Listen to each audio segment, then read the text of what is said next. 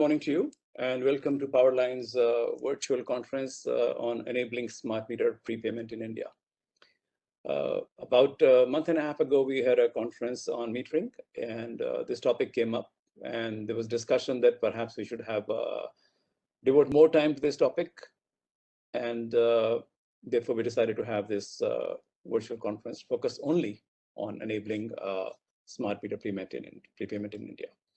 And we were able to do it partly because of the support from Acceleron. What we are going to be attempting to do today is to discuss plans, initiatives, and strategies that will enable smart meter prepayment in India. We will have interaction with the key stakeholders, utilities, regulators, facilitating organizations. We'll examine the experience so far, also the road ahead. And we hope that that will make for a very productive discussion. Happy to say that we've got participation from almost all states across the country. And over the course of the day, we expect participation from at least over 100 people.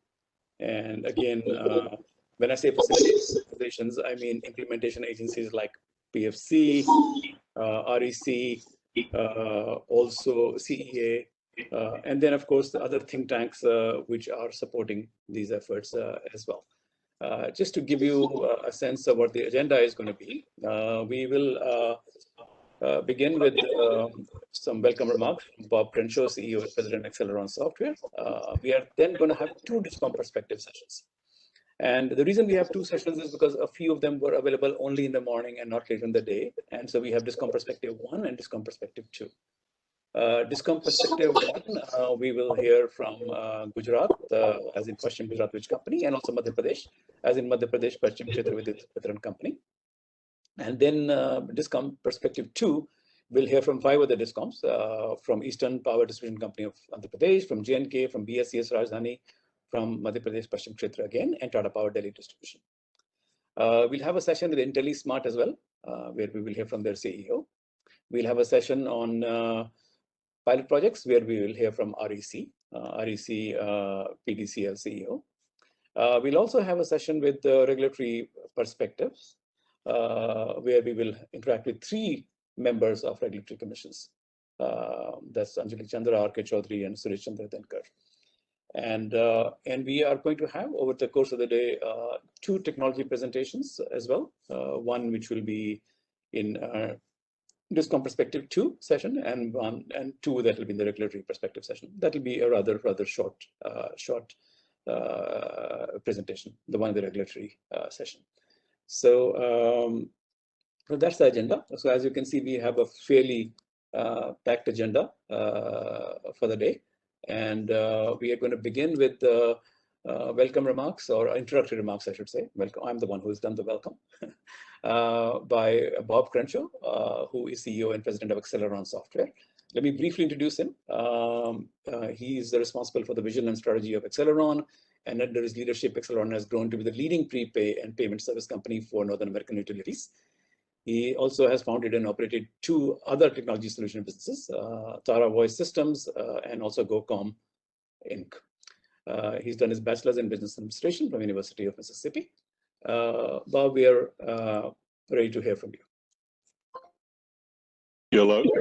Am I coming through clear? Yes, you're coming through very clear. Great, wonderful. Well, it's my pleasure to speak with this elite group today. As a company focused on prepaid and smart metering, we're very excited to have this opportunity to engage with so many leaders within the energy and DISCOM industry. Hi, I'm Bob Crenshaw, President, Founder, and CEO of Acceleron. Acceleron introduced the first utility prepaid software platform in the world almost 2 decades ago. Our platform is called My Usage. Having served more than 100 utilities over the many years with My Usage, we've learned a lot. We've learned that failure is not an option. We have a 100% success rate helping utilities offer prepay, and you will not fail with us as your partner. We have learned that consumers expect a mobile-first experience and that utilities must adopt what consumers expect, mobile. We have learned that no two utility companies are alike, and that a system must be configurable without any new coding requirements.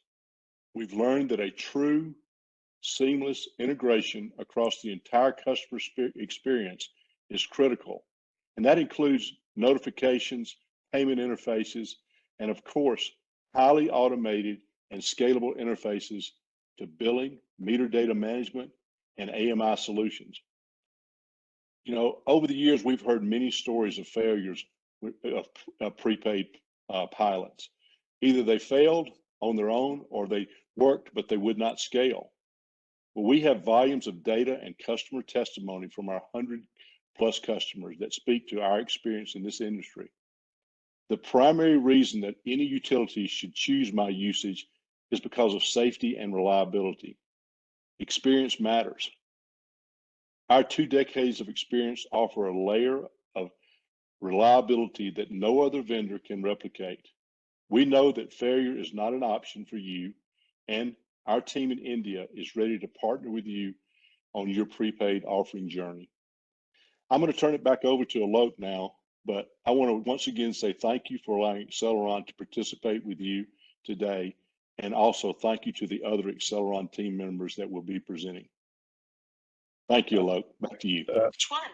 Thank you, Bob, and thanks to Acceleron for supporting today's initiative of ours.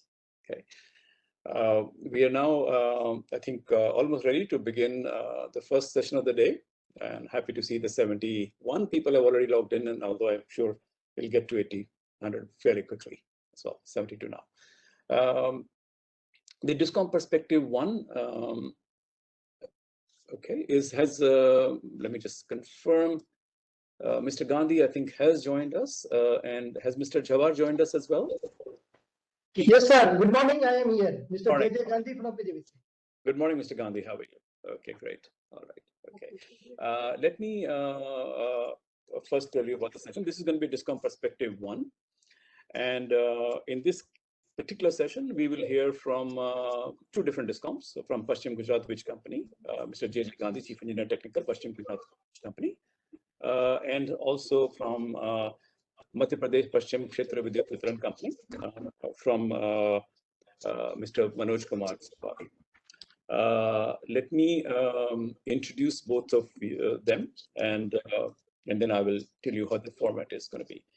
Mr. J.J. Gandhi is Chief Engineer Technical. He with Paschim Gujarat Wijh Company Limited, which is the biggest DISCOM in Gujarat. Has been working with Paschim Gujarat Wijh Company and earlier, I'm assuming, GEB for over 3 decades.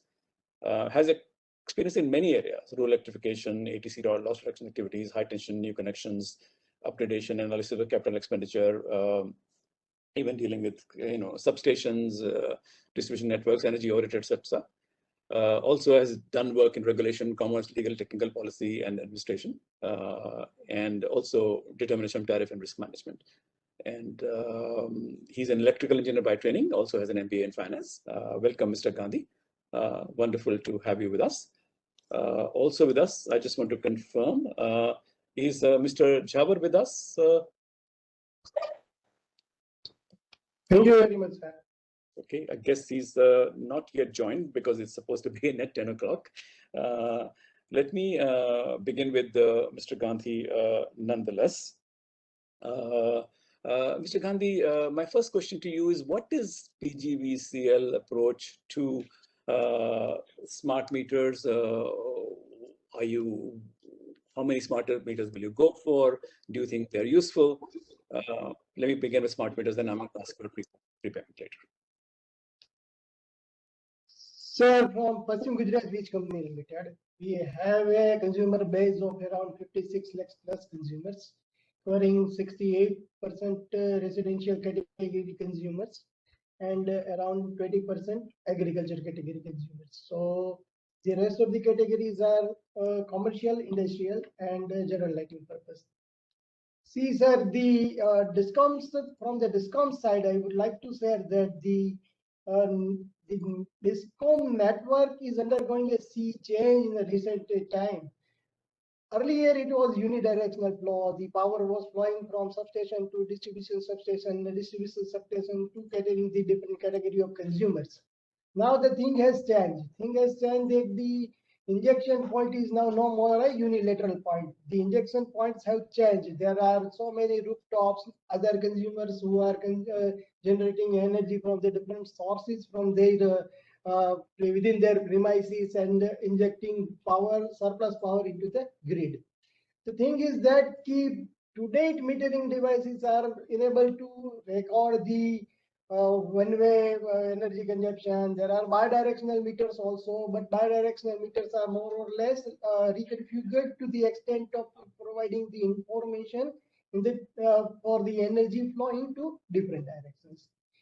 But the thing is that now when the discoms network has been now a multi-point injection point, we need to have a precise information regarding the at what point of time, whether they are injecting, at what point of time they are drawing the energy, at what point of time what is their load, what point of time the load is on the discom side. These all are very much required parameters technically in the present scenario. Therefore, if we want to have something on that line, whether it's a tariff determination, whether it's a power procurement programs, etc., we need to have a smart meter in the coming days. That would be the most requirement from the discom side. So the perspective. Mr. Gandhi, what is your view on prepayment, and should all of these smart meters have prepayment capabilities? What is your perspective on prepayment? So on prepayment side, now there are two things. The one thing is that key prepayment side now first of all from the regulatory side, there must be a separate tariff determination for the prepaid consumers. The thing is that there are certain limitations of the prepaid because the some of the charges that we recover from the consumer are from retrospective date also. Say for example, these fuel cost adjustment charges are decided on quarterly basis, but generally the implementation is being done at least 1 month after the date of implementation. So there are certain issues with the prepayment facilities where the past, in case of retrospective implementation of any component of the tariff, but at least my opinion is that at least where there is consistency in tariff, the prepayment would help discoms in improving their collection efficiency, in improving their financial side. Mr. Gandhi, what is your roadmap for smart meters for PGBs here? Sir, just recently we replaced almost all old meters under the different government schemes and also on schemes of the distribution companies.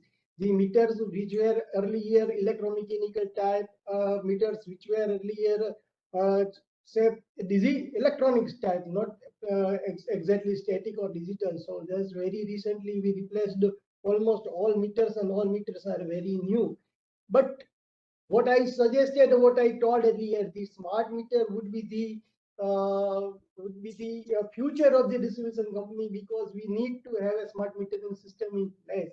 Yet we are in a very nascent stage. I just like to say very nascent stage, because we are just thinking on that line that how to move ahead with the smart metering system. Okay. But do you have any timelines and goals by dates? Yet we are thinking on that, and we have some direction from the commission also. We have a policy in place where we are required to install at certain consumers where on the consumption base. We are going on that line. Okay.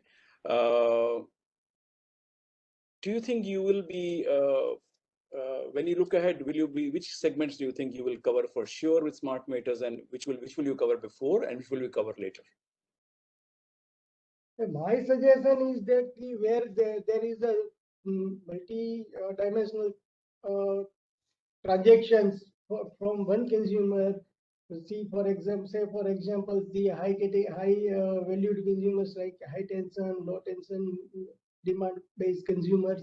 Those consumers are consuming energy in the high consumption are there in their consumption net, and they are also interacting with the grid through their own sources also. So to have a proper tariff determination, to have a proper energy accounting, to have a proper power procurement program plan, so we may go by that.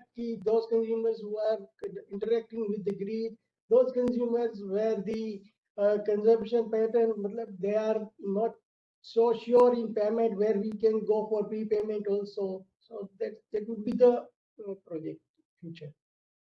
Okay. And when you have you looked at what sort of technology you want to use, or are you going to leave it to the vendors and simply ask for outcomes? No, we are going to think on that. We have a 4 distribution companies over here, and general our specs, etc. We are decided commonly, so we will go accordingly. You will go for that. And has IntelliSmart approached you? Pardon, sir? Has IntelliSmart approached you? I can't hear you, sir, properly. Yeah, IntelliSmart. IntelliSmart. The ESL joint venture. ESL. Yes, sir. What I suggested now, that we will think on it. How can we move forward? Yet it is where it is not decided. Okay. And do you have any estimate in terms of what it would cost you? No, sir. No. As of now. Yeah. And Mr. Gandhi, you mentioned that perhaps you will, in the beginning, be looking at people who are heavier energy consumers. And so would you look at particular areas, or would you look at particular consumers there? So in case where we need to have some source, different tariff, then we will go by the consumer base. But if we try to implement in on the large consumer base, naturally we should go on the area base, where we can have some idea about, because thing is that not only smart meters, but the communication technology is also changing very fast, 2G, 3G, 4G, and now 5G. Since the communication technology is very changing very fast, and there are radio RF technology also available in the market. So I think that when we go in numbers of in mass, then we will definitely go by area. But then you'll go by area, and Yes.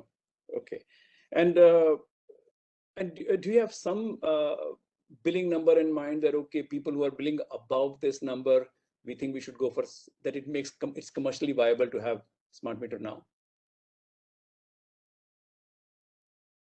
Naturally, People billing above 500 a month, or 1,000 a month, or 400 a month. Naturally, we should focus on the consumption base also, that where the consumer is consuming high energy, we may provide a smart meter at there, so that according to that we can have our power procurement plan or tariff determination or so. But that would be a case where this approach would be a scattered one, means meaning thereby that few consumers would be consuming here, few consumers would be consuming there or so. So that would be a issue at that point of time. Okay, and I think one of the panelists has a comment on your prospective issue. Mr. Raju, do you want to comment on the being able to apply retrospectively? Yeah. Sure, I will take that. Ravi Raju here. You know, this is a situation that we've come across previously with many of the other utilities that we've served, where there's some sort of fuel adjustment or some sort of retroactive charge. So we have developed a solution that allows us to place any type of retroactive charge like that and what we call an arrearage assistance or debt assistance, and allow the customer to catch up on that over time with payments that are split, with part going towards the current bill and part going towards the retroactive charge.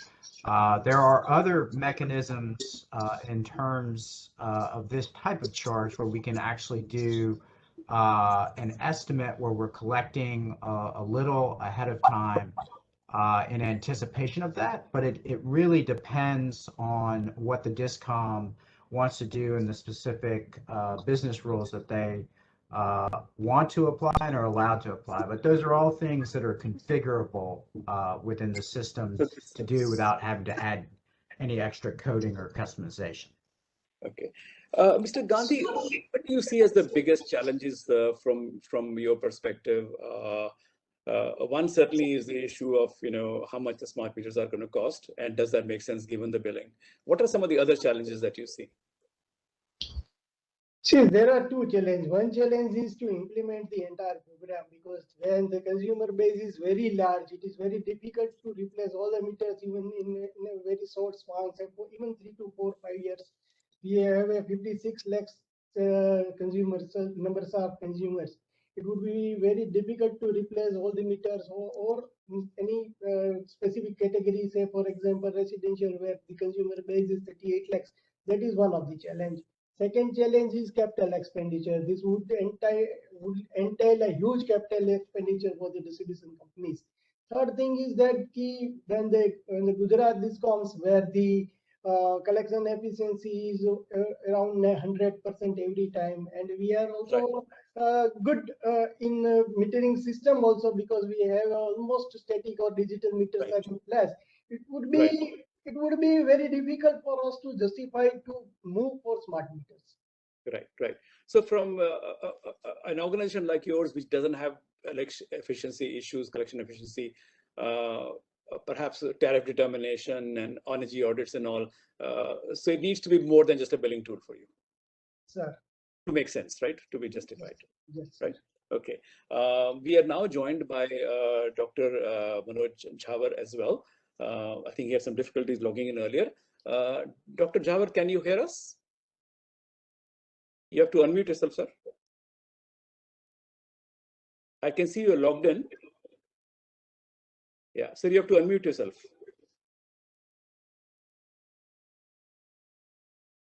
Okay. Yes, I think you can hear us now, right? Okay. Yeah. Dr. Jhawar, let me introduce you. Dr. Jhawar is Director Commercial at MP Paschim Kshetra Vidyut Vitran Company Limited. Has over 2 decades of experience in engineering and commercial aspects of the power sector. Has expertise in financial analysis, analytical modeling, techno-economical feasibility studies, among other things. Also responsible for implementation of power sector reforms, ERP system, etc. He's a mechanical engineer, also has a master's degree in industrial engineering, and also has a PhD in management sciences as well. And that's where the doctor comes from. Dr. Jhawar, a question that I would just like to ask you is, I've asked you before in a different session, I understand. What is your perspective on smart meters? When would this be useful? Where would this be useful? And then what is your roadmap for that? Actually, you see, for all the leading utilities in the country, the challenges remain the same. One thing remains the cost. Second thing is, the supply side constraints. And third thing is the consumer acceptability. Basically, we are dealing with these 3 challenges. And I think in terms of these challenges, situation at every utility is a bit different. And even within the utility, it differs from place to place. In the high loss and theft prone areas, the acceptability for the smart metering systems are very low.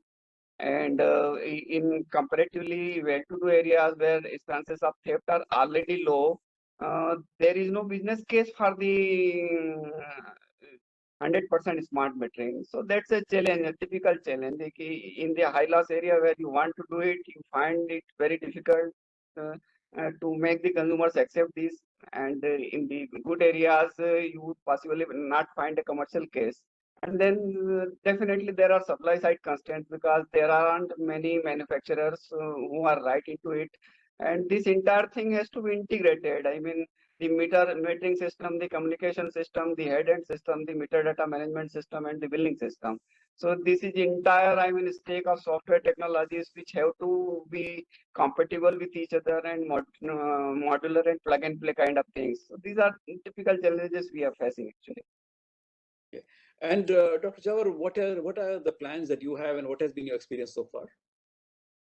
We in Indore in Madhya Pradesh, we have installed around 1.2 lakh meters already and running very successfully since past 3 years.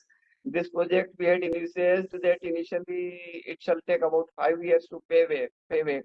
But in 2.5 years we have been able to make good return on our investment. We have recovered the cost, and after initial facing troubles, I think consumers' acceptability has also increased. So that has been about the experience. Now about our future plans, we are currently in the process of installing around 3.5 lakh meters in different towns, and then there is another tender in the process which would further, I mean, put our numbers at more than 5 lakhs meters in addition to 3.5 lakhs. So that is our plan. Yeah, so you already have a fair bit of experience. So let me ask you a few questions about that. So Dr. Sure. Jawar, what were the technical issues that you encountered when you were installing these in Indore? Number one is, I mean, a lot of these consumers where we wish to install these meters, when we were installing earlier the traditional meters, we weren't very particularly worried about the service lines which the consumers have to themselves lay in their premises. But now when you are installing these smart meters, you really have to care about the service line also, and that is a costly affair. As a good armored cable service line may typically cost you around 2,000 rupees. So that is one cost which has to be considered while framing the project. Then typical consumer resistance issues and suspicions of the consumers as if these meters would be fast and whatever. So you have to overcome those challenges in terms of operationalizing. In terms of communications technology, I think really you have to be very, very careful about what kind of communication systems you are trying to build, because in our experience we have seen that from meter to server communication which is based on GPRS technology is not very, very reliable. So in Indore city we have experimented with RF based radio mesh canopy technology, and that has really served us very well. The reliability of that communication system is more than 99% vis-a-vis the reliability of GPRS-based SIM-based communication system, which is never more than 80%, even in urban areas. So about the choice of communication technologies, you have to be very, very careful. And then the third things come that from head-end system, you have to push all your data into the meter data management system, and from that MDM system, you have to push all these data into your billing system. So you have to really get hold of this entire stack of technology. That's a challenge.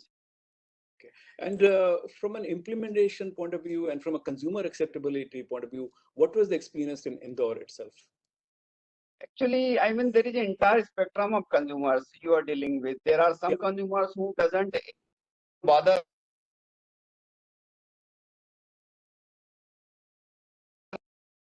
There are other kind of consumers, as I told earlier, who have very high degree of resistance about installation of any good metering technology. So when you are working in these high resistance areas, you really have to take the local leadership, the politicians, and the journalists and media all along with you. You need to really go forward and show them that these meters are better than the previous ones, and these are not fast meters, and there is really no harm to. So that is a challenge. Okay, Dr. Jawar, were all these? What is your perspective on prepayment and going forward? Should smart meters also be all have payment as prepayment? Alok, I just lost your voice. I don't know what happened. Okay, I can now see you actually. Can you hear me? Alok, I can actually. I'm unable to hear you. I'm sorry. Okay, are you able to hear me now?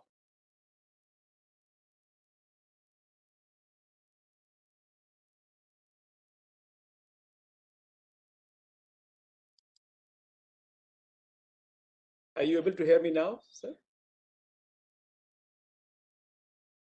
I don't know, something happened actually. Yeah, we can hear you just fine. We can actually hear you. Your voice is now muted for me. I don't know why. Sir, I think you have to increase your volume. I don't know how, because we're using his phone, so we can't necessarily reach him. Can you hear me now, sir? Okay. Just 1 second.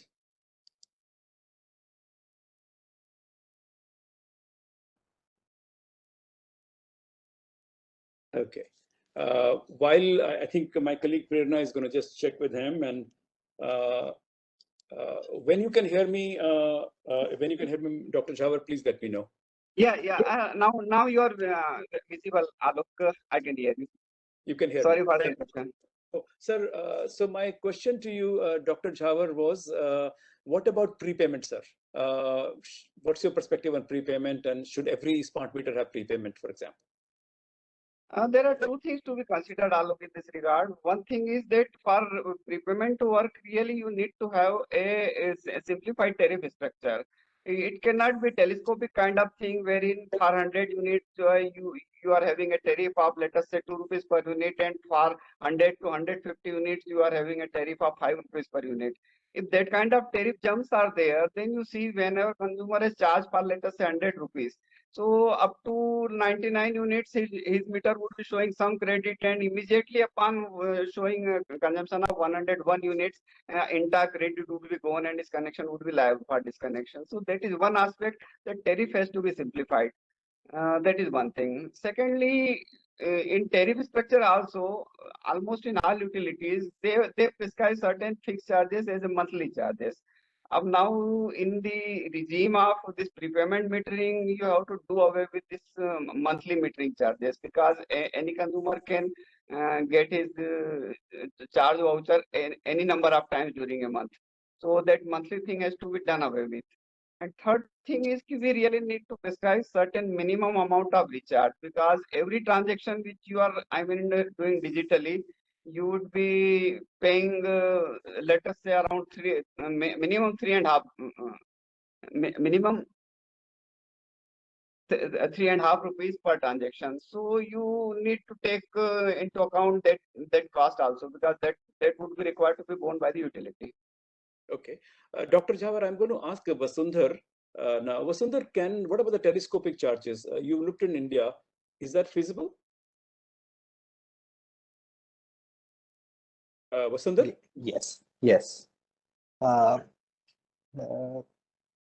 The fact that you after 100, your charges actually go up, per unit charges go up, and then there are monthly charges. Yes, we have what we call it is a tiered based pricing. So we accommodate tier-based pricing, demand pricing, and time of use pricing. So these issues are all solvable. Yes, they're all covered. Okay, all right. Okay. All right. Let me very much, Mr. Gandhi. What has been your experience so far in terms of consumer acceptability, Mr. Gandhi? Yes, sir. So far, very little numbers of consumers are there in our discounts, around 2,200 only. And acceptability is not issue, because today they are charged what they are charging before the smart meter system. So there may not be acceptability issue for the many of the consumers also, because they are not going to hurt because of the smart meter. The thing is that when we go for prepaid meters, and when what we suggested that there may be a certain tariff change, etc. So every time what will happen, the consumer may think that what tariff is suitable to them, accordingly they may choose. So there may be issue thereafter once we do something with the tariff changes. Okay, and okay. Mr. Gandhi, what did you think about Dr. Jhawar was saying that the issue is that in some places where the losses are high, the consumer acceptability is low, and in some places where the losses are low, the consumer acceptability is not a problem. Sir, to my opinion, we replaced just around 25 lakhs numbers of meters in the last 3-4 years, installed static and digital meters. The issue of losses is not directly linked with the metering system because nowadays consumers don't used to interfere with the meter. They do hooking directly from the service line, etc. So even the issue with the smart meters will also be there. Even the smart meters are also installed at the high loss place. Unless and until certain distribution network is not changed, it would be very difficult for the distribution company to reduce the loss with the smart meter system. Okay. Dr. Jhawar, is your communication mix changing as you go to the next phase, as you're going from 1 lakhs to 2.5 and 3.5 lakhs? Actually, our experience with the RF technology has been very, very good. And I think we are not going to, tinker with something which has really served us well. Because we have experience of both the kind of technologies, the GPRS-based, SIM-based communication technology and this radio frequency technology. And we find this radio frequency thing superior. Okay. And Dr. Jhawar, do you expect the capex to be lower as you expand, and how much lower? If Oh, definitely yes, definitely yes. I mean, the economies of the scale definitely come in play. And the second thing is a lot of cost is really involved in the backend systems, your meter data management system, your head-end system, and then the entire stack of communications technology which you are building. So once you have covered the city with the RF based canopy system, then putting the additional meters over there is not that costly. So definitely we see scale of economies are kicking in as we go forward. okay, and are you able to put a monthly cost to your smart meters? And actually, we are earlier our project was entirely capex based. Now we are hoping to experiment with a hybrid capex model in which around 60% of the cost would be upfront capex be paid in stages depending on the implementation of the project, and the remaining 40% would be spread over a 5 years period. So that is how we are going for it. and you mentioned monthly. Okay, Pardon? and you mentioned that Indore, you've already got the payback in Indore. Yeah, yeah. And how much did you invest in Indore, sir, in smart meters? Around 65 crore rupees. Around 65 crores overall.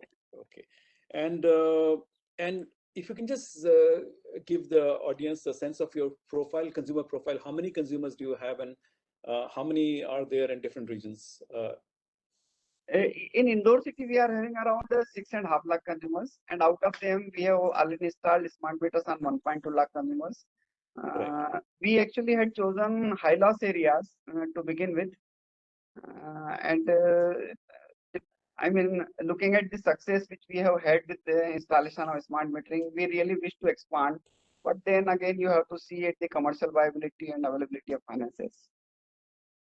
Okay, and when and you said you have 2 more phases. Did I get it right? Yeah, That yeah, you are- sure.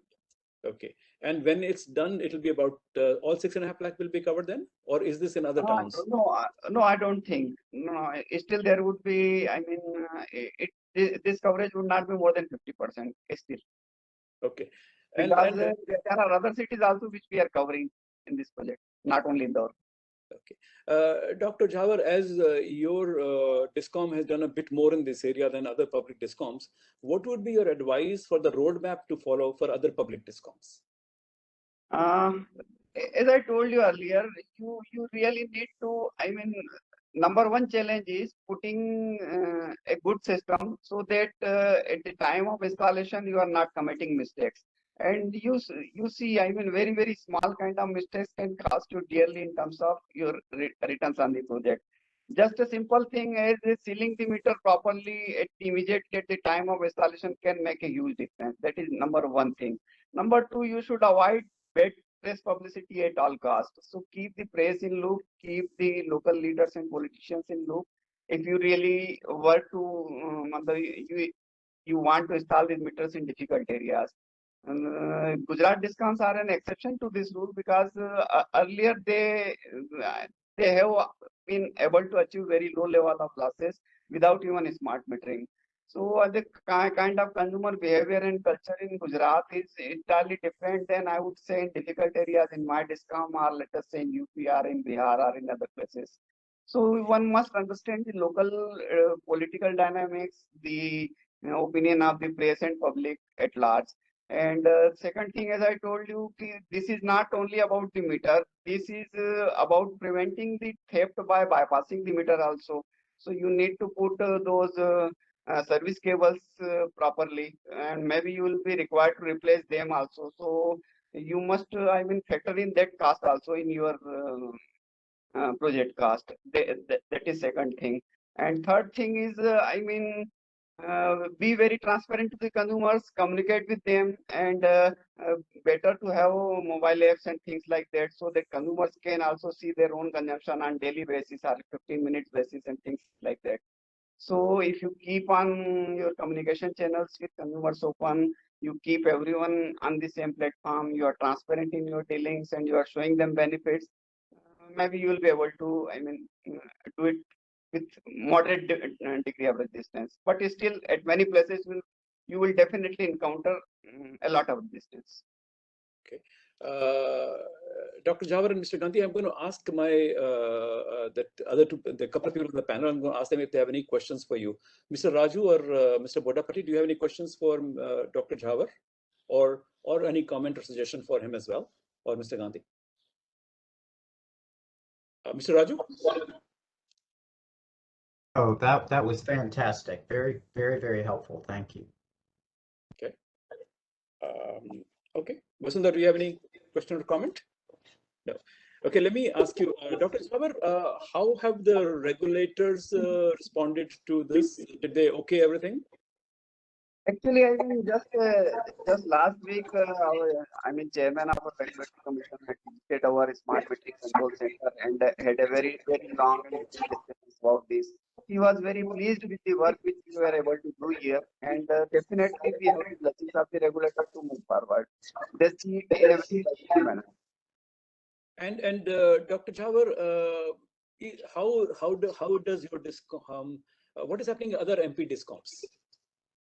Other MP discoms are also following very closely, and I mean in the second phase of this project where we are putting in the meters. After that, we are having a tender of around 2 lakh meters. Out of that, 15 lakh, 2.5 lakh will be for us, and about 12 lakh meters will be for other two discoms. So they two are following closely. Okay, so there is a fairly big opportunity for meter manufacturers or meter service providers. Definitely, but one thing I think on this platform it is appropriate to, I mean, remind each and everyone. I think this modularity must come in. One should not when one is using a meter, he should not be tied down to a particular kind of communications technology. I think if plug and play kind of thing, every meter should be capable of getting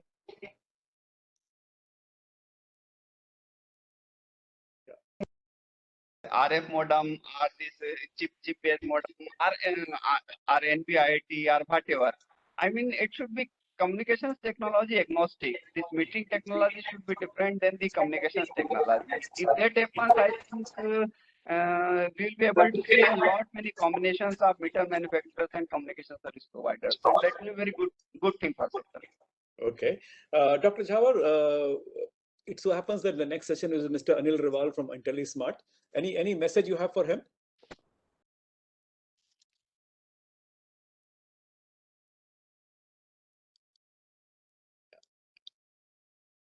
Dr. Jawar?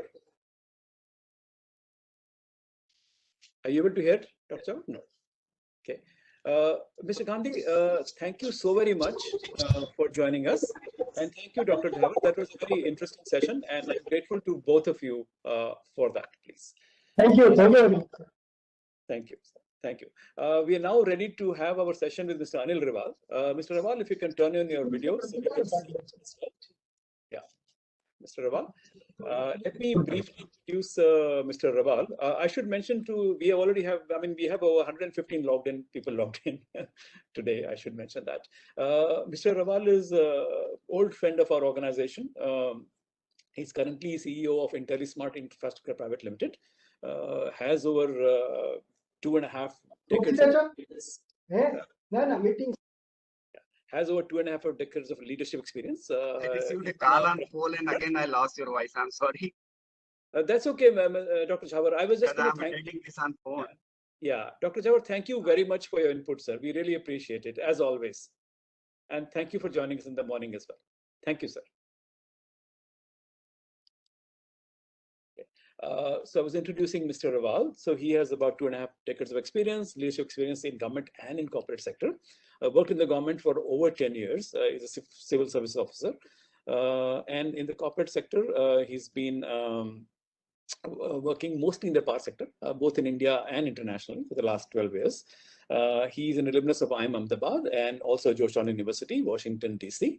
Mr. Raval, we've got about half an hour for this session. And what I would suggest is, would you like to begin with the remarks? And then I have lots of questions, and I'm sure there will be questions from the audience as well, and other panelist members. Sure. First of all, as usual, thanks a lot, Mr. Bihar. And as you said, the number of people who joined is there, so they'll always be there. I'm sure your conferences are always one of the leading conferences in the country on the power sector, and you've been making really good buzz around the critical topics. And exactly with the same track, when you're talking about smart metering, it's a very relevant topic today for the country.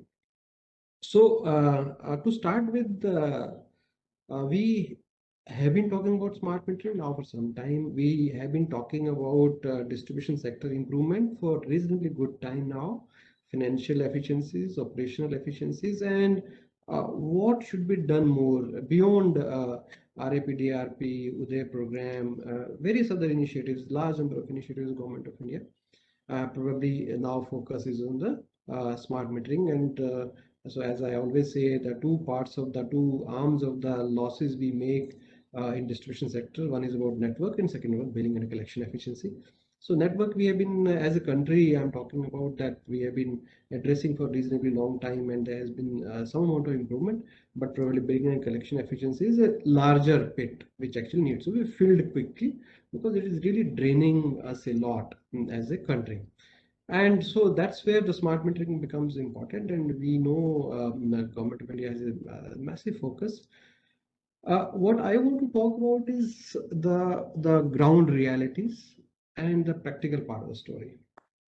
So it's a perfect thing to say that there's a very, very good, powerful drive from Government of India on the smart metering as critical solution element.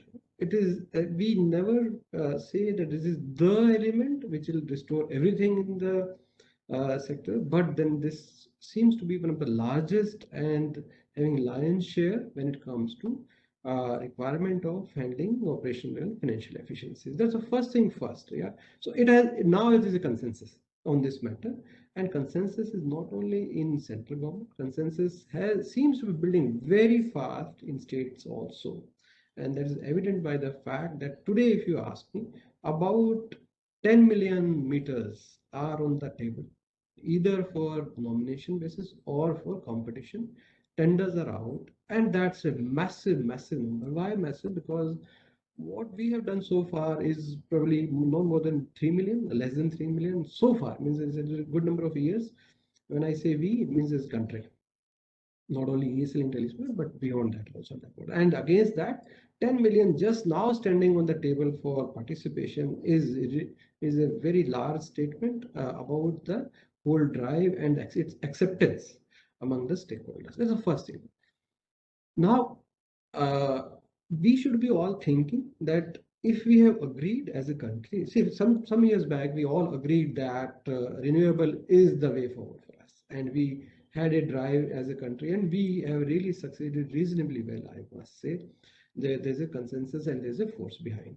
So can there be similar force on this program also? And if it is to be there, what all contours are to be corrected Where are the issues which would probably be creating this buzz to the reality in terms of translation? And that's the topic I want to cover. I'm not at all confused about the fact that we all know that need is there. It would be in terms of renewable integration, demand side management, operational efficiencies, financial efficiencies, consumer awareness, consumer demands, time of use. Means all the things are known. So I'm not actually deliberating much on that, which actually point to the fact that smart metering is required. So we can park this topic because we are all agreed. So now what we should be talking, if there is a 10 million kind of meters on the table, how fast they can be converted and what are the issues there and why it is not actually translating on the ground. So I would like to deliberate a bit on this. So if a document is required, it is very much there. There's a standard operating document of Government of India. Whether state governments are following it, it's very unknowing, I would say, to me as a key participant in the process, that state governments are somehow ignoring it. And they are ignoring it with luxury of comfort and convenience. And knowing very well, and I can from this forum can comfortably say that I'm convinced that if they do not follow, even if not strictly, largely in spirit, I fully respect the federal set of our country, where electricity is a concurrent subject, and discoms are very esteemed partners and are highly regarded in terms of their independence and their views. But when it comes to drive as a country and the directional sense on that some of the critical topic, probably alignment is must if we have to achieve something together. And for achieving something together, Government of India has really put very hard effort to bring out the document, and the effort has been to balance the various stakeholders' risk and returns. We should appreciate that if that there are few stakeholders which are critical. One is obviously the first and foremost is client, which is DISCOM. Second is investor who would be participating in the bid. Third, most critical is the lender. No project in the world, not only in India, has ever been successful if all the stakeholders have not got their balanced, risk and reward ratios in the document. This document, I can say with lots of conviction, tries to balance out it in a beautiful manner. Nothing is perfect in the world, but it has taken learnings from all other infra sectors, has incorporated various regulatory and judicial orders in terms of learning from them, and structured it in a manner keeping in view this early stage of smart metering program rollout in the country. But that has taken a long time, and there has been lots of contribution from consultants, multilateral agencies, Government of India, various stakeholders, almost all manufacturers, all participants have contributed in a drive of 6 to 8 to 9 months, and then this document came up, which actually is published and has undergone some improvements also, and still there is some more versions being created, but then it is very much in a stage which can be used. Despite 10 million meters being on the ground, Mr. Farhara, not even one state has taken this document per se or with reasonable semblance of similarity, right? Except for, I must not hesitate mentioning, Assam has done reasonably well. They have taken large chunk of it and tried to align, and incidentally IntelliSmart has also participated in that bid. Bid is under the process of opening. It's for 6 lakh meters, right? Rest all projects have taken their deviations, and I'm not at all criticizing any of the DISCOM. Again, with lots of respect and regards in my mind, I want to say they are independent authorities, and they are at full liberty to take their views. But then request and submission would always remain to be balancing the stakeholders' interest and the risk and return ratios.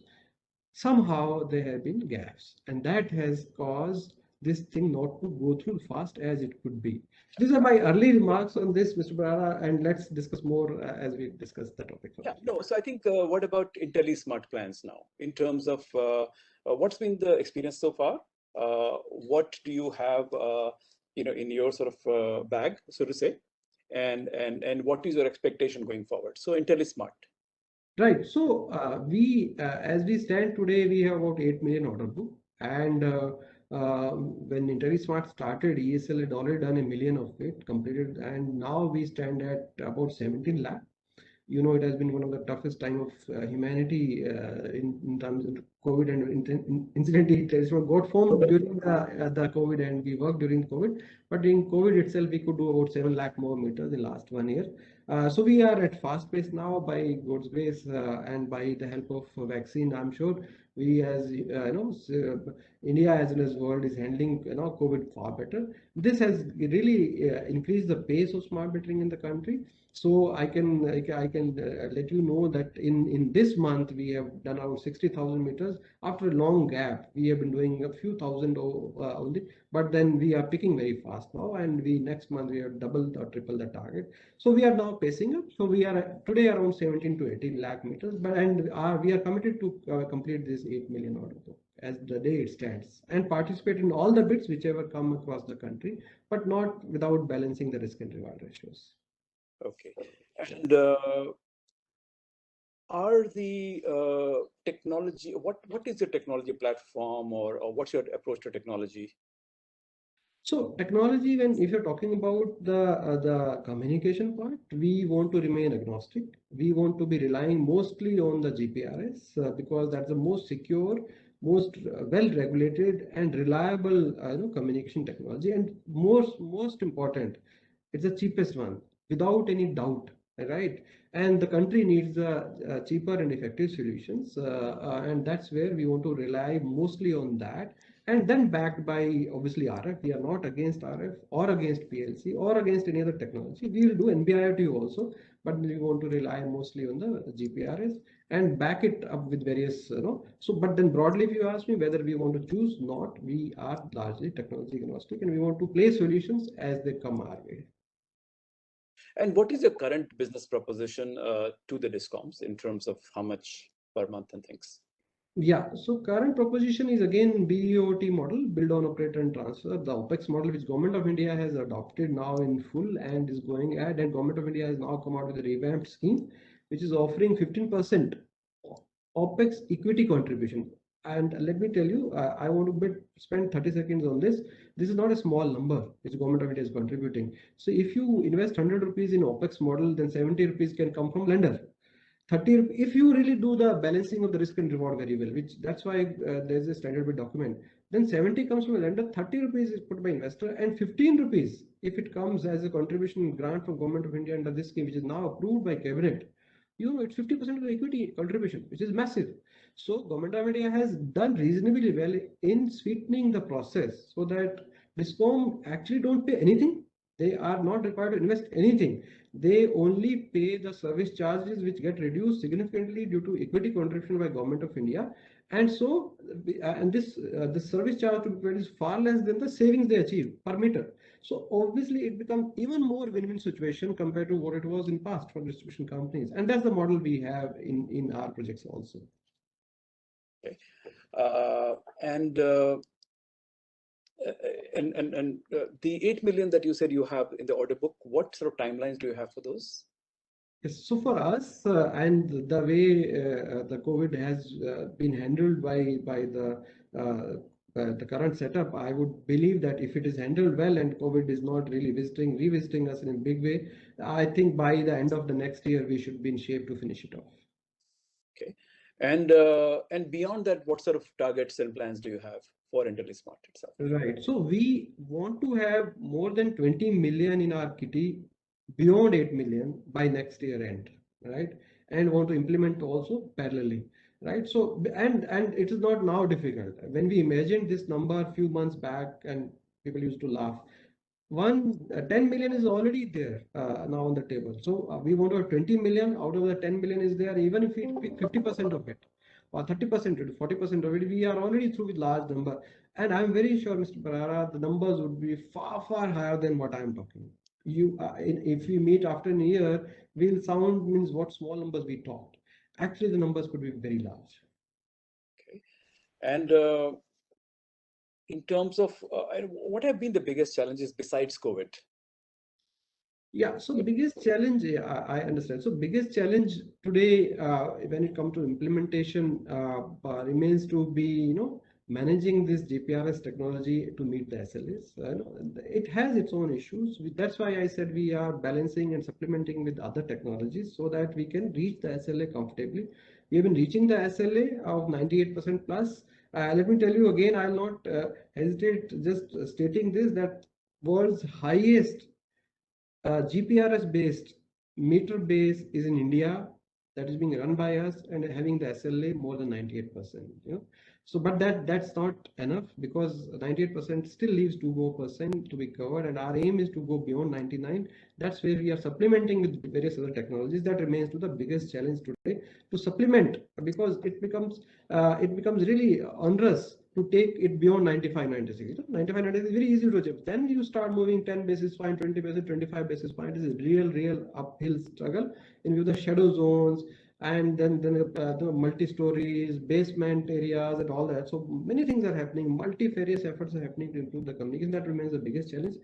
Second biggest challenge, if I could bring out, remains to be consumer resistance, because there has to be cultural shift in terms of we understanding as a country that electricity is no more free, right? Even if I'm getting subsidy, it should go to my account and I should pay for my electricity bill, even if it's not impacting me in terms of my actual cash outgo. It cannot be free. That remains the biggest second challenge, I would say. Third challenge would remain to be, which is more of stakeholder management on our part, is to work along with distribution companies to really co-own. I have always been saying that these projects are not building roads or a transmission line even, or a bridge, or a building which have already been I would say fully settled in terms of process and everything. These are smart metering program new for the country, and co-evolution and co-ownership is the primemost thing if we want to succeed together. It cannot be IntelliSmart or ESL or even any other company succeeding. It is not company succeeding, it is we together succeeding. That ownership, co-ownership remains to be another key area which needs to be worked on. And are you satisfied with your performance or response of your partners, people who supply you with technology, etc.? Largely, yes. I would say, frankly, Mr. Barara, what signal a country has been giving for the time being is that we want to come out with these projects. And it is a large signal. But then, frankly, projects have to really now start coming on the ground and translating. This will give more confidence to partners. So far, with the given inputs, I think they have reacted reasonably well, I must say, despite all the constraints here. And at a very summary level, what's been the return for the discoms for whatever money, for 1 rupee that they spend with you? What do they get back in return?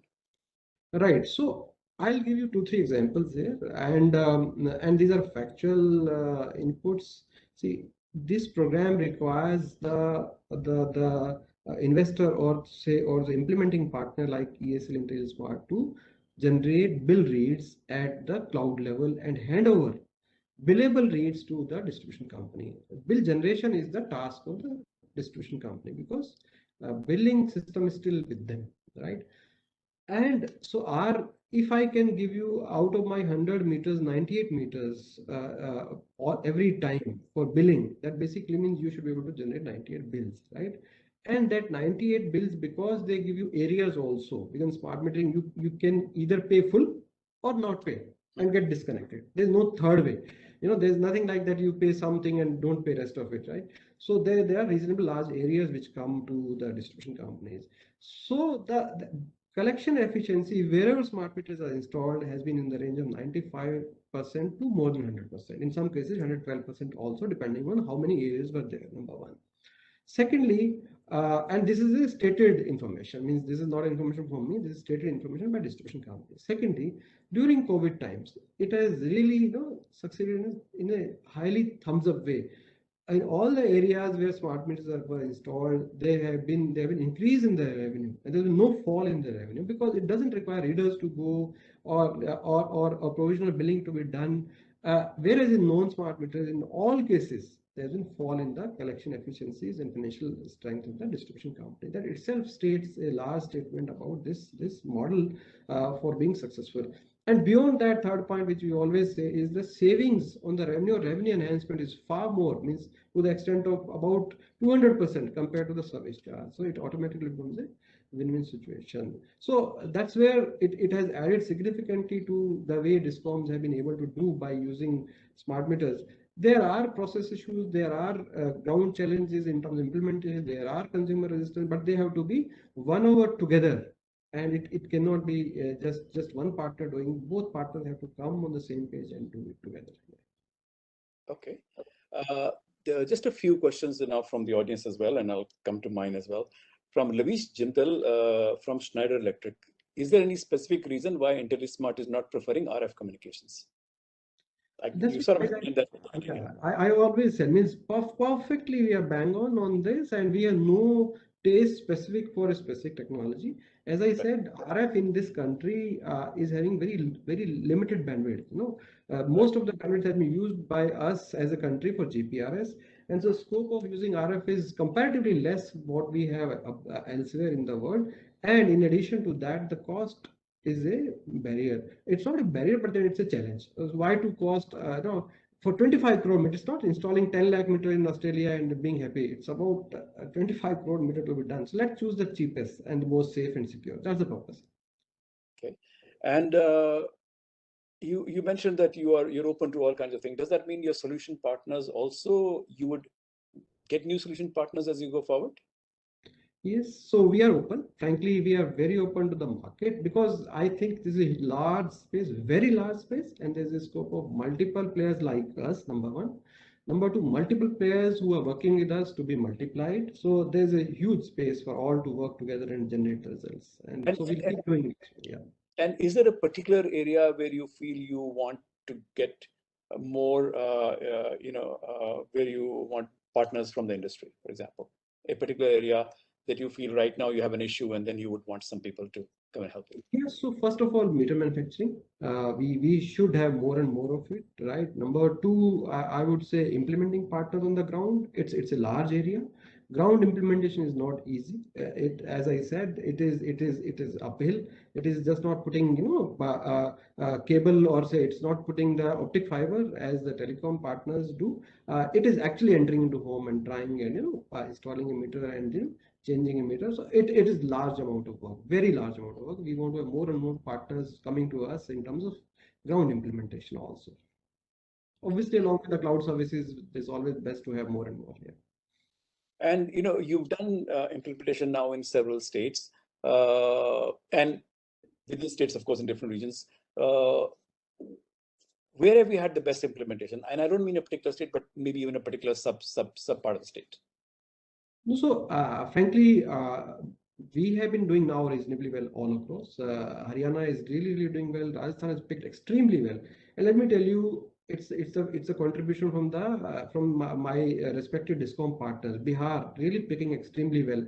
So I don't think now we have challenges. That's last 1 year, I would say, for IntelliSmart was a complete foundation year for our smart metering program.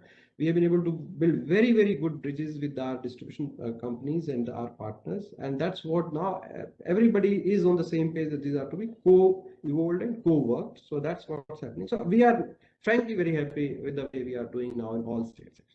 Okay, and what is your perspective on prepayment and the issues that you might have with telescopic fares and those kinds of things? As such, no fears. I would say prepayment is a very good strategy to be adopted. So that's why our solutions are pre as well as post. It actually depends on the distribution company, which one they want to choose. And as you know, they can take their calls. And wherever they are asking for pre, we are moving to pre. Even UP, we are now migrating to pre, wherever the discoms are asking us to do. In Haryana, we have both options. Bihar, it's completely prepaid. So we are going exactly by what the discoms are asking for. Both options are good, depending on the kind of segmentation of the customers and going with the discoms requirements. Okay. A question from Dev Kumar Barsia. Is data analytics being provided to the existing consumers? And if yes, what kind of analytics? Certainly, yes. So, in terms of data analytics, there are two levels. One is the basic app, mobile app, which is given to the customer in terms of their basic data, consumption patterns, how much bill for what, and when paid, what's the balance, and all that. That's the, and which month, how much was the bill, and what's the consumption pattern. That's the basic. Beyond that, large data analytics goes to the distribution company, which actually from where they can do the demand supply management, and in terms of consumption pattern, and we are now working already with at the pilot mode with various discoms on the theft part, theft detection, and various other things on the data analytics. Large program is owned with various partners on this actually, and broad contours would come out very soon once the database is building up. Okay. So next question from somebody who just identifies himself only as Thakur, so I don't know where he's from. Is IntelliSmart planning planning to specify blockchain implementation in meter specs? Yes. Yeah. Exactly. So we have a digital innovation cell actually, which actually works on these areas: P2P, blockchain, IoT, data analytics, big data, artificial intelligence. We are working in all these areas, and we have a specific segment within the company which is actually exploring all these with various partners. We are working currently with 3 to 4 partners with whom we are doing all these things. Questions can from Ruchir Somani. Can LoRa be one of the alternate emerging communication technologies? Certainly it can be. Certainly it can be, and that's what I said. We are open to all communication technologies, to supplement the mainstream of the GPRS. Okay. Question from Mr. Aditya Chunekar. What is the share of prepaid smart meters in IntelliSmart's 8 million order book? So and out of the 8 million prepaid in meters already installed? Yeah, so out of 8 million, Bihar, as I said, is completely prepaid, which is 2.3 million, 23 lakh, and then Haryana is both. But then their prepayment choice is with the customer, and UP we are slowly migrating. We have migrated Kanpur almost 50% of it. Others will do depending on the discount. So we are currently about 30% of our meters already on the chosen the prepaid kind of thing. From Dev Kumar Barsay again, what has been the consumer engagement strategy to address consumer concerns, or do you leave it to the discoms? So, while we are implementing partner, the consumer still remains to be the discom remains to the main interface with the consumer. While we are required to enable and support on the smart metering consumer grievances and help desk with the discom, and that's what we are doing as per the RFP and the contract documents. Okay.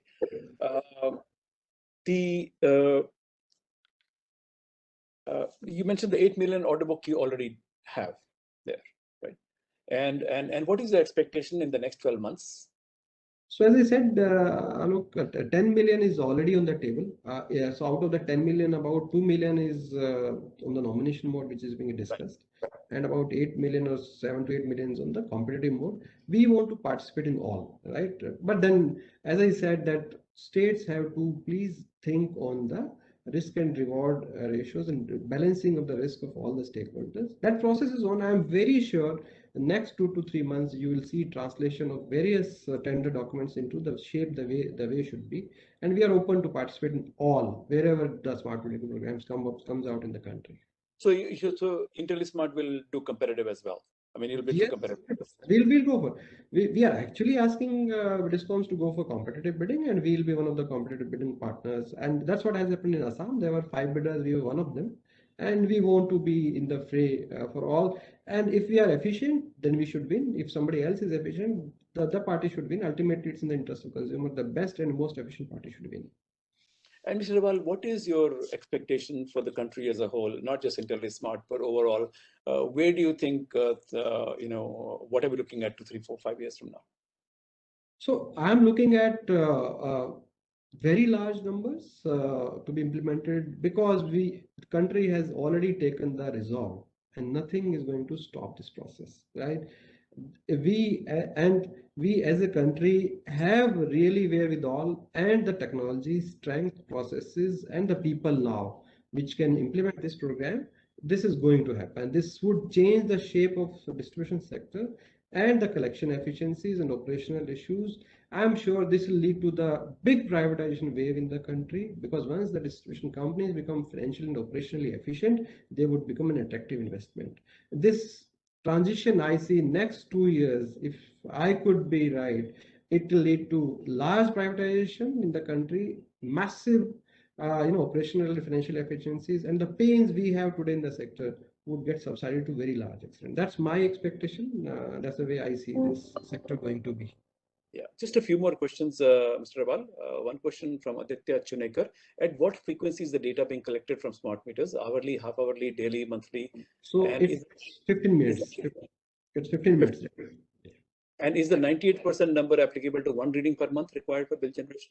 No, 98% is the SLA for MDM data at the end of the month. Okay. For bill generation purpose. It's not the load profile. Okay. Next question is, are there any incentives being provided to consumers opting for the prepaid mode? Yes, it's 5%. I mean, that's a state to state, means nothing to do with IntelliSmart actually.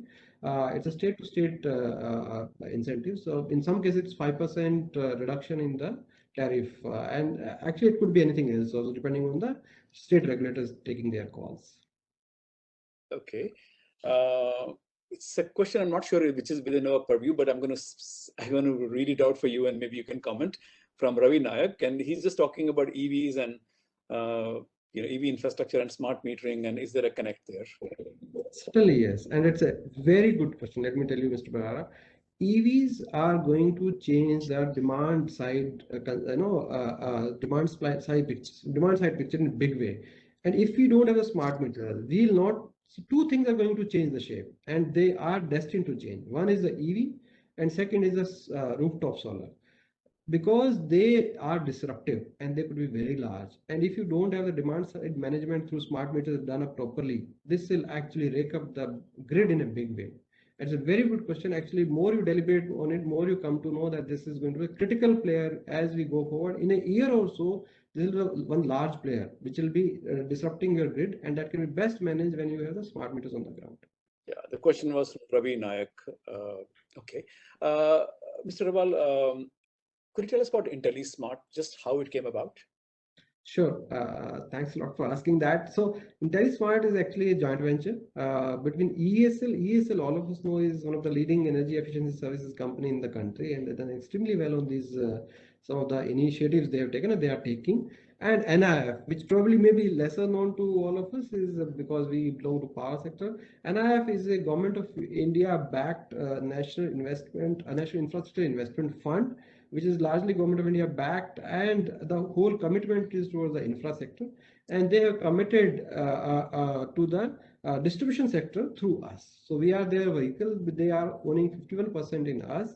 Aim is to have capital enablement through NIF and the technology enablement through ESL, and bring in a structure which is forceful in terms of the technology, in terms of people, in terms of processes for handling this large program smart metering in the country and other digital initiatives in the distribution sector. So that's the IntelliSmart. And what has been the investment that you're committed to, or that your commitment from your shareholders? Frankly, it is go ahead kind of commitment. They are not stopping at any number. They are perfectly okay. But then obviously it has to be a risk reward balanced situation. Companies should not be sinking money in projects which are not balanced well, and that's what I said. If the documents which will come for competitive bidding are balanced, we are all in for all the bids. Okay, and of course, NIF is not short of money, right? So at least for us, they have said that you go ahead and they'll back us. All right. Okay. One or two other questions have come in. Somebody says, related to earlier question, what has been your experience with DISCOMs actually using the smart meter data for purposes beyond billing generation, for load forecasting, distribution, and infrastructure planning, etc.? I think that's a very good question. So we lots of digital analytics is happening around that, and lots of insights are being thrown, which we are actually plan to share with DISCOMs. It's very early stage on that, and results would come out soon as we are working far more deeper on this topic. Okay. And are you sharing this data with MOP as well? Maybe it can help NOP and CEA and those kinds of people? Yeah, for the purpose of analytics, yes. But then obviously this is data belong to DISCOMs and it cannot be shared with almost anybody unless there's a permission from them. So it's a purely DISCOM ownership, and we frankly don't use data without their permission for anything. Okay. And again, if I can just ask you this question again, I know you mentioned it early on.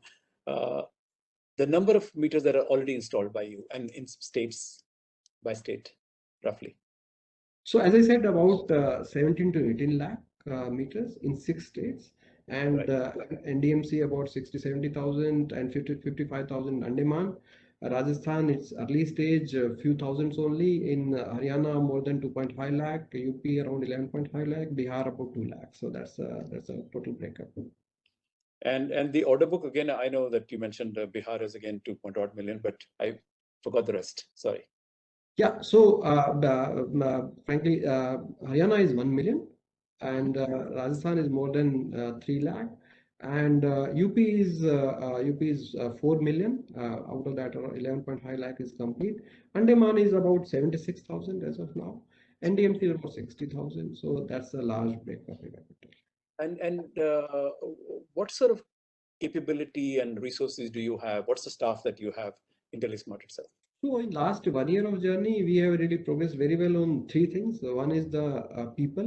We have gathered the best of the smart metering strength in the company. We are now around 80-85 strong team in the company, running around in 6 states, and we have almost complete setup, which at the top level are building more and more strength on the digital side of the value chain. And then we have built the processes. We have shared a set of processes with all the stakeholders in terms of the best processes of smart metering. And on technology, we are onboarding more and more digital initiatives. We are actually out in the market for building a large system backend, which would be a plug and play for various discoms. Once that is realized, the whole process of smart metering onboarding will be very, very fast and very efficient. Okay, just 1 or 2 quick questions, if I have a couple more minutes of your time. Sure. One question that has come in is, I think they talk about meter data since you talk about personal data. How are discoms prepared to handle the privacy aspect of smart meter data, and what is IntelliSmart's view? Right, so that's very, very important and sensitive question, I must say, and that remains to be top on our mind: cybersecurity and breach of data. And that's where we are having the certain-based cybersecurity audit, a regular audit, which plays out to ensure that data is safe. Obviously, data ownership always remains with the discoms, and we obviously cannot use for anything other than the permission of the discom. So whatever we want to do, but then it's a very well made point. We are, as per the METI guidelines, we are strictly adhering to all the cybersecurity requirements in these projects. One other question, which was actually in the earlier session, it had come up, but I had missed it out. Maybe you can answer it, maybe you cannot. It has to do with the harmonics, saying that these components bring in harmonics into the system that can harm the system in a longer run. And has anything been done in R&D to deal with this issue? I guess they're talking not just about IntelliSmart, but in general. Yeah, no, I understand. So smart metering itself is not known to be causing any impact in terms of harmonics. But then if there's some data, I'd be happy to really explore with the. I think because it comes with a lot of electronics components and semiconducting materials. There is not much. Smart meter is frankly not a very complex electronic component. It's far more simpler than that. And there's no, as such, maybe I'm short of the information on this, but then I'm not aware of any specific impact it has brought on the system as such. Okay, so my last question for you: what is your biggest priority for the next 12 months?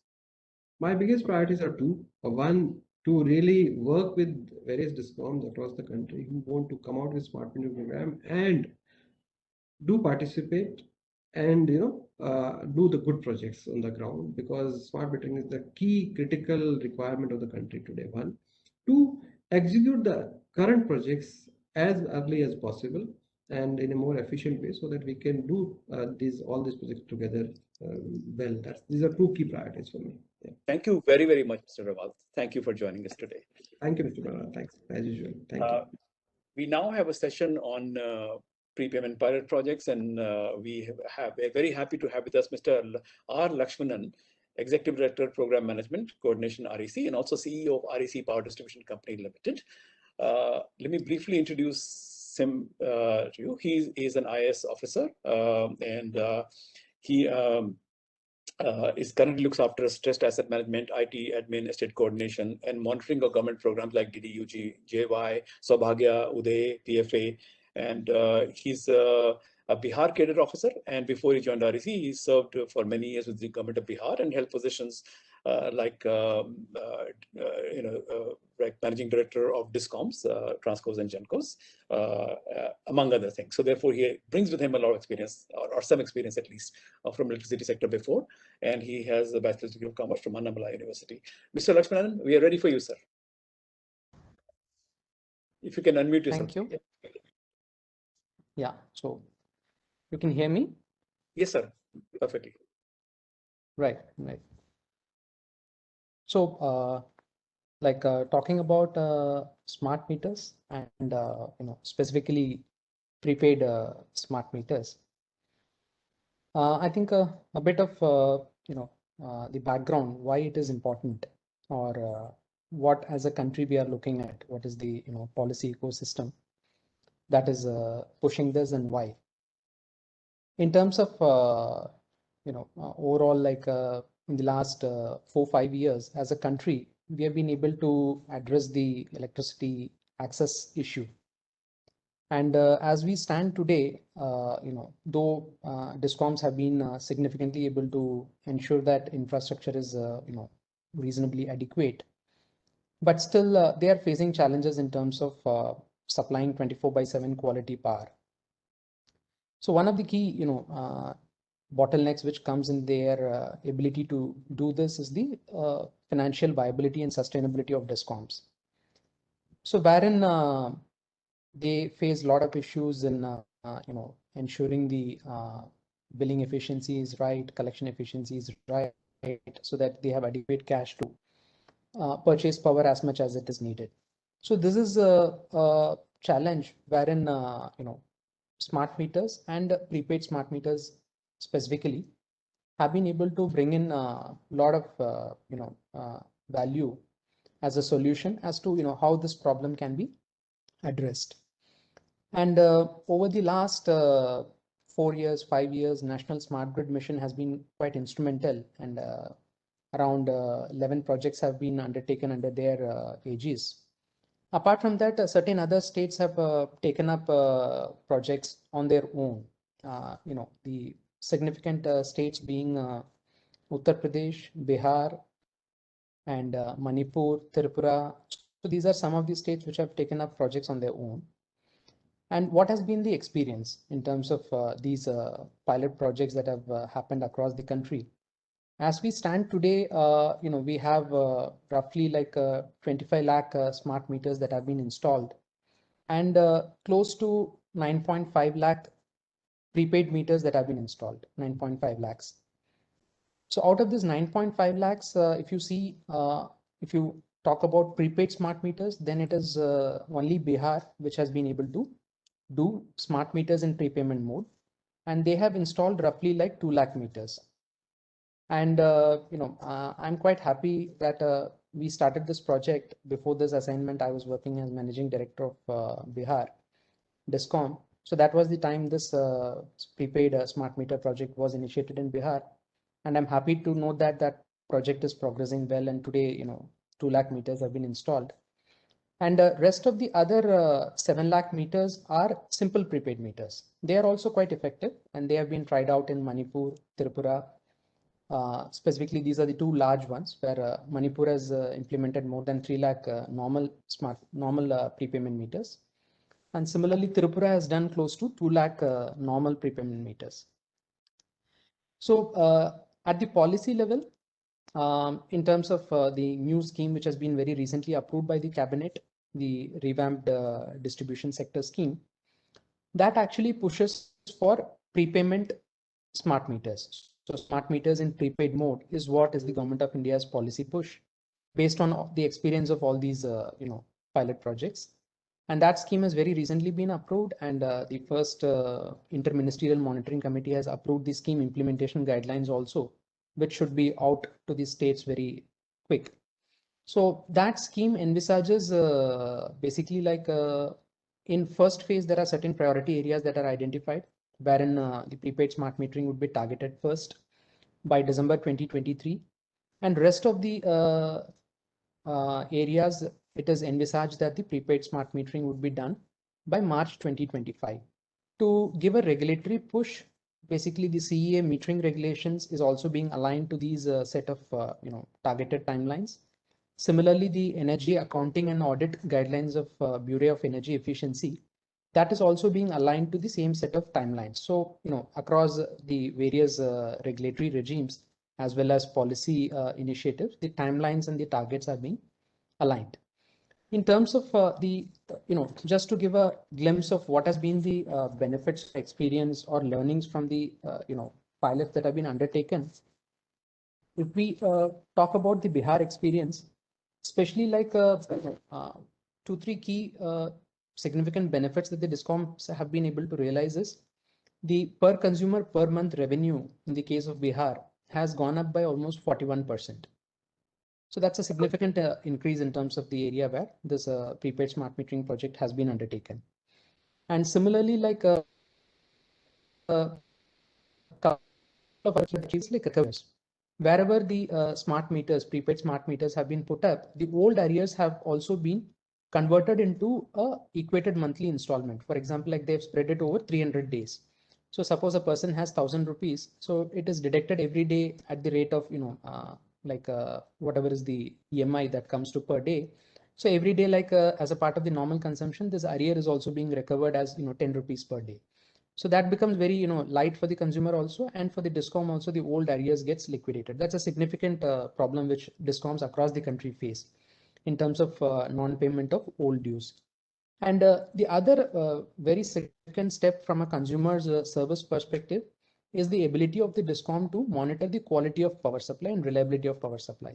Because wherever power goes off or voltage dips, they are able to get so many parameters at the consumer level.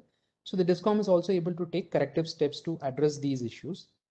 And more so in the case of Bihar, the regulation provides for compensation to consumers if the power supply is below a particular hours of supply. For example, in urban areas, if it is less than 23 hours, they are supposed to compensate. In rural areas, suppose it is less than 18 hours, they are supposed to compensate. So with smart metering, they are now able to have consumer level data in terms of power supply, and they are able to implement this compensation policy for the benefit of consumers. And from a consumer perspective, the most important benefit that is being realized across all the states, for example, Uttar Pradesh has 11 lakh meters, and Indore has done more than 2 lakh meters. So cutting across all these phases, the experience that clearly comes out is in the erstwhile regime with normal meters, the consumers had a lot of issues in terms of getting a regular monthly bill. A right timely bill availability was a key challenge. So basically, like consumers always had this grievance that they are not getting timely bill. They get bills maybe like 2 months once, 3 months once. Maybe in some rural areas they even get bills once in 4 months, 6 months, and the bills are inflated, they are accumulated. So once a smart metering regime has come up, the consumer is able to very easily get his bills on his mobile and pay the bill as per his convenience. It's if he finds monthly pay karne mein, if it's too much of a burden, he can even recharge it 10 days once. So there's a lot of flexibility, and the consumer grievance in terms of getting a right timely bill is significantly addressed. And what we have personally seen as a MD of a DISCOM is that once consumers get timely correct bills, even in rural areas where there is a significant collection efficiency problem or a billing efficiency problem, once they get a right timely bill, 8 out of 10 people normally tend to pay the bill. So this actually to a large extent addresses the key problems of a DISCOM.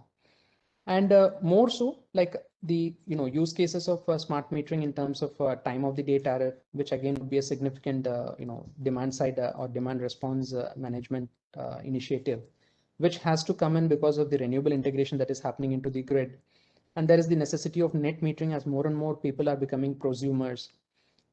And these are the second level and third level use cases of smart metering. And there is so much of data that is getting thrown up, which actually improves the ability of a DISCOM to do what is the kind of network planning that is needed, what is the capex augmentation that is needed, and what is the demand forecasting that is needed, the granularity, the accuracy of demand forecasting, which actually leads to a lot of saving in the power purchase cost and in the DSM penalty, which is becoming tighter these days in terms of grid management. And it will become even more so as more and more renewable is getting integrated. The ability of the DISCOM to match demand and supply is a key challenge. And in terms of the ability to proactively predict and maintain the assets before failure, which actually improves the reliability to a significant extent. And it also improves the ability of the DISCOM to reduce the downtime and thereby generate more revenue by supplying more power. So all these benefits are, very clearly like getting demonstrated. But, what are the learnings in terms of what are the challenges that is being faced? It all looks so good, but then like, are the DISCOMs prepared and do they have the capacity? So there are key challenges because like in my present role as a CEO of REC PDCL also, we are implementing the, smart metering projects in Chandigarh and in Jammu and Kashmir and in Assam and Bihar, we are taking it up. So in Bihar, like for a year or so, I had seen the implementation from the DISCOM side as well. So there is a clear, set of challenges that are, that are emerging in implementing this project successfully. As we see, it is a complete business process change for a distribution company. It's not a simple infrastructure project like a transformer, you put up a transformer or you put up a line. Whereas here you are completely like, shifting the entire process of, the revenue administration from the way it has been handled to a completely automated system. So the key challenges that emerge is like the resistance to change, which, the inherent, the existing set of people have.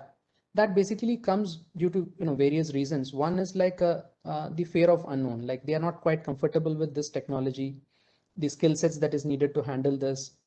And there are certain vested interests also which would like the system to run in the existing way as it is. So these are, behavioral changes. Change management is one of the critical elements if this project has to be successfully like driven. And what we have seen is like the top management has to be completely on board and they have to own this initiative. They have to drive it for it to succeed in a distribution company setup. And the other aspect to it is like in terms of building the skill sets of the employees who are going to handle this project.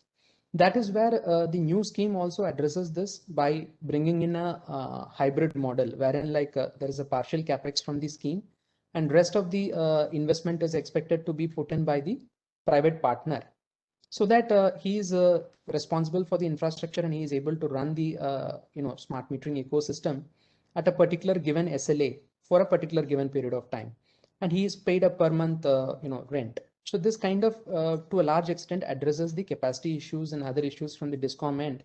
And DISCOM is also able to work with the private partner.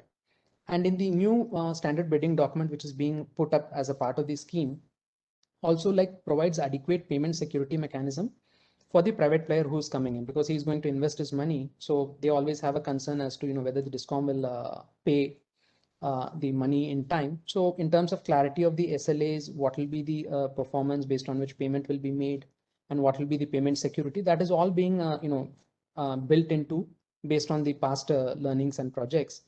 So we believe with these measures over the next 4 years, 5 years span of time, we should see a significant change in terms of the prepaid smart metering that is being rolled out across the country. And we believe this will be one of the key interventions in terms of the turnaround of the power sector to make the DISCOM especially more viable, more sustainable, which has a bearing on the upstream value chain of the power sector. So with these, I would like to conclude, and if there are questions from participants, I would be happy to take it. Sir, there are already a few questions. One question from Shweta Kulkarni is, how have smart meters helped reduce losses in Bihar? She was, I guess, referring to what Mr. Gandhi had said earlier, that in Gujarat, that doesn't necessarily, is not relevant or hasn't helped. But in Bihar, how has it helped reduce losses? So like in fact, in Bihar, the towns where smart metering has been taken up, where example like Arwal is a small town, Kanti is another town, and Dal Singh Sarai. These are and Patna also now they have started. So wherever they have started this, like the revenue per consumer has increased by close to 30 to 41%. So that's a clear-cut, parameter which shows that they are able to generate more revenues. And in terms of billing efficiency, also there has been an improvement. This is like from the collection side. And on the billing side also there has been an improvement. In fact, like they had done a comparison during the COVID period where non-smart meters are there, the consumption had gone down. But whereas where the smart meters have been installed, the consumers had the consumption had stayed at the same level, or it has slightly improved, which actually shows that the smart metering has led to an improvement in the billing efficiency. And smart metering has to be seen not only as a loss reduction tool, but then like it has a use cases for improving the consumer satisfaction in terms of reliability and quality of power supply. And it also brings in other larger use cases in terms of demand side management, demand forecasting, your ability to implement demand response, time of the day tariff. So those are certain things which will get quantified as we have a reasonable size of implementation. With 1 lakh consumers, you might not be able to see benefits of these larger applications.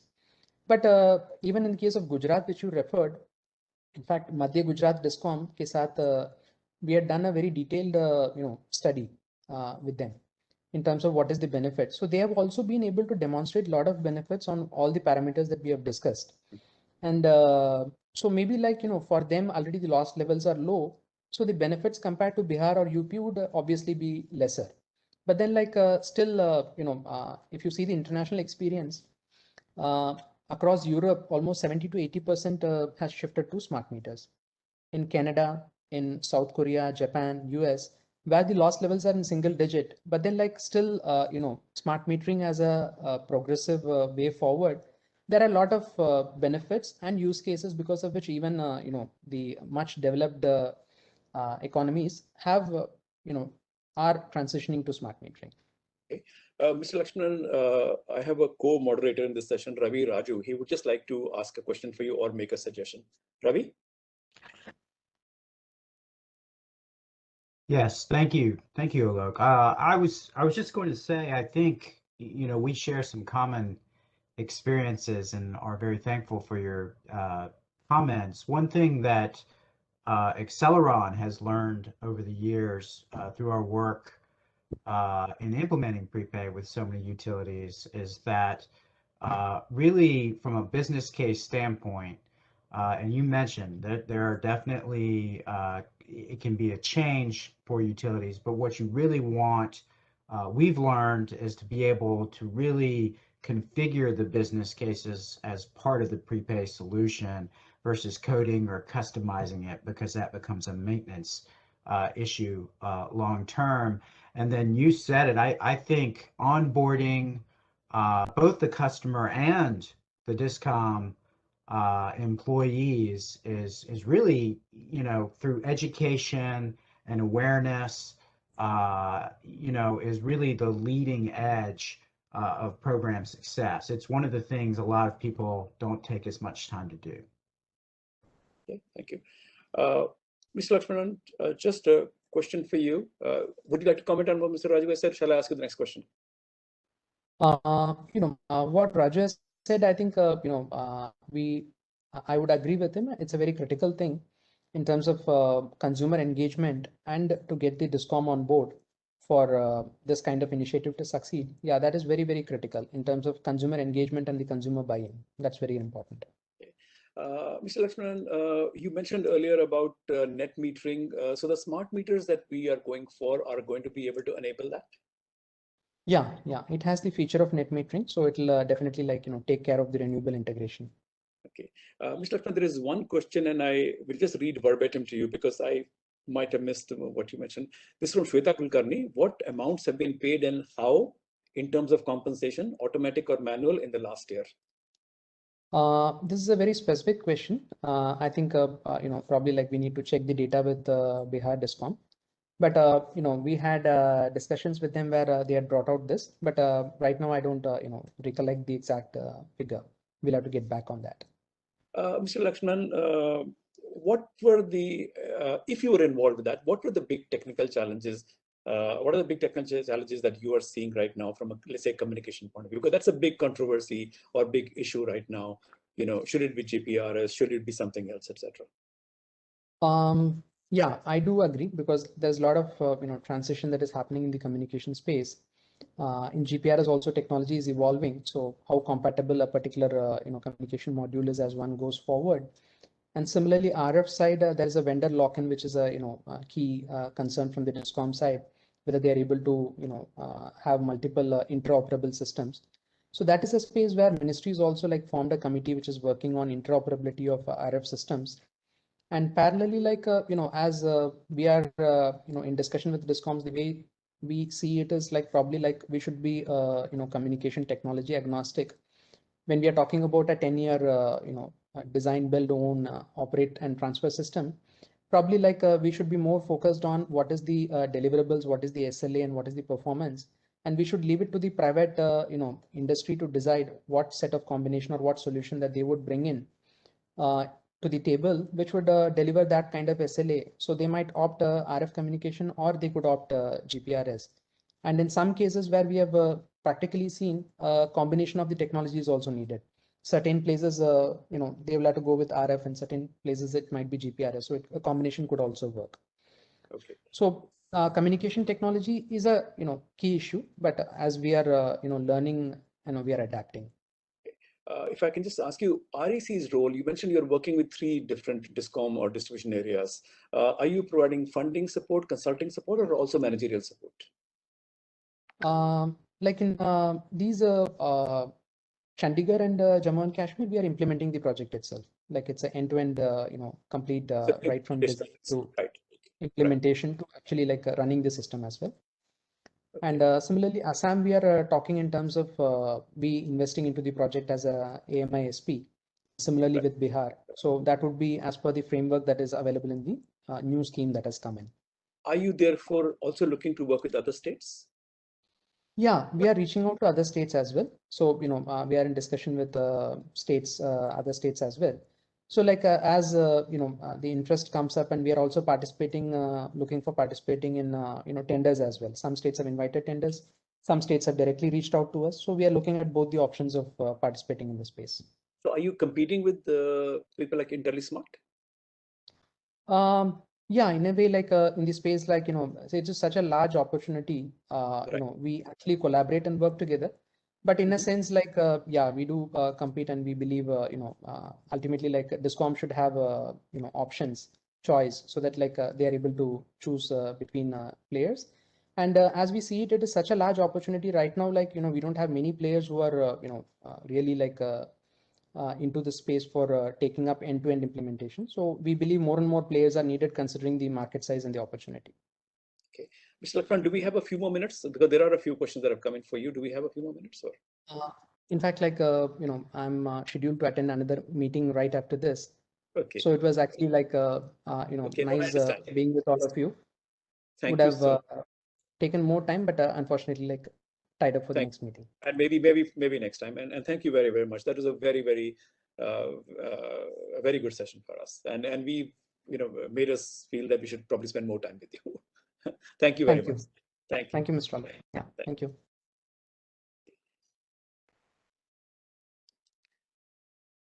Thank you, sir. Yeah. Okay. So that was our session with REC. We were going to have that till about 11:40, but then we were told that he had to join a meeting at 11:30. But he wanted to make sure that he met his commitment and was here at 11. And we are grateful for that. There were a number of questions that have been asked, which that have been posed, which I wasn't able to ask him. But we'll try to see if other people can indeed answer that question. We are going to let me see if there is anybody. Ravi, would you like to make any comment before we take a short break? No, I think that was very enlightening. Okay. Great. Yeah. All right. Great session. Okay. I was actually I sent a message to Rahul Tongia, who is logged in, but I'm not sure he's actually. Rahul, I've sent you one message. If you are able to see if you can respond to that. I don't know whether you're checking your chat or not. So just to remind you, after the break, we are going to have 2 sessions. One is going to be Discom Perspective 2, where we are going to hear from 5 Discoms, AP, Eastern Power Distribution Company, J&K Power Distribution Company, BSES Rajdhani, Tata Power, and Madhya Pradesh Paschim Kshetra Vidyut Vitran Company as well. There'll also be a technology presentation by Acceleron. And then there will be a session on regulatory perspective, where we will hear from Punjab, we will hear from Bihar, we will hear from Rajasthan. And then I was hoping if Rahul was listening in, perhaps he could share his perspective for the next few minutes. But he's, I guess, is silently watching, I guess. So thank you again.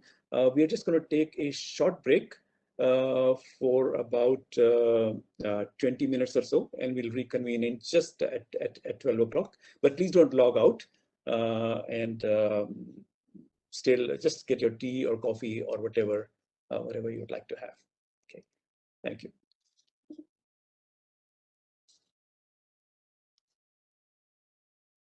Another minute. Welcome back to Powerline's virtual conference on enabling smart meter prepayment.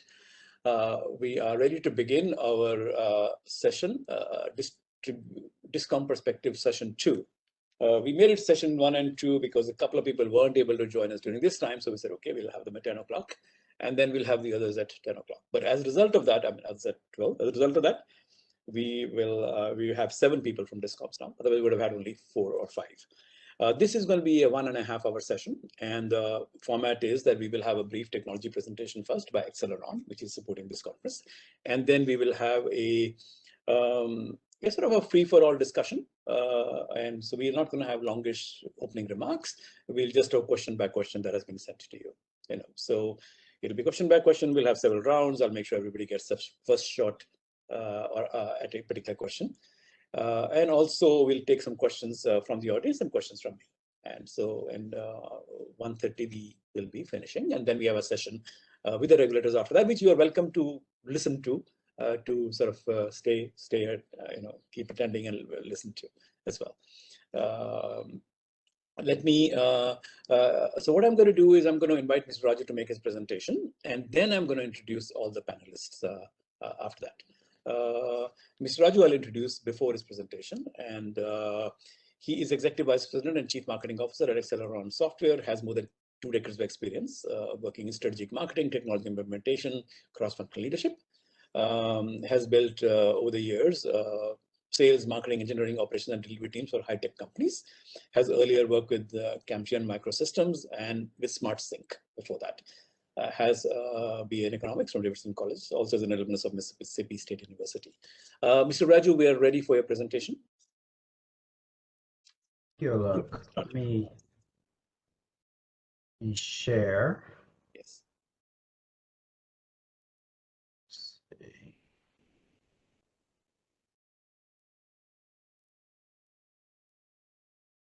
Are you able to see that okay? Let's see. Showing, yeah, yes, now we can. Perfect. Okay. All right. So thank you for your time today. As Alok said, I'm going to provide a brief introduction to Acceleron and just discuss some of the key features and capabilities needed for successful prepay and usage monitoring programs.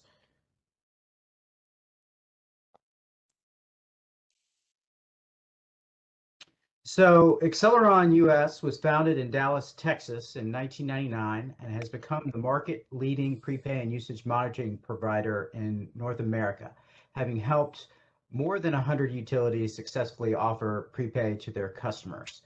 Acceleron India became an important piece of the puzzle in 2012 when we opened our Bangalore office to help develop our solution. Over the last decade, we've built a substantial amount of prepaid expertise in India, and we are very excited that Acceleron India is in a position to help Indian discoms as they go through this prepaid journey. In terms of our corporate history, Acceleron introduced the world's first cloud-based prepay software in 2004 and North America's first prepay mobile app in 2009. Those were both market-leading firsts. We have nearly 2 decades of partnering with utilities to implement prepay programs. Not only are we first to market leaders in functionality, but we've also taken the lead with advancing security, privacy, organizational controls, and have continuously achieved PCI DSS Level 1, the highest payments card industry certification since 2014, and SOC 2 Type 2 compliance since 2018. Our utility customers rely on us to provide them with the most feature-rich prepay and usage monitoring solutions, but also the most secure solutions, something that we've already talked about in previous sessions today.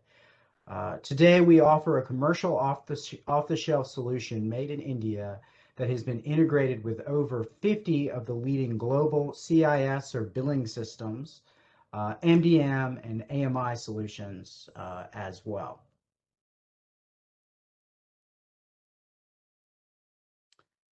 Our solution provides convenience and transparency throughout the meter-to-cash lifecycle and creates a positive cycle of awareness and behavior, which provides consumers with a new feeling of control over their utilities. Whether you are a prepay customer or a postpay customer utilizing our usage monitoring capabilities, the users of our system create a repeatable habit of first tracking their usage, but then secondly, and maybe more importantly, tracking their daily monetary spend on utilities as it relates to their usage. We tie usage to money directly so that the customer can understand their usage in rupees, not just kilowatt hours or BTUs or other forms of measurement. The third habit is really consumers become used to checking their notifications, including balance updates and high usage alerts. And then finally, the notifications ultimately become a call to action for them to make payments. These are customers or consumers that are engaged, aware, and in control, which leads to a win-win situation for both customer and utility. 86% of Acceleron's prepaid consumers are more aware of their usage, and 93% are highly satisfied with the solution. Based on utility feedback, those aware and satisfied customers are also able to reduce their energy usage between 10 and 15%, or as noted here, 11%, based on an independent third-party industry study we had done at one of our utility customers. With our prepaid solution, utilities reduce their bad debt for discoms by more than 70% and their aged accounts receivable by 80%, while at the same time creating more frequent and satisfying engagement with their customers through our mobile app. Customers win and utilities win with Acceleron's prepaid solution.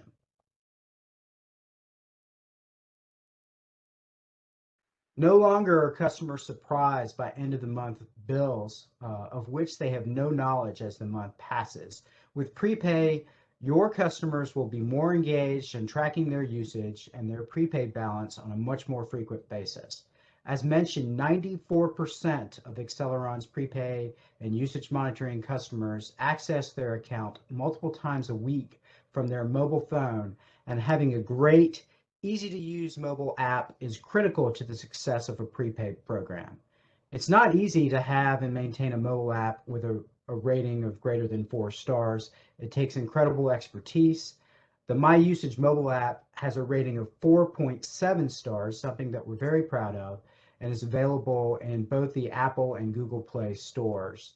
As this particular customer, as noted on the screen, a customer of the MLGW, the largest 3-service utility in the United States, says, "Best thing ever. I highly urge others to try. You can have your dignity and your lights too."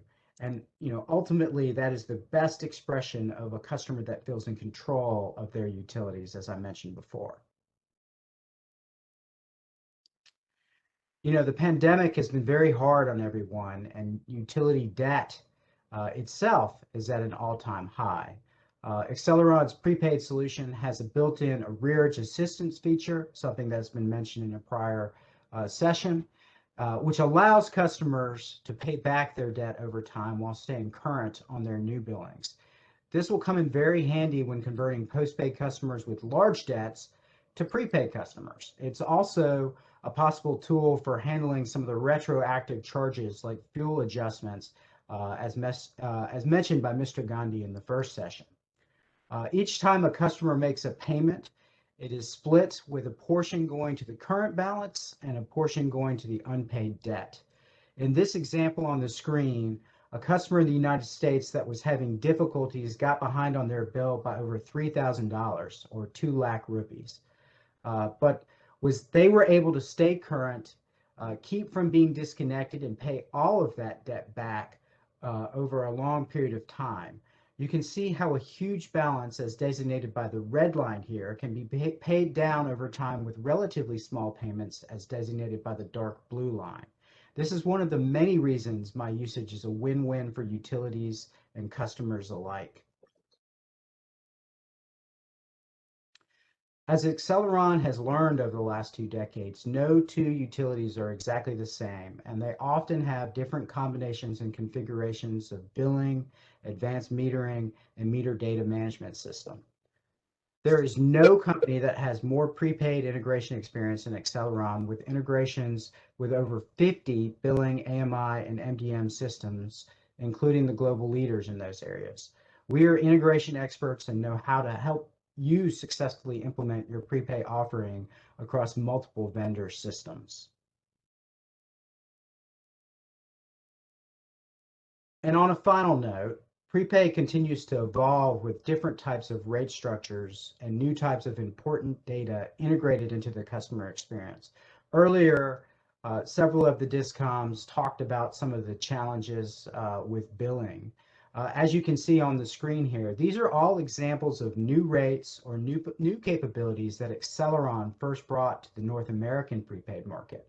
Whether it's fixed or monthly non-usage charges, time of use rates, residential demand rates, or even net metering for solar rooftop customers, we were able to do this because we have a mature solution that allows us to configure business rules around these new functionalities versus having to customize code to accommodate them, which makes maintenance long-term more challenging.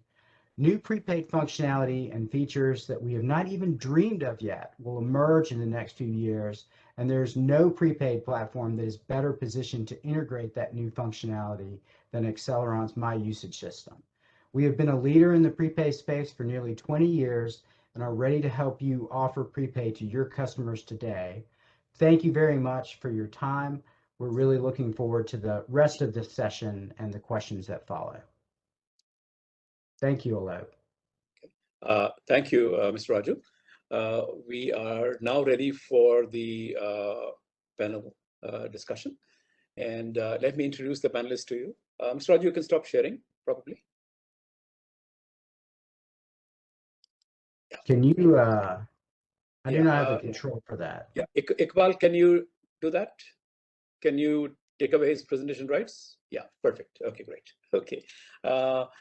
Thank you for your presentation. I'm sure there are a few questions people have. Let me introduce the panel to you now. And this is in alphabetic order, I should say. Mr. Bashir Dar is Secretary Technical, J&K Power Distribution Department. Has experience in private public sector, both India and overseas.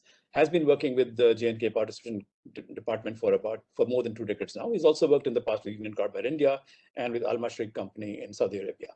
And he's also worked at Power Grid Corporation on deputation. He's an alumnus of Regional Engineering College, Srinagar, now known as NIT Srinagar.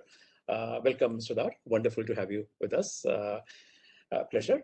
Also with us is Mr. Rishi P. Goyal, who is Assistant Vice President, Meter Technical, BSES Rajdhani Power Limited, just promoted, heads Meter Technical in BSES, has more than 2 decades of experience again in project management. Current role is responsible for improving and implementing advanced metering infrastructure.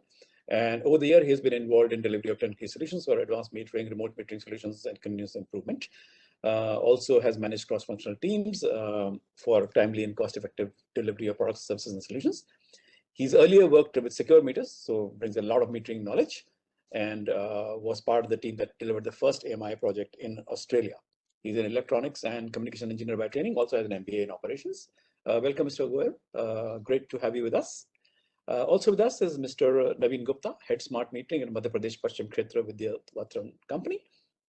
Has more than a decade of experience in power distribution sector and has worked a great deal with metering AMR and AMI projects. He's also working as a committee member of BIS EDT 13 for electrical energy management and road control, and also panel member for revision in IS 15707, which is interchangeable communication module for smart metering deployment in India. So very relevant to us.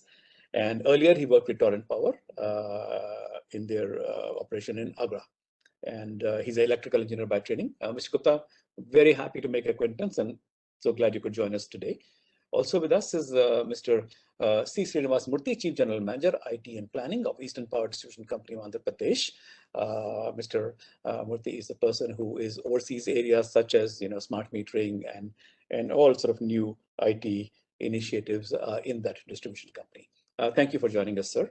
And then finally, we have with us Mr. Subhadeep Rai Choudhary, who is HOD, Head of Department Smart Metering at Tata Power Delhi Distribution Limited, has over 2 decades of experience in power distribution and has worked with HT and LT metering, revenue production, boundary line metering, also has worked with engineering of HV, MAV stations and a lot of other areas as well, including protection and testing of switchyards, SCADA implementation. He is also an active member of ET13, BIS, and Smart Grid Working Group AESI EAP for finalization of standards and specifications related to metering and smart deployments.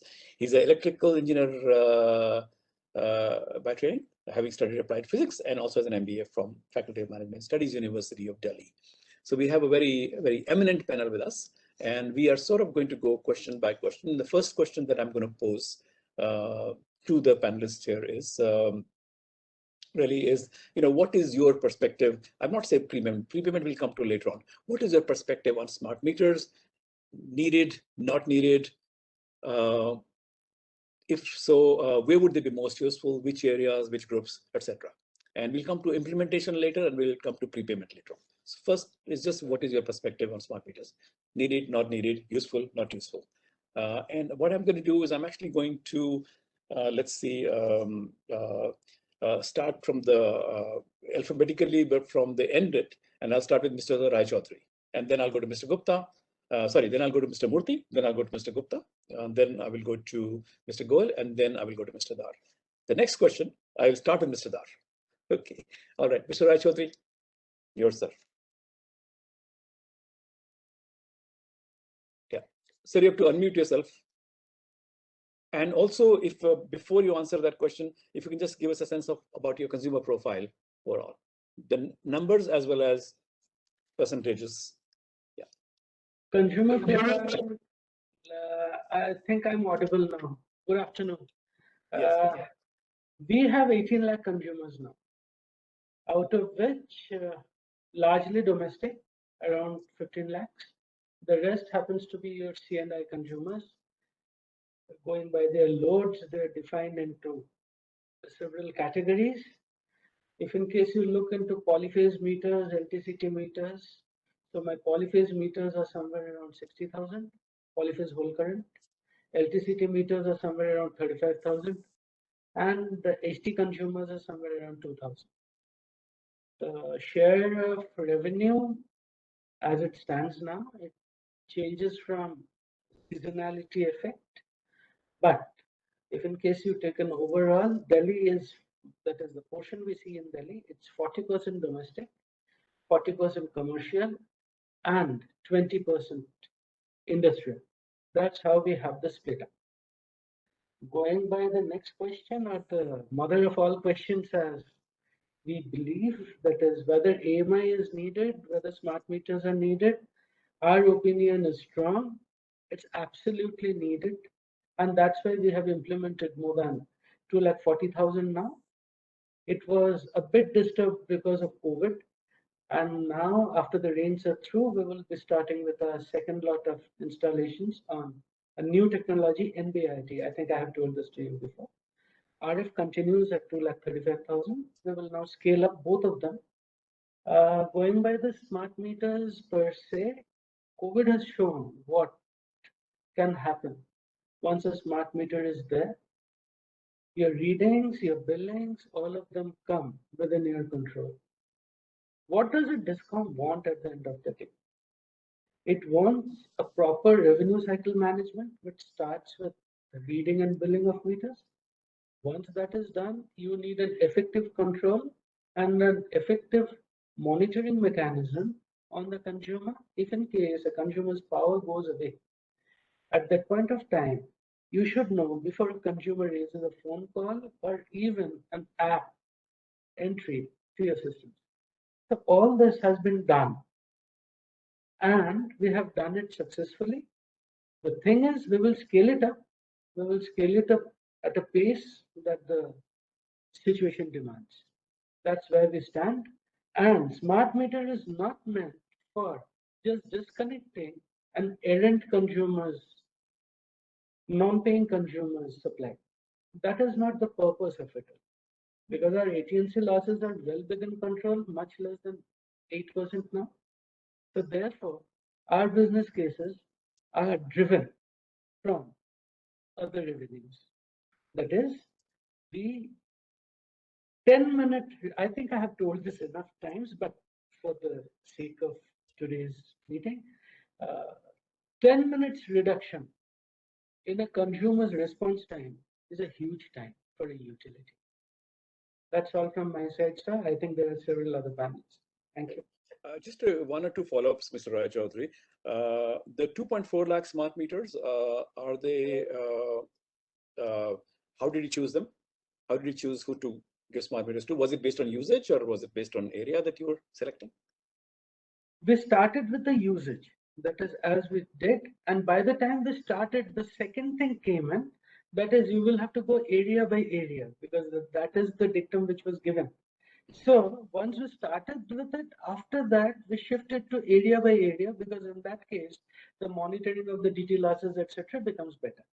And of course, with the RF canopy technology that we have, going all across and going from area to area made more sense.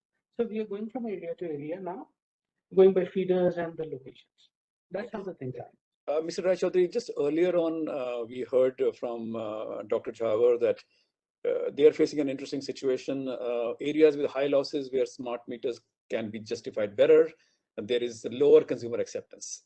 And areas where where there are lower losses, consumer acceptance is high. So are you seeing that situation? So being truthful, my entire losses in TPDDL over a journey of 15 years, the losses are not a factor now. It's not the impetus that we get for driving the business. Yes, we have carried out disconnections as well, but that is not the impetus. To give you a split up, I think it will help you. 104,000 consumers are less than 2 kilowatts. Right. Okay. So 104,000 consumers are less than 2 kilowatts. I think that sets the prerogative. That gives, so you've been able to get that done over there. Great. Okay. Let me now go to Mr.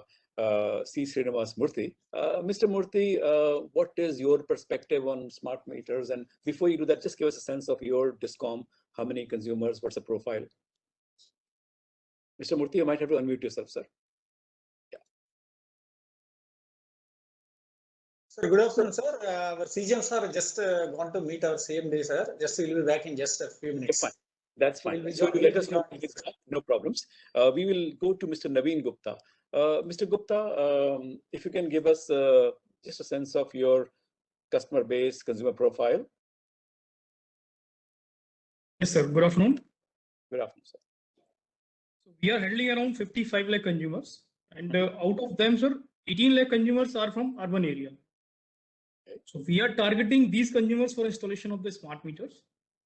And right now, we have already taking either installation of the meters or tender on the pipelines. So we have covered around 50% of the consumers of urban areas for smart meterings. We have installed around 1.7 lakh smart meters right now.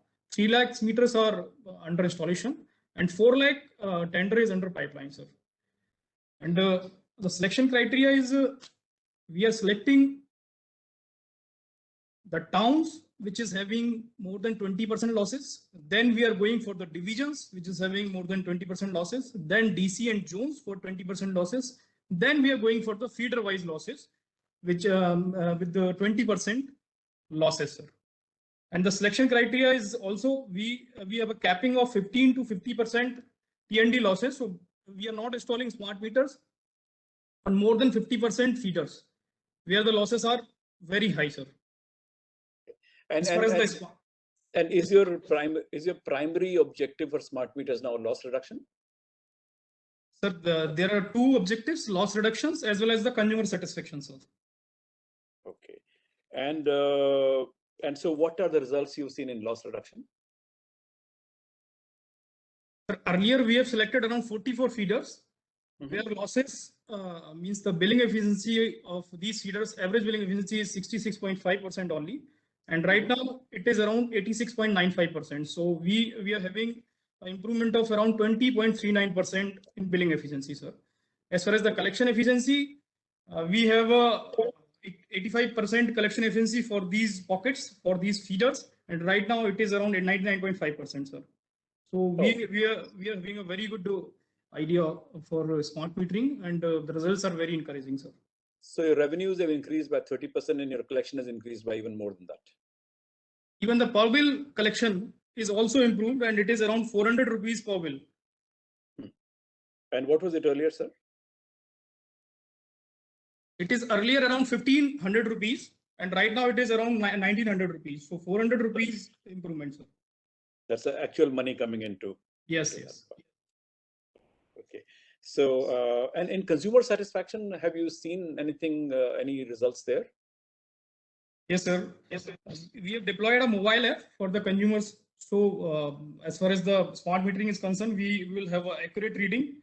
So, even in the lockdown and the COVID situation, we are giving accurate reading through AMI system, sir. So there are no provisional billings to the consumers.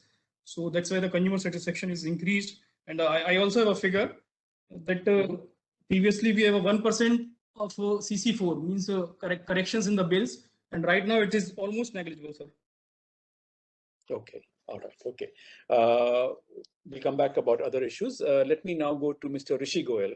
Mr. Goyal? Good afternoon, everybody. I am Rishi Goyal. I represent BSES Rajdhani. We are a DISCOM providing electricity to 26.5 lakh consumers actually, spread across 750 square kilometers. Our losses are approximately 7%, around 7%. We are the only utility probably in the country which is downloading 100% of their meters, including both single phase, three phase and industrial consumers. So that way we are well placed as far as automation activities are concerned, with minimal difficulty in bill generation, up to bill generation. We do not even foresee any issues as far as collection is concerned. We have almost 100% collection efficiency. So we do not see loss reduction as one of the activities for introducing smart prepayment solutions. What we are actually looking at is futuristic technologies, which we envisage will come quicker than was thought before. Because of electric vehicles, renewables, we may expect a lot of issues in times to come.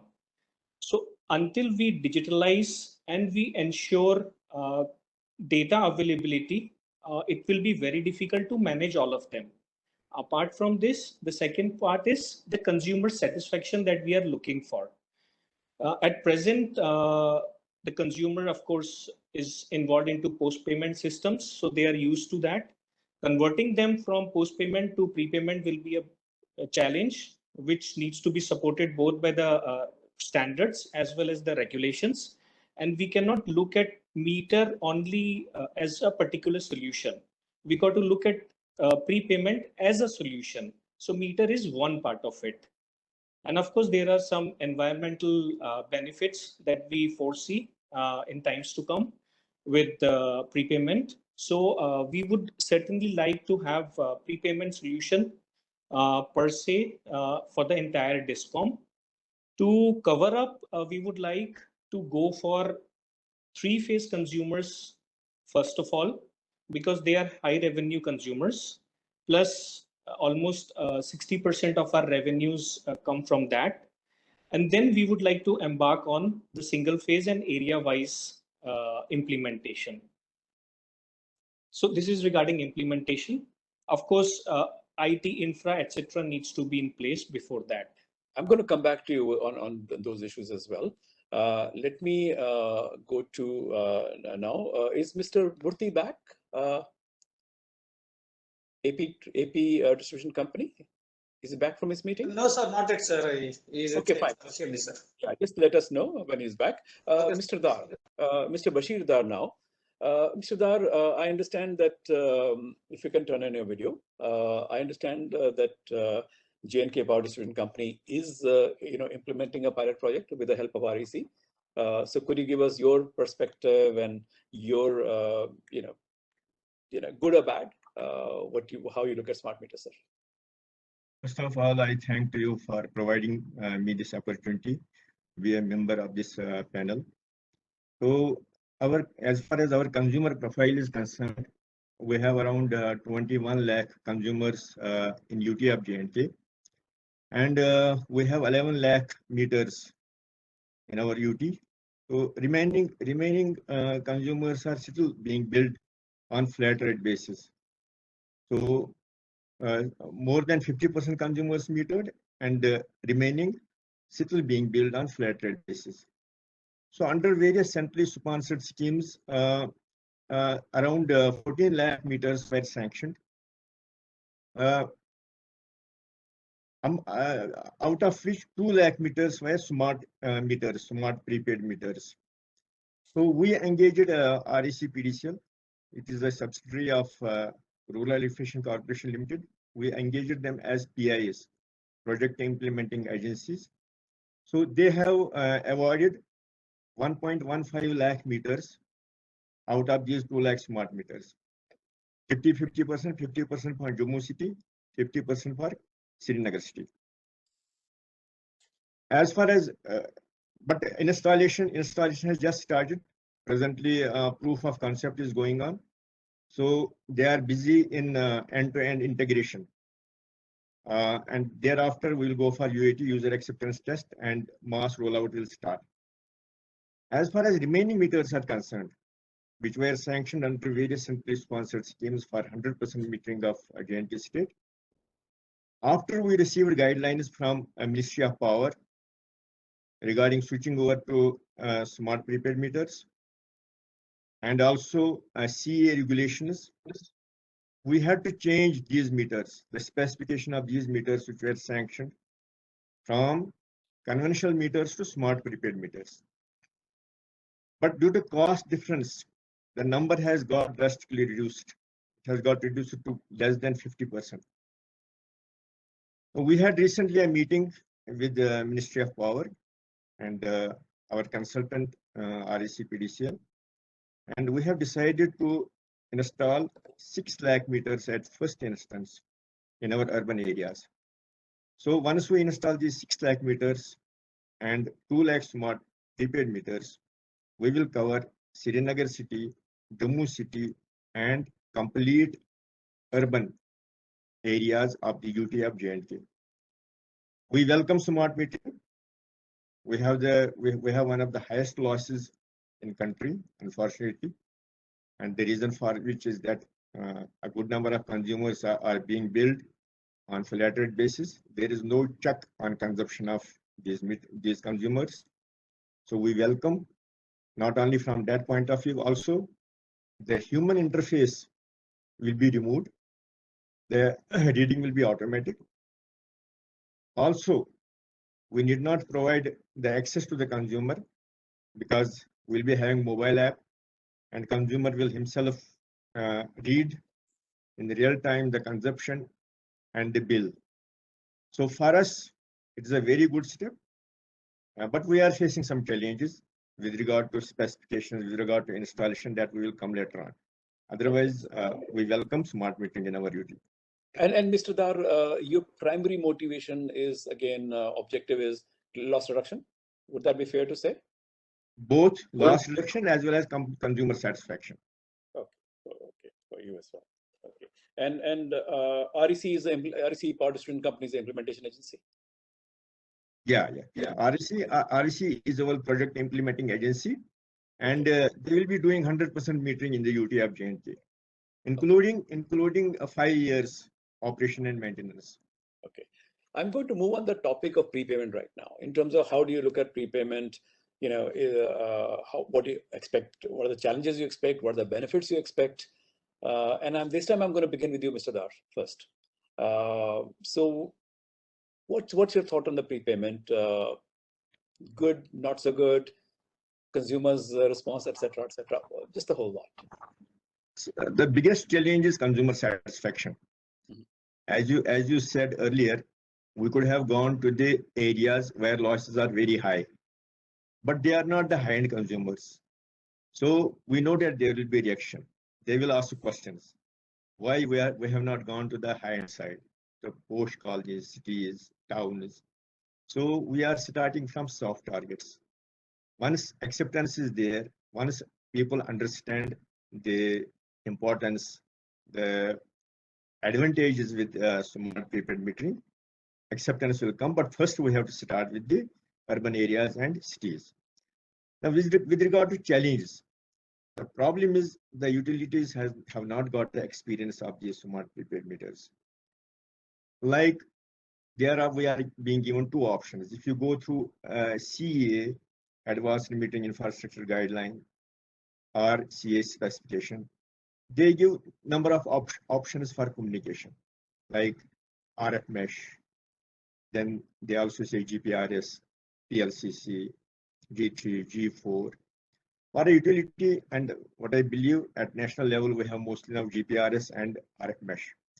For us, it is really difficult to decide which technology to select. Our manufacturers also give differing opinions. So not only this, we have another issue of whether to go for standalone prepaid meter or communication-based prepaid meter, that is smart prepaid meter. Again, we have a difficulty in selecting that. As far as our urban areas are concerned, we have decided smart prepaid meters. But rural areas, we are not in a position to decide whether we should go for a standalone meter or a prepayment smart meter. Then we have some schemes, some centrally sponsored schemes like IPDS and DDUG-JY under implementation here in J&K. Not only here, those are at national level. What Ministry of Power has done, they have given a single specification for whole country. One nation, one specification.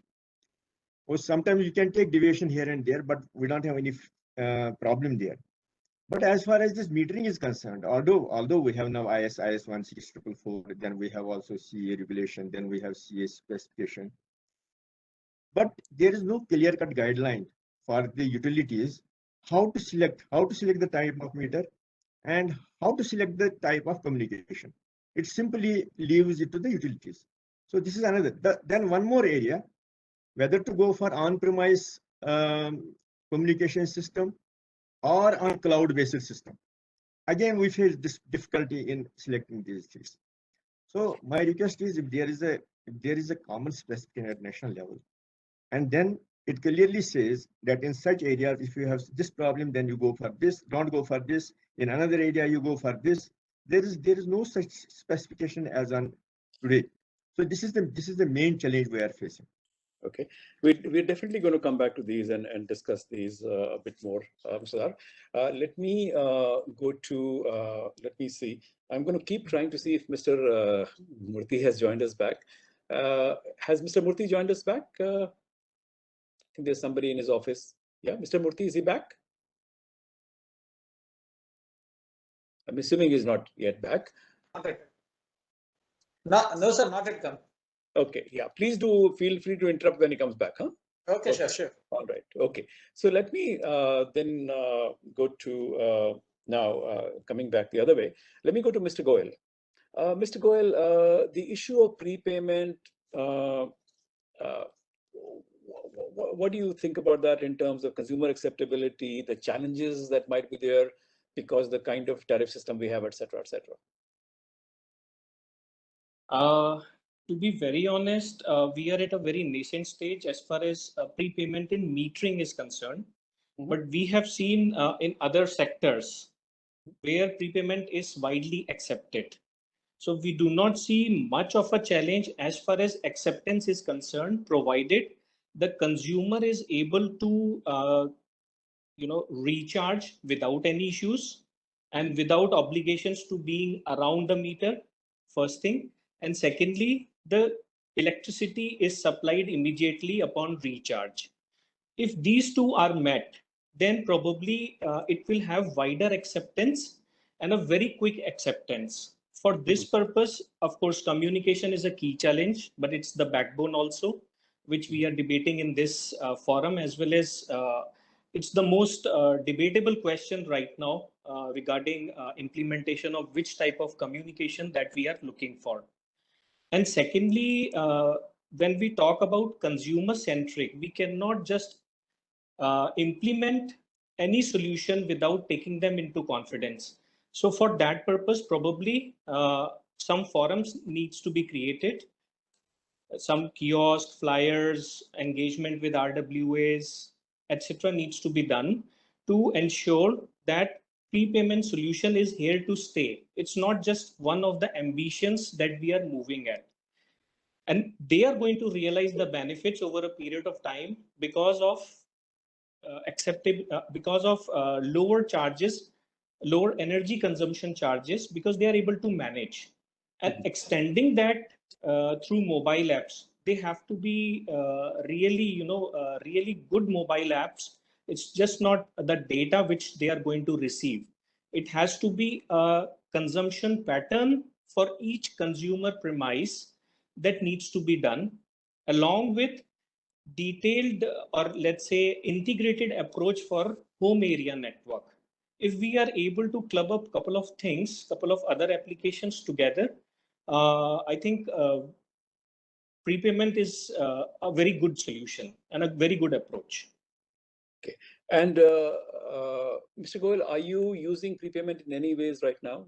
I know. Yes. Temporary connection. Yeah, please go ahead. Yeah, yes, go ahead. We are using more than, we have approximately 10,000 prepaid connections right now, majorly for government consumers and for some defaulters. Though we do not want to disconnect any consumer, but when the charges exceed a particular limit, we are forced to do that.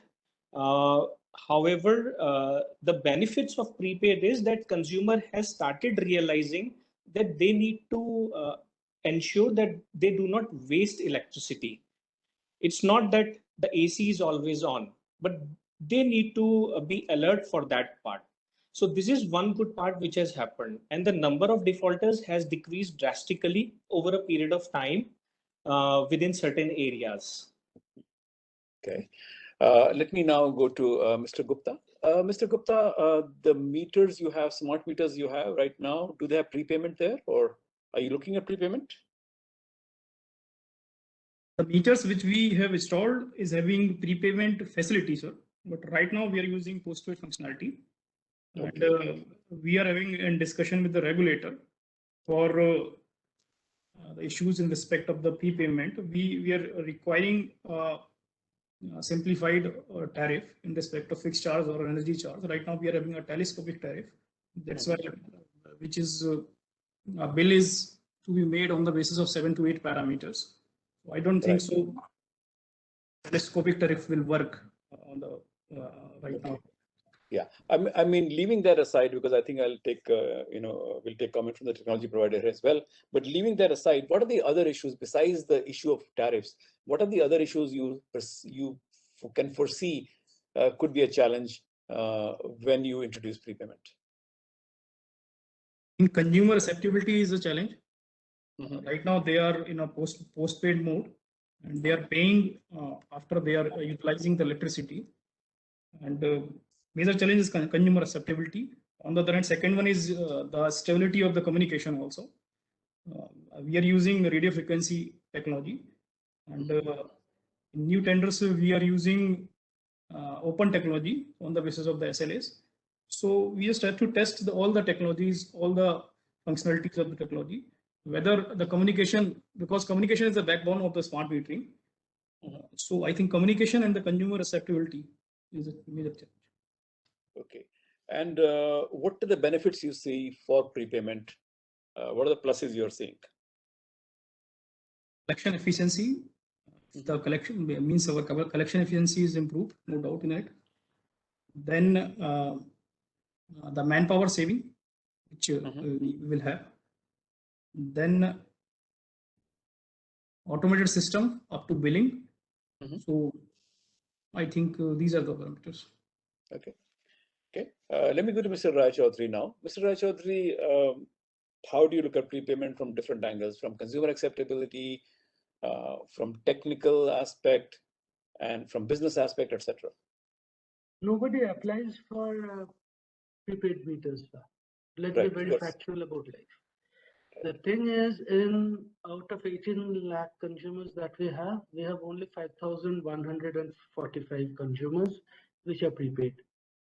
Largely government, largely temporary connections, and a few consumers whom we wanted to forcibly take into your prepaid mode.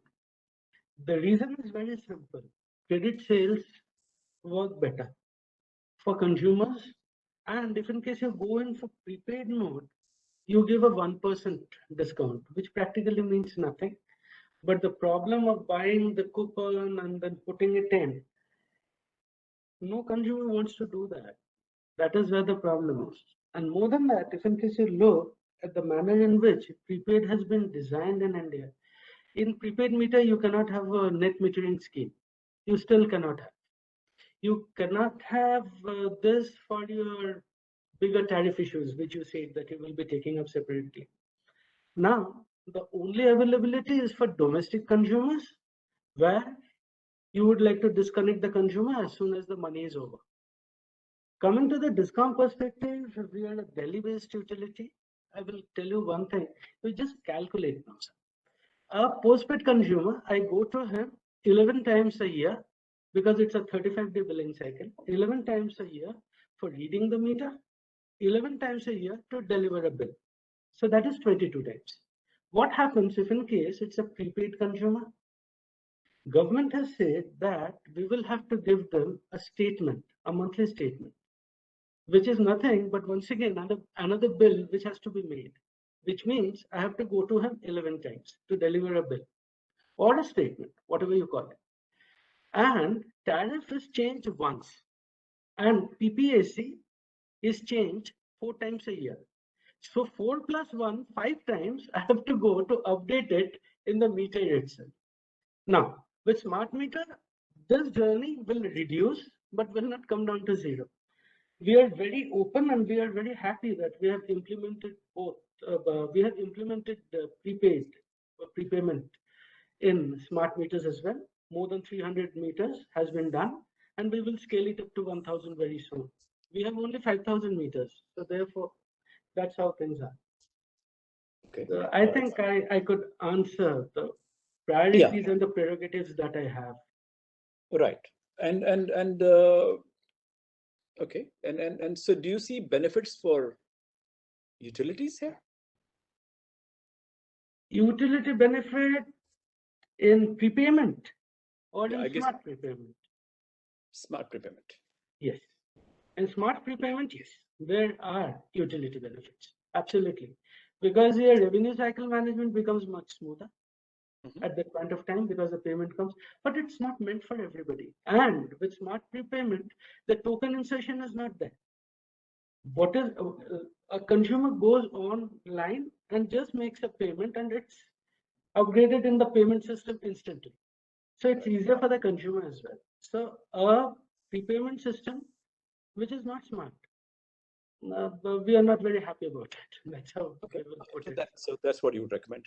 Yes. Mr. Raju, if I can come to you based on what you have listened, is there any comment you have? Is there any suggestion you have? Or are there any questions you have? Yes, thank you, Alok. I would, I think I would start by saying a couple of things. One, some of the challenges that have been discussed in terms of the tariffs are things that we have faced for some time and been able to solve with other utilities, be that telescopic or as we call them, tiered rates, more complicated rates like demand rates, and certainly net metering. Being able to support net metering as part of prepayment is something that's going to be critical moving forward, and we can help discoms do that. I think the other thing that we would say, as you roll out prepaid, it is just so important, and we covered this in a prior session, but it's really, really important to do consumer onboarding, consumer awareness, education. There are so many benefits to smart prepay, which is what we do, that is not only just good for the utility, but you really do create a positive behavior cycle where people are much more aware of their prepay balance on a daily basis, and feel more in control of their utilities. So that just a couple of things. Okay, all right. I know that we've got overlapping answers, and but let me move to the next question or topic, which is implementation timelines. Expected timelines, implementation challenges, etc. And I think I'm going to begin this time with Mr. Goyal. Mr. Goyal, what is your utilities approach to implementation of this, or what is your approach to even how many meters do you think smart meters will you go for? We started implementation of smart metering a couple of years back, but we found we encountered a lot of issues. So generically, I would say that we would like to have 100% in a time frame about 5 to 6 years, provided we are allowed for OPEX model, which we have taken up with the Honorable Commission. Secondly, the first couple of years are the most crucial part, most critical, because that's the time when delivery of hardware, software, and its integration is under process. Plus, the scalability after 2 years or 3 years is another thing that we need to look at from the timeline perspective, because implementation does not only mean installation of meters. Installation itself is a very difficult category for smart metering. However, at the same time, once it is installed, it needs to read back within a specified time frame, and of course gets integrated with other applications. Plus testing and use cases, that each utility is unique, so they would have their own use cases. So we look at a horizon of about 4 to 6 years to be more reasonable for the entire rollout. All right. Thank you. Let me now go to Mr. Gupta. Mr. Gupta, you already gave us a sense. I think you said 1.2 and 1.7 and 3 point something, and then 4 point something. What are the timelines for those, Mr. Gupta? Meaning, what are the dates? In next 3 years, we will install around 6 lakhs meters, 6 lakh smart meters, sir, as a tender already awarded. And then after next 3 years, sir, we will install remaining 7 to 8 lakh meters. So we are simply focusing on the urban area first in first phase. Then we'll go for the rural areas. And Mr. Gupta, what have you learned from your first phase that you're how is your approach to second phase changing based on what you've learned from your first phase? What are the things you're doing differently now in implementation? In implementation, in first phase, number of benefits we have framed. That's why we are able to recover our cost. in Right. 28 months from the date of award, sir. And first thing, we in improvement in billing efficiencies, collection efficiency, as already told you, sir. One more use case is that, sir, we have increased around 18% of sanction load of the consumers on the basis of recorded MD. Right. Okay. But so that's the benefit. But based any implementation strategy, are you going to do it differently? Are you using a different communication? Although I think you are quite happy with RF, if I'm not mistaken, right? We are happy with the RF, sir. So you are continuing with that. Yes, and is the model going to remain the same going forward, or are you changing the model? We are changing the model. Right now, we are first project is on the capex mode. It is on the partial opex mode, in which 3,000 rupees we are giving in upfront basis on 4 installments. Then the remaining cost is on the 60 months EMI. Okay, all right. And what has been the response for phase 2 versus phase 1 from the industry? Response is very good, sir. We have already installed 50,000 meters in phase 2 also. And in Indore, the consumers are also satisfied with the services of the smart meters. So I don't think so. We have much more challenges in installations. Okay. And you said RF has worked well. So does that mean you've had no communication issues, or you had some communication issues, but RF is better than others? We are having around 99% of the SLA, and we are matching it with the RF. Operational challenges are there with the discounts. So we are mitigating it. Okay. And did you look at other communication technologies, and on what basis did you reject them? Sir, we are looking for GPRS. We are looking for the MBIT also. So we are doing some pilots. On the basis of the results of the pilot, we will move forward, sir. Okay, all right. And are there any other technical challenges that you encountered while you were implementing this, besides communication? As far as RF is concerned, sir, interoperability is an issue. We have achieved interoperability at meter level, but at NIC level, it is a challenge in India. So we are not able to achieve at NIC level. But at the meter level, we are able to achieve interoperability. On the same canopy, we will able to have 2 different meters. So we are able to achieve it at the meter level, sir. But the interoperability at NIC level is a challenge, sir. Okay, all right. Did you look at IntelliSmart model? Did you look at that to see whether you wanted to go with IntelliSmart? Yeah, we will go for it. We will choose some kind of mixed type of technology. We'll never go for 100% GPRS. We'll also never go for the 100% RF. In 3.5 lakh tender, in new tender, we choose 90% RF and 10% GPRS. Sir. Okay, all right. Is IntelliSmart bidding for that as well? Bidding process is under progress, sir. It is under progress, right? Okay. But the first phase, who won the first phase and who won the second phase?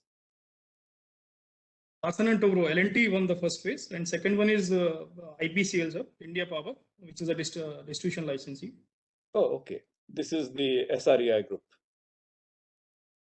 Right. The India Power, which also does the Shargard and things, right? Same company. Okay. All right. Okay. All right. So let me now go to Mr. Rai Choudhary. Mr. Rai Choudhary, Mr. Goyal said that they're looking for 100% smart metering. What is your roadmap? If in case it suits their business model, then why not? The thing is, what are their AT&C loss levels? What are their expectations from that? Right. The business is driven from that side partially, and partially, if in case you have whole current meters, only then there is sense of going for that. As I have already told you, sir, 60% of my revenue is driven by higher end consumers. Right. Now your LTCT and HT consumers do not have, you cannot disconnect them. Or rather, for anybody using electricity as a raw material for production, for running malls, prepaid, I'm not saying billing schemes that way. It's presently not there. But if in case you're purely looking at numbers, where you have residential consumers or smaller consumers, single phase, polyphase with your switches, where you have switches where it will automatically get disconnected, then fine. Government of India is promoting that. We have seen that. that we prefer prepaid consumers, but prepaid billing schema has to improve for that to be very effective. And for domestic consumers, yes, once a smart prepaid comes in, it will become very possible for a consumer to change from postpaid to prepaid. Otherwise, it's cumbersome. So when you are, discussing your own sort of roadmap and vision, what are you looking at in terms of smart meters? Are you thinking 100% at some stage or not right now? No, presently we are not looking into it because at the end of the day, a consumer chooses his or her tariff, his or her pattern. I remember I used to work in Calcutta Electric Supply some 15 years back. Over there were only 40,000 DC consumers, but that was maintained for ages. Now, for prepaid metering to become popular and then consumer opting for it is something that, of course, a utility can push, but you cannot affect a person's free will, no? You cannot affect a person's free will. So at that point of time, imposing something on the consumer becomes very tough. Especially consumers who pay in time. So 95% billing efficiency is 100% over here. So if in case you look at it, a company where we have 100%, that means people are paying for you. Now over there, if in case you say that no, we will scold you if in case you do not shift to prepaid, well, that's another issue altogether. So, Mr. Choudhary, let me go back to the question. I think you were going to talk earlier, then you said you'll talk later about the implementation. What you've done so far, what were the big implementation issues and how did you resolve those? Not much. Not much different from what postpaid installation was. What we did was we bought meters on postpaid. Over the air, we changed the firmware to prepaid for 200 odd meters. And for the other 100 odd meters that we installed it beforehand itself in our lab. So let me ask you about smart meter itself, because there you've done a fairly big number. If I'm not mistaken, Yes. about 2 lakhs, right? 2.4, yes. Yeah. And so what was the timeline there and what were the issues you faced there? Oh, the issues were humongous. Firstly, to visualize the system itself. We worked on RF. Therefore, the field engineering took quite a bit of time. After that, putting the canopy up, along with that testing and retesting of the network itself. HES itself, putting up the HES itself was an activity. And after that data migration from HES to MDM and the IT infrastructure in totality, and then taking that data and making it meaningful by integrating it with SCADA servers, with our billing engines, so that all of them can happen. Today, my last gasp messages which come directly go to my ADMS system, where we know within 40 seconds of a power outage that these are the specific consumers which has gone out. Absolutely to the bottom line. Along with that asset sweating, along with that energy auditing, all of these are applications and all of these are business cases. Each of them have needed their own times for settling down. We call RVPE, that is our revenue protection engine that we have. It's in-house. We made it in-house upon Siemens EIP because the typical logics that utilities have built need customizations. So that special understanding with Siemens was done. On the basis of that, the cycle time for detection of fault has come down to nearly 7 days now, down to 7 days. It used to be nearly 1 month before, because only in a month a meter reader used to go. So now we test it, we check it that way. It can be brought down to 1 day, but there is one Hindi word, I don't know how we call it. It's known as TADA, stability of action. So that's the reason why we are not rushing things that way. But all our business cases have been implemented, sir. Gives me pleasure in saying, but bragging doesn't make sense. That's why we don't say much on that. Okay, all right. And communication RF versus the other technologies, what are your thoughts on that? So before going in for RF, we did an extensive study of all the technologies at that point of time. Being truthful, or rather looking forward, newer technologies are coming every day. So this analysis needs to be updated. What we did is we have given orders for NB-IoT. We have put up 200 meters presently, and 15,000 meters will be put up this financial year itself. And then we will analyze how good it is.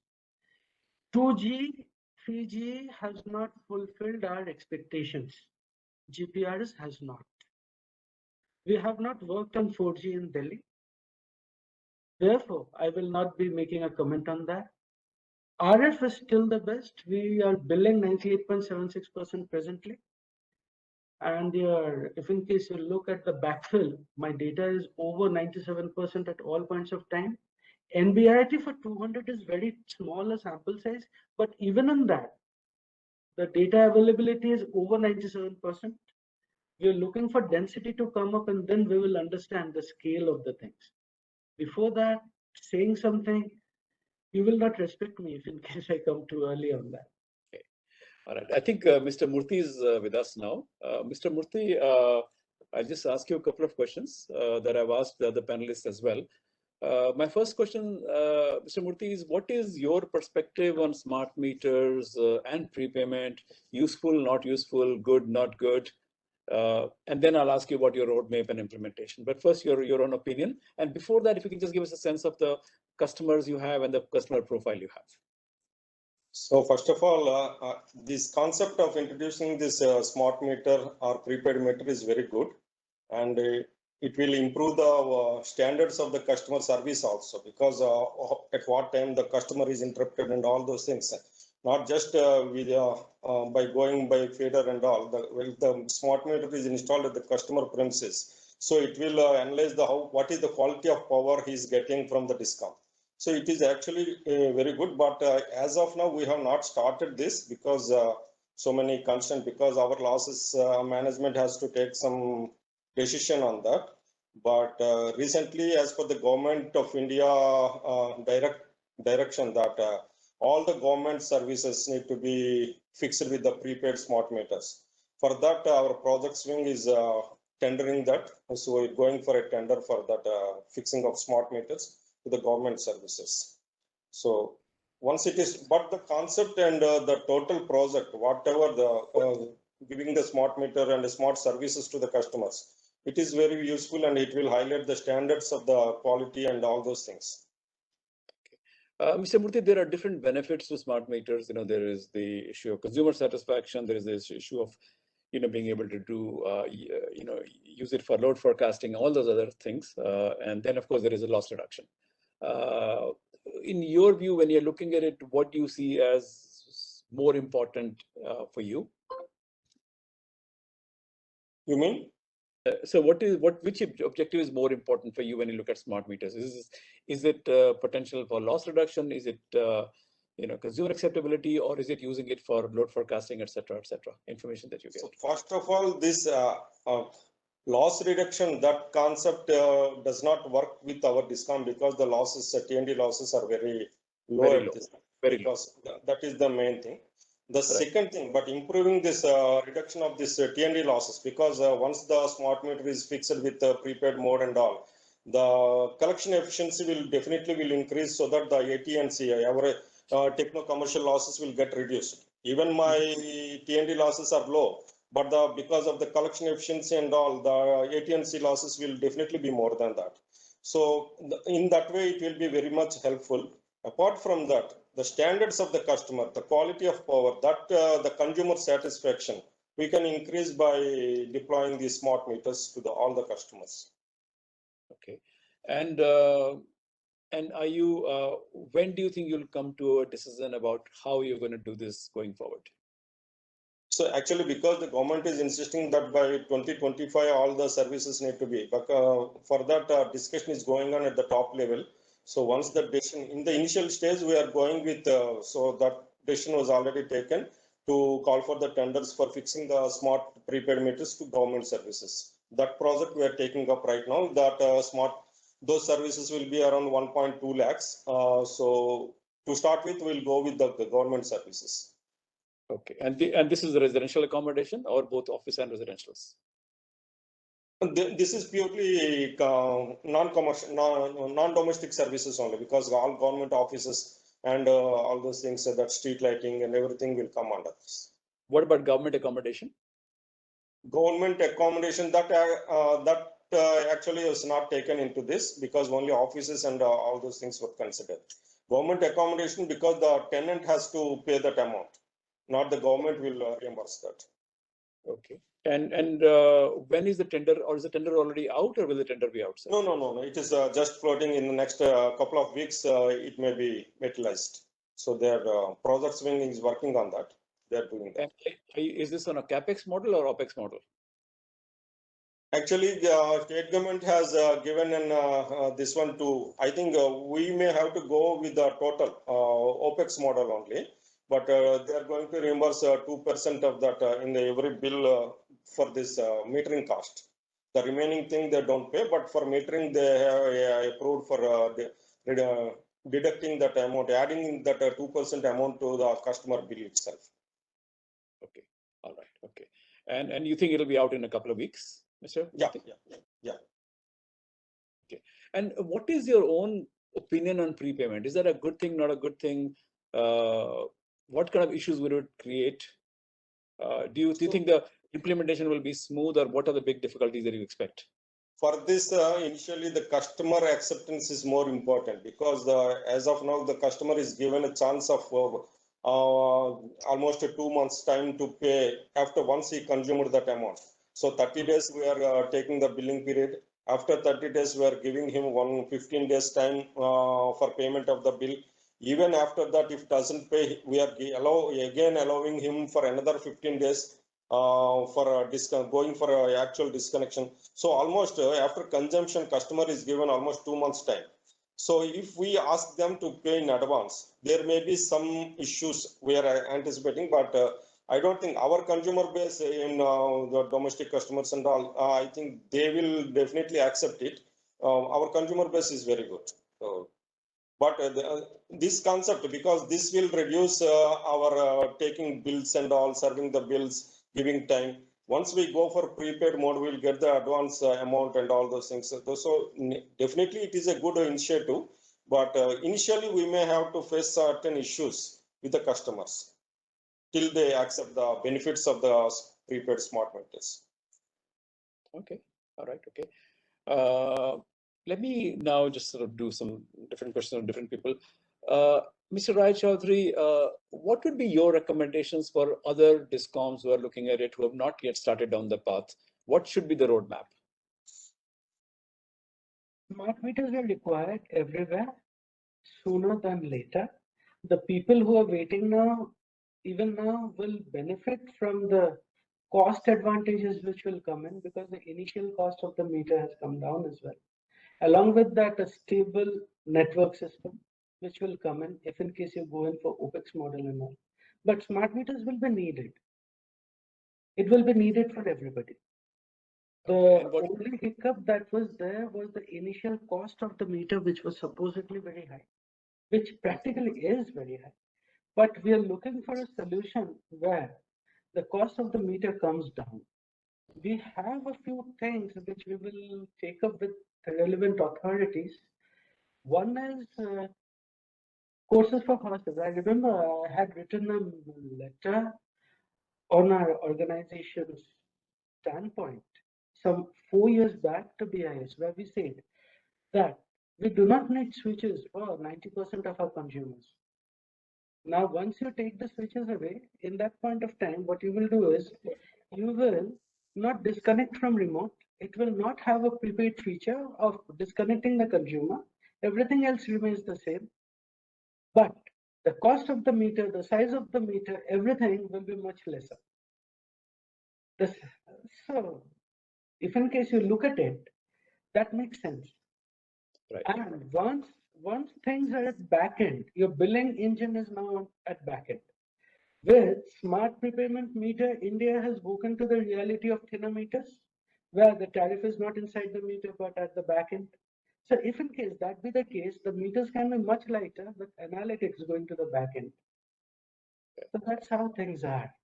And what would be your recommendation for those who are looking at the communication aspect? Should they worry about it, not worry about it? I'm not talking about your recommendation for other discoms. The communication is the backbone of smart metering. There, I remember once a very senior officer of a utility had stated that we do not have a communication vertical in our organization. So how will we maintain a communication backbone?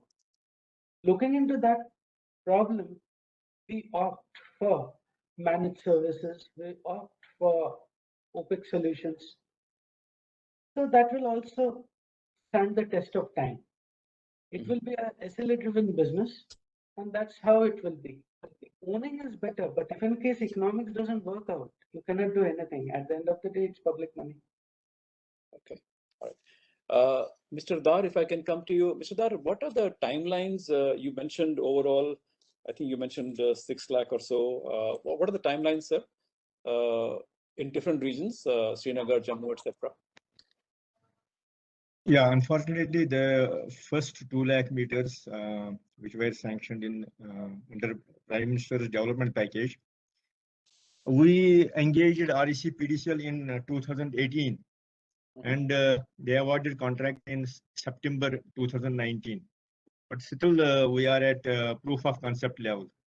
The reason being COVID, and also we had the NIC card and communication from a Chinese company. So that contract we had to cancel. So now the process has started, and this 1,15,000 we are likely to be completed by March 2022. And with regard to another 6 lakh meters, and we have given go ahead to REC PDCL. It has been approved by our DRC and SLSC committees headed by Chief Secretary. And we hope that within 3 years time period, we will achieve these 6 lakh additional meters also. In our case, 100% metering may not be possible. Right. The reason being that we have far-flung hilly areas where communication will be a challenge. So those remote areas, we may not be in a position to provide these smart meters. Another, I told you earlier what are the challenges, communication challenges, and other challenges. And from the perspective of J&K, there is one more challenge, that sometimes we have to block the mobile communication because of law and order problem. So at that point of time, the government has to spare these SIM cards, which we use for our communication of the smart prepaid meters. So in our case, this is another challenge. So remote metering may be difficult for us, and then communication also we have to take up with government, and we have to tell them that all these SIMs which are being used for the smart prepaid metering may be secured as and when the mobile communication is blocked. So 3 years time period. By 3 years time period, we believe we will be having something like 7.5 lakh meters in our system. And what is your hope in terms of loss levels? What are the current loss levels, and what do you think they will come down to afterwards? Our loss levels are very, very high. It is around 50%. As I told you in beginning, that 50% consumers are being billed on flat rate basis, and we don't have meters there. So there is no check on consumption of those meters, and it is because of these consumers that our losses are very high. So our expectation is very high. Once we install these prepaid smart meters, our losses will go down, our collection efficiency will improve. Definitely it will improve, and we desperately need these prepaid smart meters. Yeah, well, I think I should mention to you, in Delhi also, in some areas the losses were as high as 60-odd%, and they are now down to practically single digits. After, of course, many years. It's almost taken 10 to 15 years. Yeah. Desu losses were in our range. Yes. So it was. So there is a way. There is a way to that. Let me now just go to Mr. Goyal, actually. Mr. Goyal, if you can hear me. Mr. Goyal, you earlier, I think, talked about that you want to think about some futuristic ideas, and what are some of those things that what are some of the things you're looking at? What we are actually hoping in our context is ensuring AI and ML or introducing AI and ML for both renewables as well as over a period of time for data analysis. We did a project with an Australian company using AI and on a blockchain basis for a small microgrid placed in Dwarka for some consumers, and results were quite, you can say, quite good. Of course, there were some teething issues which we hope to resolve over a period of time, but that's a very good option if it gets standardized as well as gets matured along with the technical partners. Mr. Goyal, you mentioned earlier that you're looking maybe in 6 years or so, 100% smart metering. I remember a couple of years ago when I spoke to one of the senior people in your organization, they were not sure whether that was needed. So what has been the change in thinking in the company? The basic change is when COVID hit, it hit all discoms, and not only discoms, it did hit businesses all across the world. So that's where the need and the benefits of having a smart communication came into the picture. It's not only about the smart meters and using that communication as a backbone. So smart metering is one part of it. And partially, we would say that, of course, there were some issues which were overcome over a period of time, but then ultimately it was needed that things like this are expected to happen if things like this are expected to happen in future, we should be well prepared for it. Along with the introduction of EV policy, which is you can expect more number of vehicles, electric vehicles in the next couple of years. So that's another part. And renewable is catching up very quickly. Most of these societies, etc., they are going for it. So all of this combined together is the need of the hour to digitalize ourselves and ensure better communication for future preparation.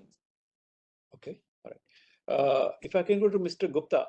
Mr. Gupta, in your implementation smart meters, are you offering a mobile app as well, or are you thinking of offering one later? It is operational. We are offering, and right now it is in operational stage. It is already operational. Okay. And what is the customer able to do with the app?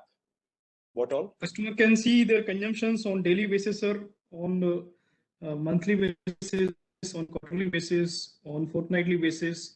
On the other end, consumer can also have a notifications of whether they are violating their sanction loads. Then if the disconnection is there, then a notification is also there with the consumer. And if we are doing something regarding the load curtailment, then we will also think about that. We will fire the SMS to the consumers. For this. And are they able to pay through the mobile app as well? Yes, yes. Yeah. Okay. And with this, when you did this smart metering, what sort of community engagement initiatives did you have? Did you, how did you make sure that you had the support of the community? We are simply driving the awareness campaign, highlighting benefits of the smart metering through print and electronic media, sir. Mm-hmm. So that's why, and at initial stage, we will have a meter fast complaints. So we are simply installing old meters in series of the smart meters and satisfying the consumers. So that's why the consumers are much more satisfied with the smart metering system right now. And they are very much interested when the smart meter is coming for their house also. Okay.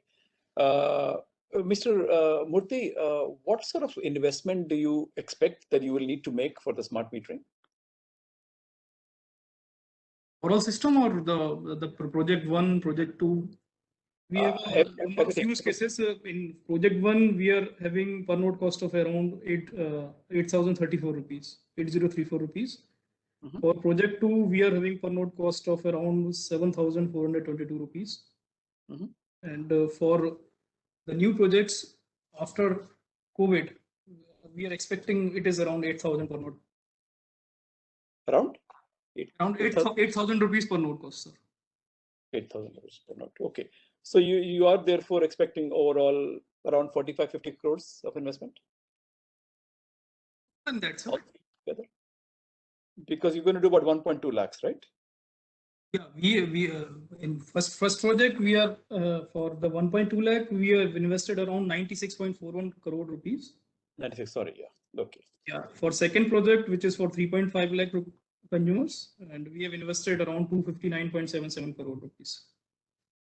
All right. Okay, great. Okay, and when do you expect the second project to happen, sir? Because of COVID, it is delayed, sir, and we are expecting it will be completed by September 22, sir. September 22. All right. Okay. We're almost coming to the end of it. I'm going to go to the before I ask you for closing thoughts, anything that let me actually ask that question later on. Mr. Raju, anything you would like to add or anything that you want to suggest or ask?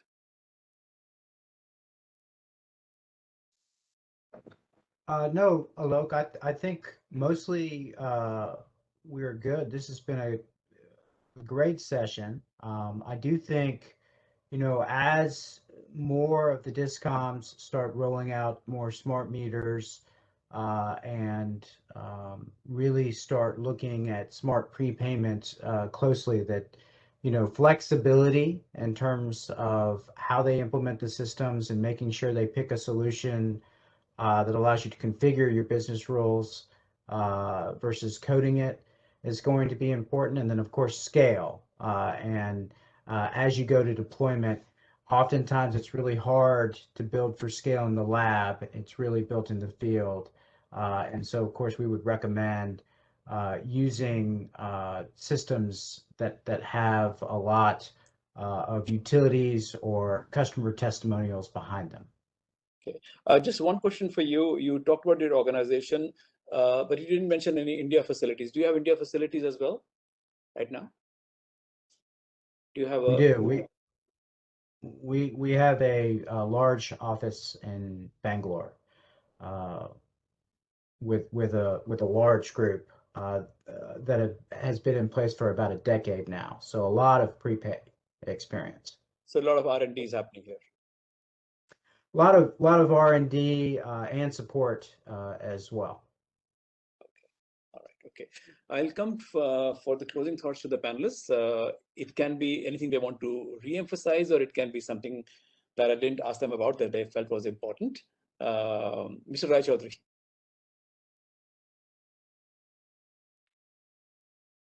Mr. Rai Choudhary? There are no issues with smart metering.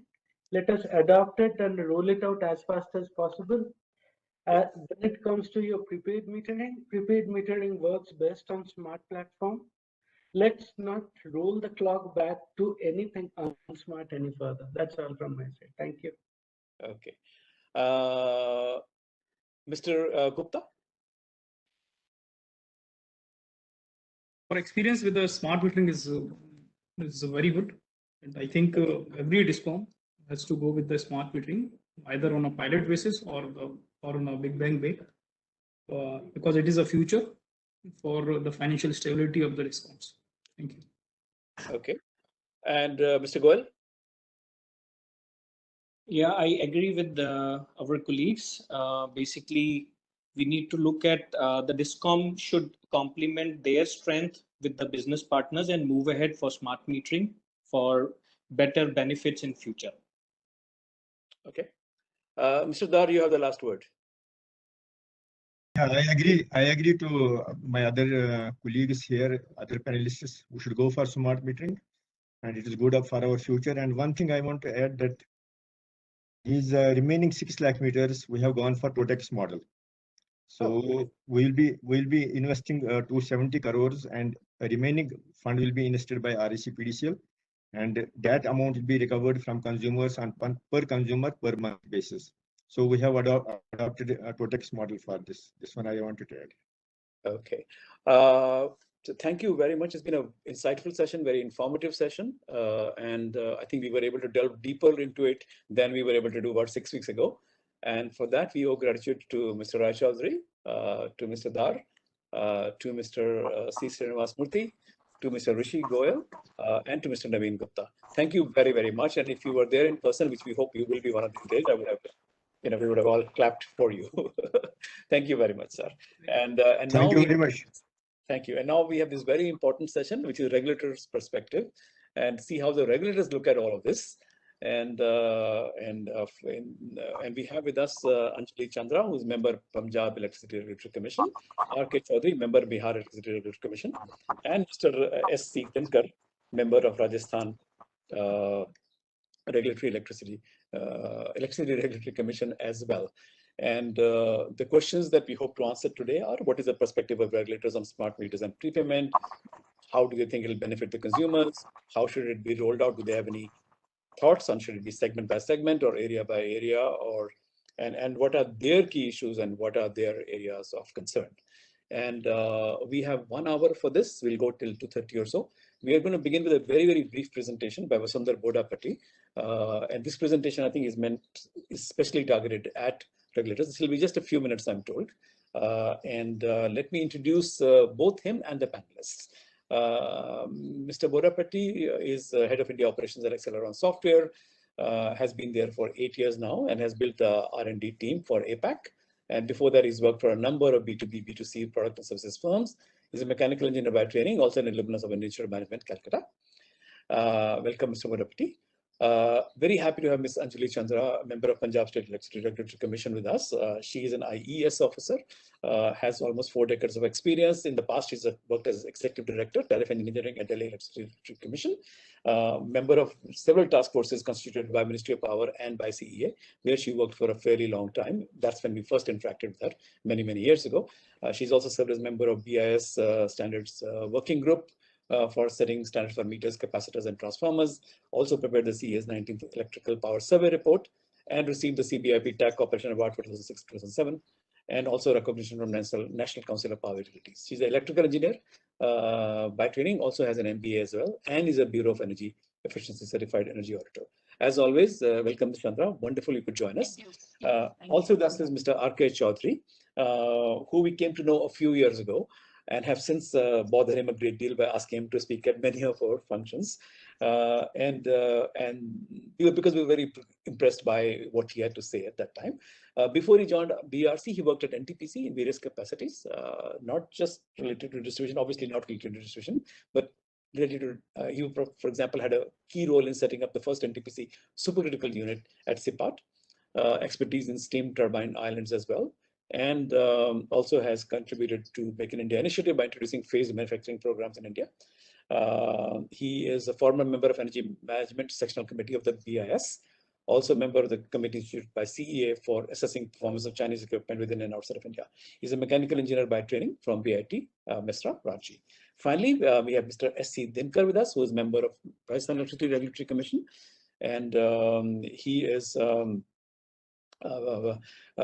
earlier been secretary to Government of Rajasthan as well, Secretary Finance Government of Rajasthan, and he's worked in various positions in Rural Development Department, Rajasthan State Industrial Development Corporation, and Rajasthan Vidyut Utpadan Nigam as well. So he's familiar with electricity issues even before he joined the Rajasthan Electricity Regulatory Commission.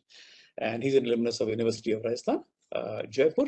So we are going to have a brief presentation by Mr. Bodapati, and then we will have the panel discussion. Mr. Bodapati, please, sir.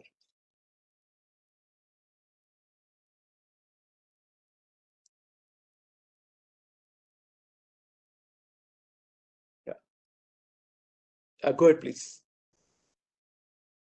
Hi, hello. Can you hear me? Thank you so much for your introduction, and I'm extremely delighted to be part of this esteemed panel. So to give my initial introduction to regulatory and regulatory reforms was probably 7 years back when Anjuli Chandra ma'am was there in Delhi, and probably she is one of the few people who spoke about customer pain and customer satisfaction when we were all talking about the plans and funds and smart meters and all that stuff. So it actually gives me great privilege to present this, and it is primarily our experiences in satisfying the customers, regulators, and the utilities. So before I basically go to what are the things that we saw that are, I mean, I have one single ground rule that if you can satisfy customers, regulators will be happy. And if you can make utilities happy, regulators will be happy. They basically are doing the balancing act of making sure one is not exploiting the other and one is taking care of benefits of the other as well. So a brief introduction about Acceleron for the people who might not have joined earlier on the presentation. Acceleron software was started in 2004 as a first cloud-based prepaid solution. So when we are talking about first cloud-based, we are the ones who invented smart prepayment solution in 2004. And then in 2009, we had our first prepaid mobile application. And in 2014, we got PCI DSS compliance. That what it means is we are eligible to, we are audited by the third parties, and we are eligible to take the credit card numbers and all that stuff.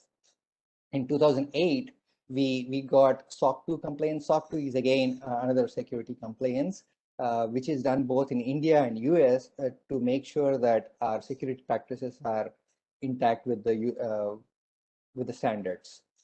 And in 2021, we have about 50 plus billing system, metadata management system, and AMI integrations. We started our Acceleron India operations in 2012, and we are commercial off-the-shelf prepaid solution, which not only caters to the prepaid market, but also caters to the postpaid market. So when you are talking about deploying our solution, we are not just talking about the prepaid offering, but also the existing postpaid customers. So our goal is basically to reduce the gap between the users and utilities. So that is empowering the consumers. And that is, I think, is the goal of this esteemed panel. So what we noticed across US is some of the utilities said we are not going to have deposits, late fees, disconnect fees, and reconnect fees if you are moving to prepay from the postpay model. Postpay is basically a like you also have like a security deposit, which you can actually see it as a prepay model in the postpay world as well, right? That is one change that we have seen in US. It is not to say that all of them are removing all the items that are listed here. They can configure it. Some utility may say like, I don't want to have deposits on prepaid customers, and some utilities say I don't want to have late fee, and a combination of that.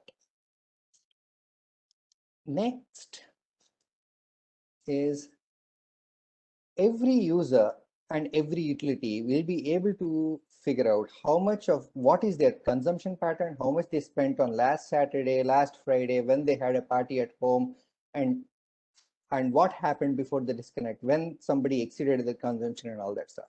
And they will also be able to make the payment.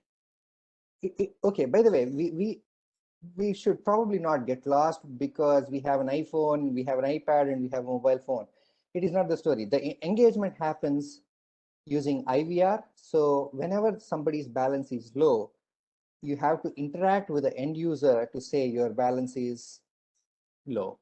And if somebody exceeds, you should be able to make a call or send a text message and say that you need to act on your consumption. So because of this, what is happening is there is an education happening to the end user, and also they will not be thinking that you are running fast, your meter is running fast. So some of the previous panelists were mentioning about problems with adaptation, either from the government agencies or from the consumers, right? That can be bridged only if you engage with the customers more frequently and make sure that we earn their trust and make sure that they feel psychological safety with smart meters and prepaid meters. And prepaid meter is not something that is going to disconnect you. It is basically what it is doing is it is frequently interacting with you to prevent your disconnections. It is not a box we kept to disconnect the meters and make sure that nobody gets the electricity. It is not the intent. We just have a few more minutes. 2 more minutes, please. Sure. Thank you, Lord. Now, this is one of the examples of what kind of notifications we will be able to send and how do we engage the end consumer, like high usage, whether you have to pay and some payment is in progress and stuff. Now, because you are looking at your mobile device, if you have to read from the meter, you will never probably go, right? But when everything is coming to your mobile device or a phone, I mean, when I am saying about a mobile device, I'm not essentially talking about smartphone. I'm talking about any feature phone which can receive the SMS, right? You keep on saying your daily balance is so and so. So end users will know they should be informed how much they need to run their house for electricity. So that reduces the surprises. Now, because of the energy, what we noticed is 11% of the people are conserving the electricity. 11% of electric conservation is by looking at the behavioral changes that are done. And now coming to the benefits of the utility, what happens is because of the debt recovery modules and all that, we are not forcing any of the defaulters who were not paying earlier and asking them to pay in smaller installments where your 25% will go towards recovering the debt and 75% will go towards your future consumption. In that case, whenever they are recharging, that amount will automatically debited to recover the debt, so that we are not really pressurizing or arm twisting the end user, but make sure that they are convenient and they will make the payments as and when they are comfortable. So this is basically my last slide. It basically tells about how the customers and utilities are satisfied with different metrics we gathered across the years. And there is 93% of customer satisfaction and 80% reduction in aged AR. So it is not that we are doing only service to the end users, but it is also a service to the utility and the environment. With that, I think I would give it back to Alok, and thank you so much. Thank you. That was a useful presentation in terms of benefits to consumers from pay payment. If you can stop sharing yours, yes, thank you very much. Okay, so we're now ready to hear from the regulators. And my first question is, what is your perspective on smart meters and prepayment? And I'm going to go to the back of the alphabetic order, although we are going only up to D's, I should say. Mr. Dinkar, we'll begin with you, sir. What is your perspective on smart meters, prepayment? Good thing, not a good thing? Does it benefit the consumers? How could it potentially hurt the consumers, etc.? Mr. Dinkar. Sir, you're muted, so you have to unmute yourself.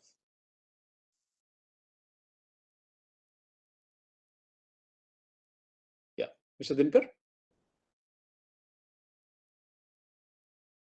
Prerna, could you give Mr. Dinkar a call and see? Okay. Yeah. Mr. Dinkar, are you able to hear me?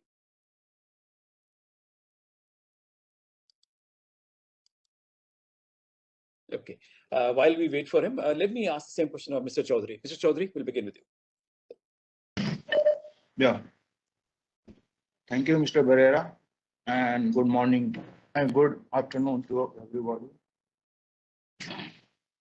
Actually, this is I think the fourth conference on a smart meter, and I have been attending this conference since 2017. Two is the physical presence and two is the last one, and this one is with the virtual mode. And what I find here that The journey is around 4 years from concept stage to the implementation step, and we have did a lot of exercise, like all stakeholders such as technologists, academicians, Ministry of officials, regulators, everybody joined hand together and tried to develop. Once you talk about the smart meter, I go back with my old memory lane and see that my 2000 Nokia mobile, which was just a mobile, it was not a smart, and I was just using for simple communication system. Now almost 22 years down the line, we have the smart telephone and we are doing almost everything with this, and it has replaced almost everything like TV, iPad, desktop, anything, and we are very conversant with this, and we have been doing. And not only we all educated class, but it has penetrated, this mobile phone has penetrated almost every section of the society, including rural areas. So once I heard about the smart meter, smart electricity meter, then I thought, why not to replicate? And I thought that it is an upcoming technology, and we must concentrate and try to develop it. And in a way, we conceptualized, we made many standards. Then CA also made many amendments in their regulations. Then our technology was developed by our OEMs and the technology manufacturers. Then it was done again on the mass production. The smart meters have been commercialized also. And of course, there is some lack. I mean, there will be some gap in supply, but because the MOP has given a target of December 23 to complete this job, and perhaps this may not be achievable, but of course, our benchmark should be at the highest, so the completion should be expedited on a war basis. And now, I will not repeat the same thing. What is the advantages of the smart meter from consumer perspective as well as from the distribution and the DISCOM perspective, but we should discuss that now we have come to a stage that how this smart meter cost should be regulated so that our consumer gets least burden, commercial burden, with the maximum benefits. And now in the series, if you see that very recently, there's some of the speakers mentioned on this, that the MOP government of India has already come out with the reform-based and result-linked scheme, which was issued on 20th July by this year. And the main features, I will just repeat, was AT&C, which was to be achieved by 12 and 15%. The ACS and ARR gap has to be 0. And they have said that the smart meter deployment, they have categorized the area where we should prioritize our smart meter installations. And they have said that one is this Atal Mission Rejuvenate Urban Transformation, that is we call it AMRUT cities, then all union territories, all micro, small and medium enterprises, all government offices at block level of each states, and other area where high losses, AT&C losses are there. So that has to be prioritized. And in fact, before issuing this order or this reforms, many states have already gone ahead with the, such as UP, Bihar, Rajasthan, Haryana. They have already gone ahead with the implementation of the smart meters. And their model of financing was, of course, OPEX at the moment. But in this order, if you see, they have talked about the TOTEX model, and which is the sum of the capex as well as the OPEX, capex and OPEX model itself. So this how to regulate this concept. For example, because in Bihar, our DISCOMs have given a petitions for procuring 23.5 lakhs. In fact, they have already have started implementing, and they have already installed around 1.6 lakhs a smart meter out of 1.7 crore consumers. So in that, they have given us the total cumulative expenditure of 1850 crores for 23.5 lakhs smart meters. And if you go into the breakup of the this 1815 crores, they are saying 998 crores is the capex, 633 crores is the O&M maintenance for 6.5 to 7 years, and 195 is the for ROE. and that makes 1850 crores.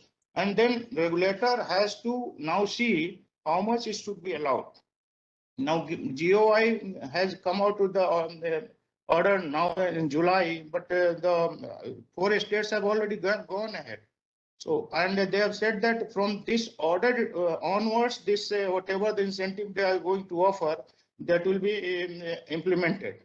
But these states may not get the advantage perhaps for this lot of smart meters. Maybe further they may get advantage, but for this lot of, and if I look at the details of the incentive provided by the MOP Government of India, they have said that the completion date should be December 23 for 25 crores of smart meters. That is a very, very challenging. And they have said that they will give the gross budgetary support for, that is the 15% per cost, 15% cost of per meter. That is around 900. And for a special category states, they are giving 22.5%, which is coming out to be 1350 rupees per meter. And if you achieve this targets by December 23, then they will further incentivize by 7.5%, that is 450 rupees per consumer for normal estates, and for a special category estate, they will be giving 675. So these are the feature, and these are good feature, and this is definitely motivate discoms and estates to implement the smart meter, and there is no doubt that the smart meter will be implemented, and it is going to be show the benefit not only for discom, for the consumers as well. And implementation of a smart meter, I don't see only in the the short perspective say that reducing the AT&C loss. A smart meter, if you see the features and look into the literature, you'll find that if you go 5-10 years beyond, you'll find many things which is inbuilt in it, and it will help discoms in a great way. That was a very good feature is that you have all the available data with this, because this is connected, the prepaid smart meters are connected with the advanced information and communication technology, that is ICT, like artificial intelligence, machine learning tools, etc., through which we can gather the lot of data, and you can analyze the data in detail of consumers consumptions, and you can then optimize the power purchase cost also. So it will help in a great way once you learn the use of the smart meters.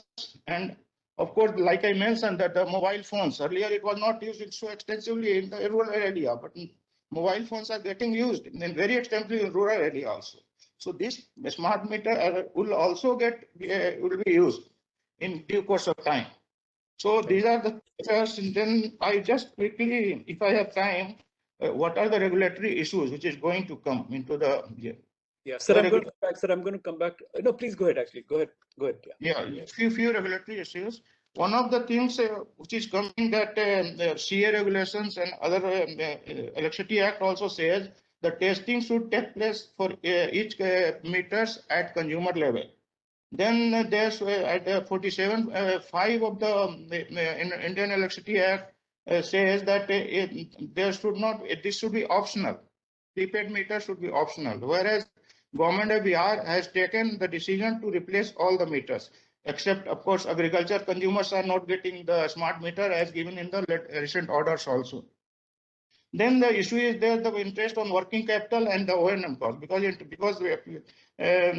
consumers are paying upfront the money, and because of the use of smart meter, manual interventions are getting less, so their O&M cost should also get reduced. So there is no, at the moment, the model regulation for the smart meter that needs to be developed. We have already written to the FOR, Forum of Regulators, to develop this model regulation so that this implementation of smart meter can take place uniformly across all the states. With these few words, I'm closing. Then I'll come for the few questions if it is. Thank you. Thank you, sir. Mr. Dinkar, are you, Iqbal, can you unmute him, please? He was earlier not able to unmute himself. Am I audible, sir? Yes, sir, you are. Okay. Smart meters are valuable tool for improvement in operational efficiency of the discoms. However, they can't solve what are fundamentally governance failures. They are useful but not panacea for all problems. Before discoms take the plunge in paying for smart meters, they have to ensure that vigilance improves through political will and analytics get incorporated in business practices, regardless of the level of smart metering. Before asking for smart meters, planners should answer if utilities are harnessing the data they already have. There is a need to analyze that why did many earlier IT-driven discoms projects not attain the desired goals? It was because of lack of preparedness. The same challenge remains for blanket smart meters rollouts. While volume makes smart metering hardware cheaper, the real challenge remains integration with existing systems. Without solving this challenge, no drop-in solution can work out. This is my opinion. There will be pockets and regions where high losses, high renewables, or something else drives more rapid deployment. The best way forward will be to identify such sports clusters and begin with a combination of most prepared discoms and highest urgency areas. This also gives utilities time to do their homework, finish standardizing databases and billing platforms and digital mapping efforts, and enhance their staffing in relevant area. Leadership continuity with political backing is another key ingredient for the success. CapEx, since huge CapEx is required in a smart metering project, therefore alternative method of OpEx should also be considered. In my view, that is more beneficial, that is cost efficient. A need-based assessment, especially of small consumers, is crucial before the Electricity Regulatory Commission approve the plan to change all meters. Be rolled out only in areas where benefits are higher than the cost. Third-party independent verification of benefits before taking up large-scale implementation. Without sufficient regulatory oversight, imprudent cost of such programs could be passed on to the consumers. This highlights the need for a transparent, accountable, and participatory mechanism to ensure that the full benefits of such large-scale investments are indeed obtained. Model to choose CapEx or OpEx. As I said earlier, the OpEx model is cheaper for discoms and which can be implemented easily. As discoms set up few thousand meters on CapEx mode, it takes away their valuable funds that can be invested into network correction. Smaller number of smart meters create data islands that fail to serve the purpose of digitalization. OpEx model is a typical build, operate, transfer model similar to various PPP projects run by the government. In this case, the operator invests the money and they install the smart meters without charging any money from the discoms. Once the meters are commissioned, the utility starts saving on the AT&C losses to the tune of around more than 200 rupees per month per meter on an average. The operator charges anywhere between 7,500 to 100 rupees, rupees 75 to rupees 100 per meter per month. So these smart meters become an instrument of pay as you save. Under this model, the discoms are not investing anything and pay the fee through saving their make money. Human oversight will be required for smart meter also. This is an also important feature. Deliberate malpractices, thefts, and bypassing can happen too in this smart meter project also. When smart prepaid meters stop functioning, balance gets finished, or deliberately in present system, meter reader visits the site every month and monitors the actual situation. Even if this smart meter project is implemented, human intervention is necessary. Proper vigilance should be there. It should be ensured that no lines are bypassed, the meters are not tampered. Hacking or failure of the software, it is an also important feature. In UP on 12th August 2020, around 1.6 lakh smart meter consumers faced automatic disconnection of supply as a result of system faults. As per media reports, more than 6,000 electricity consumers in the state have opted for permanent disconnections, a sign of their distrust and dissatisfaction with the smart meters. In Rajasthan also, we have seen that resistance is there against the smart meters in some of the areas where the franchisee is doing the work. Several case studies from other countries suggest that without proper consumer engagement, smart metering programs can face challenges in terms of consumer acceptance. It is hence necessary that DISCOMs invest in engaging consumers to generate trust in these new systems and ensure that the software developed to manage these meters is tried and tested. On their part, SERCs can safeguard consumers by revising their regulation to include specific details on performance standards for smart meters. Smart meter.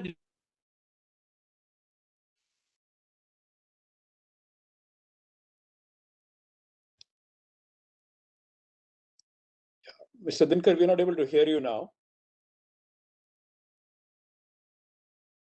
You can hear us? We're not able to hear you. Regulations should put in place a set of provisions that cover various aspects of data sharing protocols, purposes, grievance redressal, security, etc. DISCOM should appoint data protection officers to ensure requisite consumer privacy. The right of consumers must be protected appropriately. Involvement of consumers as well as the staff and enabling their trust in the success of system is must before taking up large-scale implementation. There is a big challenge in moving toward the automation of DISCOM interface with the consumer. There is a risk that the consumer or the staff might lose trust in the program. Before taking up in rural areas or agriculture consumers, successful pilots must be carried out in urban areas and their experiences must be shared with all stakeholders.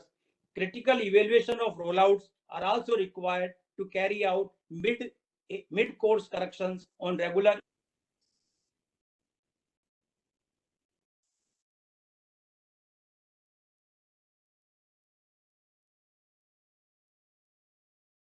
Mr. Dinkar, we have lost you again. Give it 5 seconds. Statements offer a sense of disciplined autonomy and control over consumption and thus relieve the poor of the debt they accumulate with the DISCOM. However, poor agriculture dependent households currently treat electricity dues as a credit option that is accumulated during the lean period and paid in the harvesting season, or these consumers are highly subsidized and pay only a fraction of their bill, that too belated or with facility of installment. In a prepaid smart meter system, their choice is between exercising disciplined autonomy to stay in the dark when they can't pay for electricity or finding ways to bypass the meter to access electricity.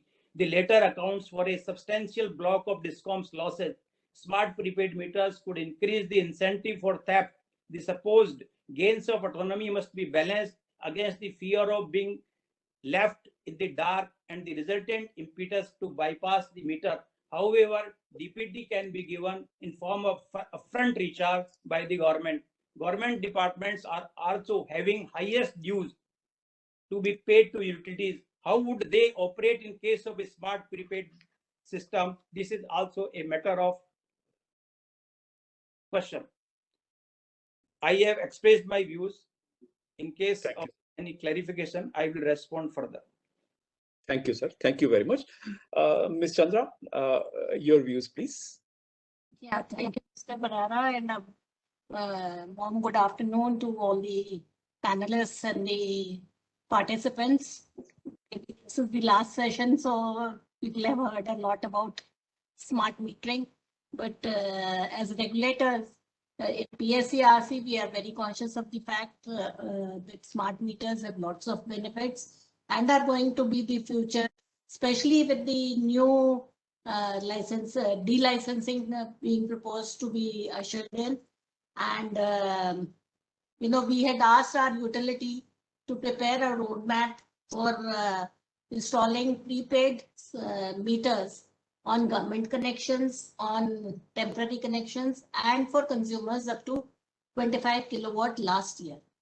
Then in January, when the consumer rules were rolled out, we gave a directive to the utility that all new connections should be issued with smart meters. The utility has come back to us saying that it is not possible to give all new connections with smart meters, as there is a time frame for doing the tendering and for achieving supply of those meters. And they have also said that the new connection should be allowed to be given with electronic meters till the time they're able to procure smart meters, as there is a delay in supply also. So the commission can give that time frame, but we intend pushing smart metering. And they have also come out with a petition to increase the meter rent. You know, there is a meter rent charge which we were charging the consumers. And with smart metering, definitely that has to go up, though we are allowing it in capex model. So, you know, the question before us which came was whether to allow selective increase of meter rent or to socialize the cost entirely in the tariff. For consumer acceptance, selective increase of meter rent may not be possible, you know, because consumers would not like to pay more as compared to the meter rent for electronic meters. The only consumers who really want prepaid meter in our state are the industrial consumers. You know, they are the ones who want prepaid meter, not the smaller consumers. And that is because they have to give advance consumption deposit for 2 months, which, you know, is in crores and crores of rupees. So they are very insistent that we should go in for smart prepaid meters. Because with smart prepaid meters, they do not have to give that advance consumption deposit. But, you know, the prepaid technology is not very prevalent at 11 kV. So giving them prepaid meter at 11 kV is as yet not possible. But we have told our utility to go in for prepaid meters at the lower level, up to 25 kilowatt. All consumers up to 25 kilowatt. And they want to go in for smart prepaid because only prepaid means setting up vending systems and tokens and all the associated paraphernalia. So they want to go the smart way so that they can give the command to the meter and change the tariff at any time, give PPAC and give all that. So we are very conscious that we should, we are pushing smart metering, but still there are challenges. One is also utility acceptance. I had been talking about customer acceptance, that is also there. But I would say utility acceptance is also less at the, maybe it is there at the top level, but down below the vested interests are so many that utility acceptance is a hindrance in fast deployment of smart meters.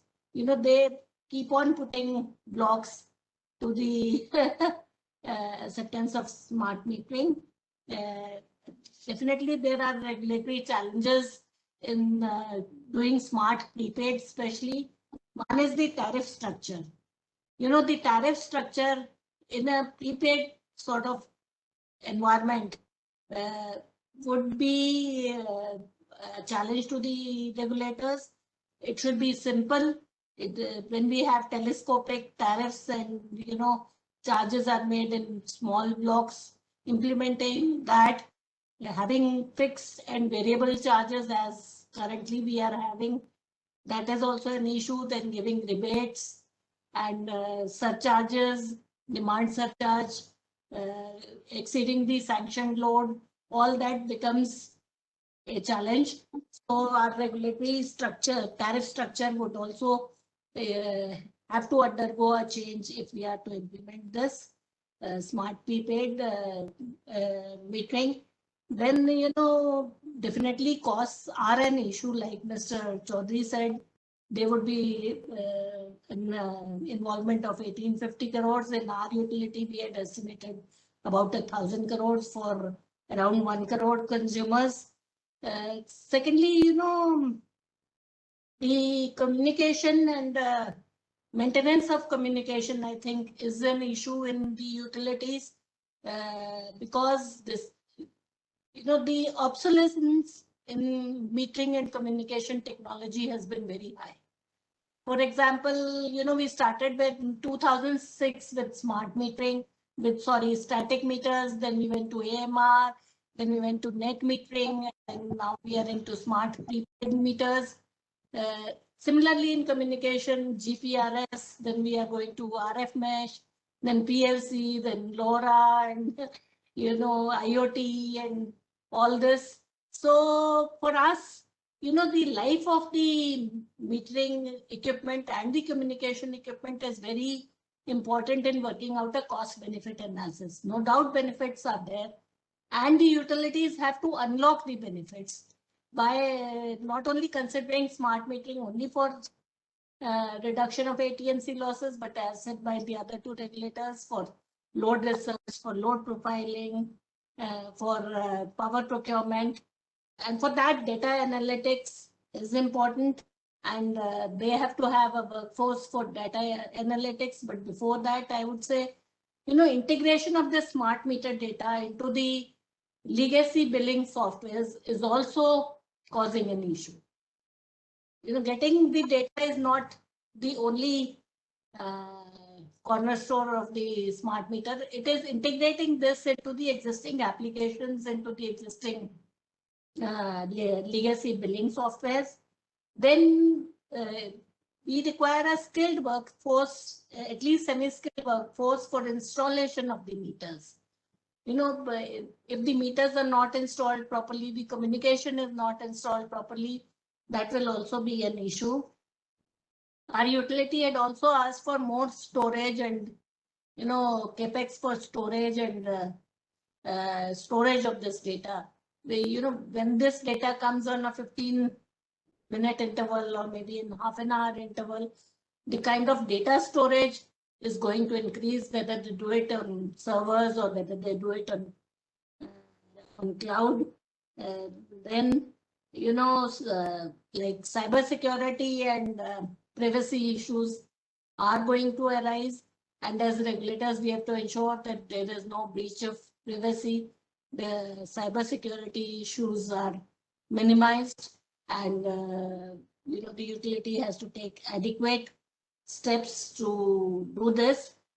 For our larger consumers, we already have AMR, and the system is working well. So we would like to first go in for the smaller consumers, since AMR is working quite well, and all high value consumers, LS, MS consumers, commercial consumers have AMR.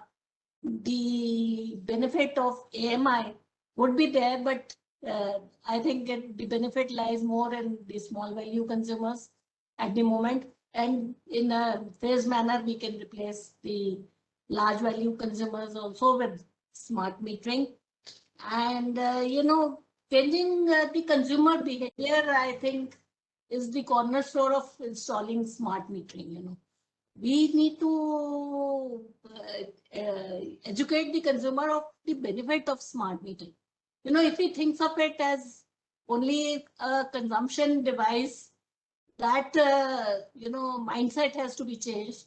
A lot of consumer education has to be done, that how he can modify his consumption, how he can reduce his bill. And as a regulator, if we do time of use tariffs and TOD tariffs, even for the lower consumers, we have already done it for consumers above 20 kilowatt, mostly in industrial and commercial consumers. But in domestic also, if we try to, our next phase is to install TOD tariffs for the domestic consumers also, if we can do it, so that, the benefit of smart metering can be unlocked. They can change their usage timings. They can, with EV charging coming in, that will become very important, that they charge their vehicles when solar is there or at off-peak times. So with the net metering coming in, they can see how they want to charge their vehicles. So, it has to be a combined effort of the regulator, of the utility, of the consumers in taking forward the smart metering. But definitely as a regulator, we feel that smart metering is the future and smart prepaid would be the future, but not only not prepaid, but smart prepaid should be the future. It is in times to come. Thank you.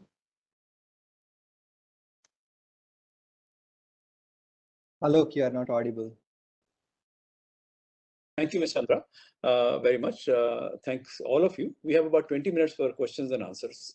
And I'm going to just take a few from the audience before I ask my questions. This first question is actually from Udyan Ganguly, or a comment, and he wants you to comment. He's saying that the discount the tariff should be the same for posts and prepaid. Otherwise, people will go from one to the other on an opportunistic basis. Mr. Choudhary, I'll come to you for that, because in Bihar, I think he's offering a discount of sorts. And so what's your view on that? Different tariffs, do you think there should be different tariffs for postpaid and prepaid, or? Yeah, sir, you're muted, sir. Yeah, thank you. Sorry. Actually, first let us try to debate prepaid versus postpaid. And of course, somebody is saying prepaid, somebody is saying postpaid. But in Bihar, we have, as a government of Bihar and the utilities, and as a regulator, we have taken a decision to go for smart meter prepaid features. And the order which I just now told, that 20th July by Ministry of Power, they have also allowed all these incentives, benefits is only for the smart meter, prepaid meter. So instead of debating prepaid meter versus postpaid, it will confuse the matter. We should come to one plate. And memo, after a lot of discussions, deliberations, they have come out with a scheme. And I think we should follow that. Postpaid or versus prepaid. So I think we should just go for prepaid. Yeah. Mr. Dinkar, what is your opinion, sir?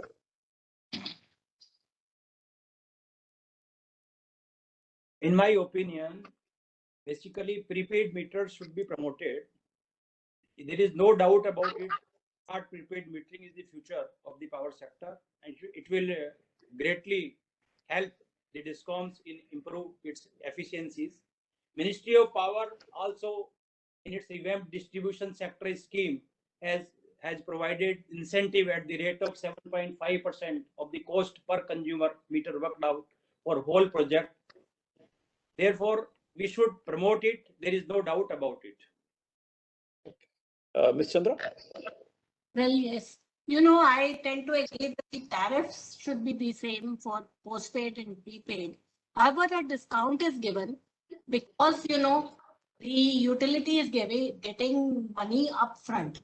So the working capital requirements reduce. And, the billing, collection, everything, those costs.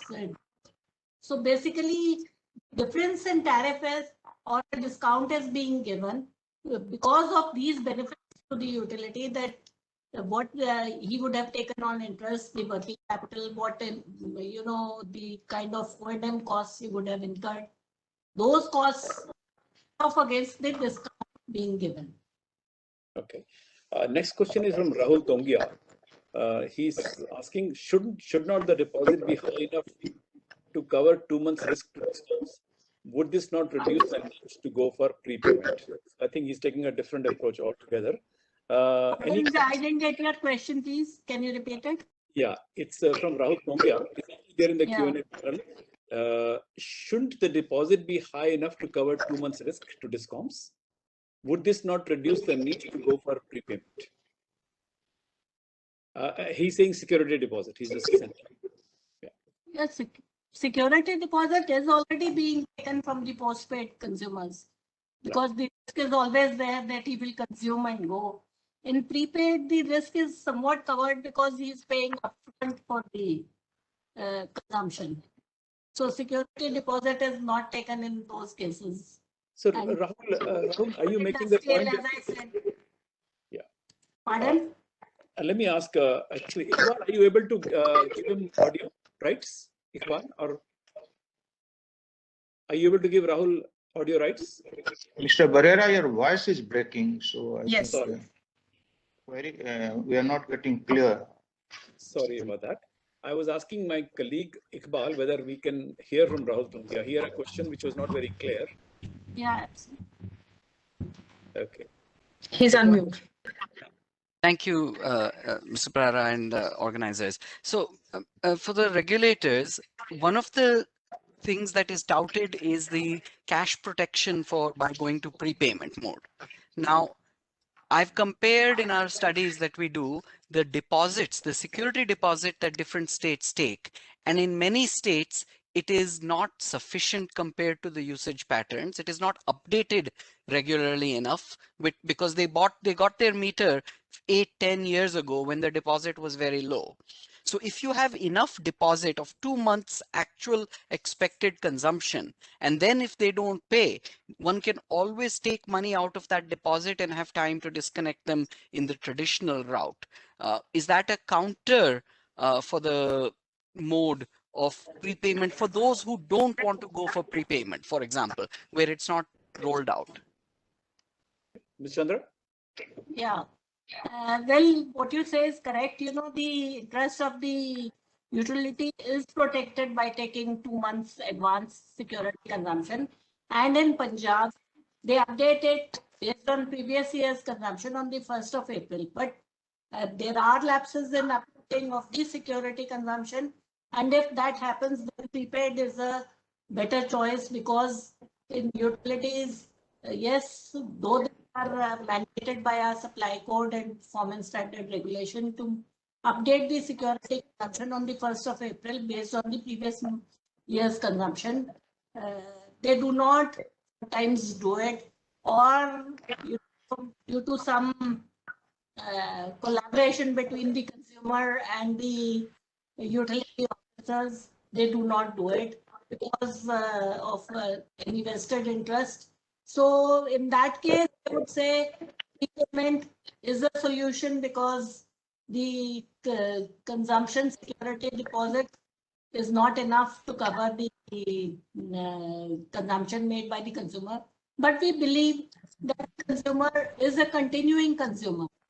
You know, he is not a electricity is a commodity, which, you know, he can, unless he's changing place or unless he's going out of the state, he will not like to default on the electricity consumption and payment, because a lot of such charges and interests are there. It is only in a few consumers that who go out of the state or change their station and take a consumer meter in another name, that you face this sort of problem.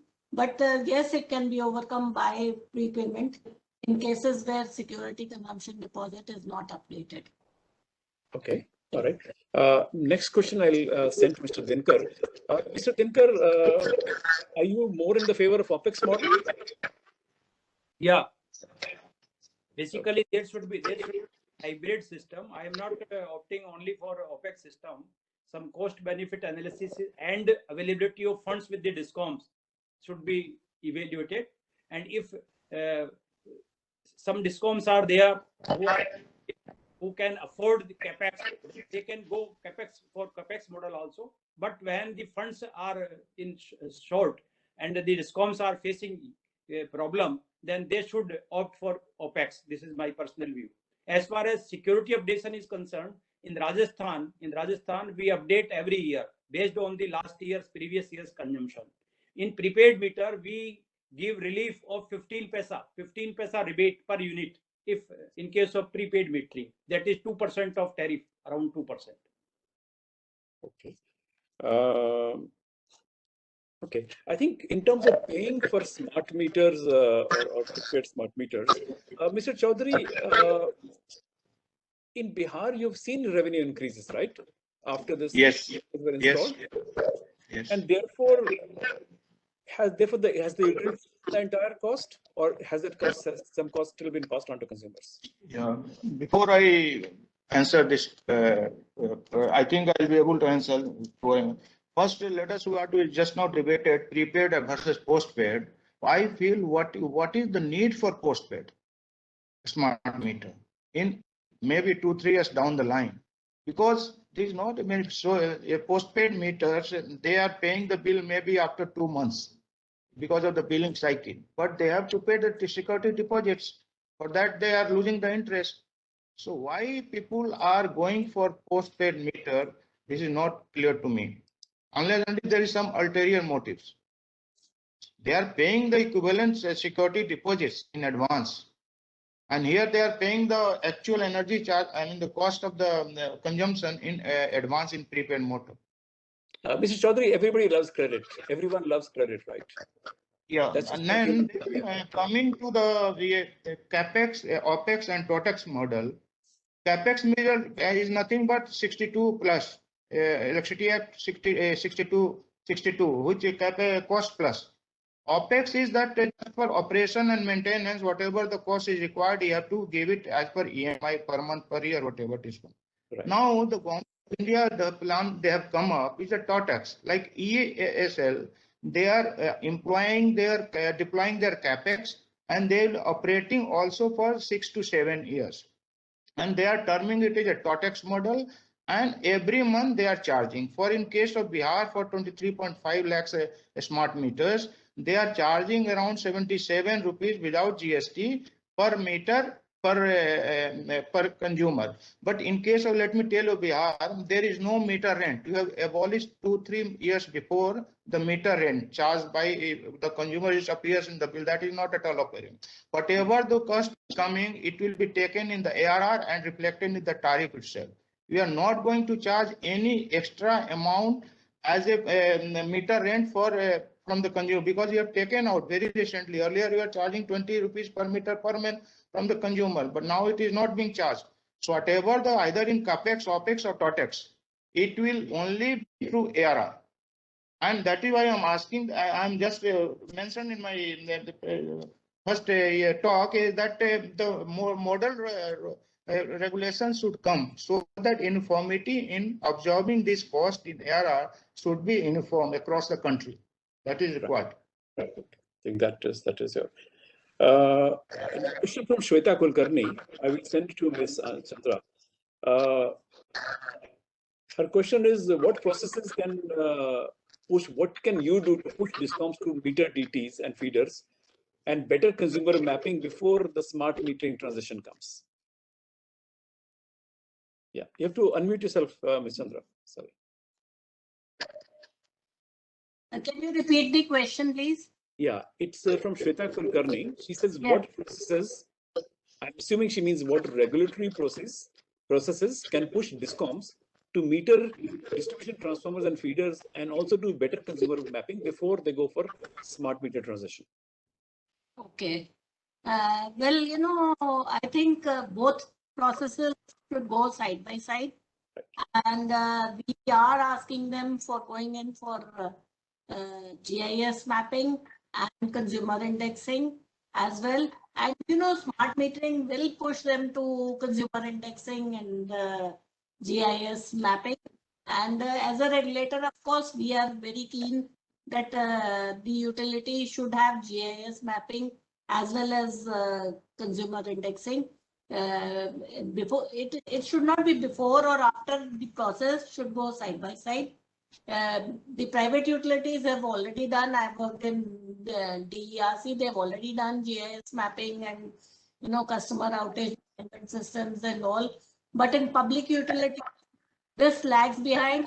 Funds were given in APDRP and consumer GIS mapping and consumer indexing was done. It is never updated. It has been done once. It needs to be updated side by side. The utilities do not update, and that investment goes waste. So I would, as a regulator, we will try to push that these systems are updated and kept up-to-date conditions. Only then the benefits of GIS mapping, consumer indexing, and smart metering can be unlocked together. Mr. Dinkar, do you agree with Mr. Choudhary that we should have pretty much only prepaid?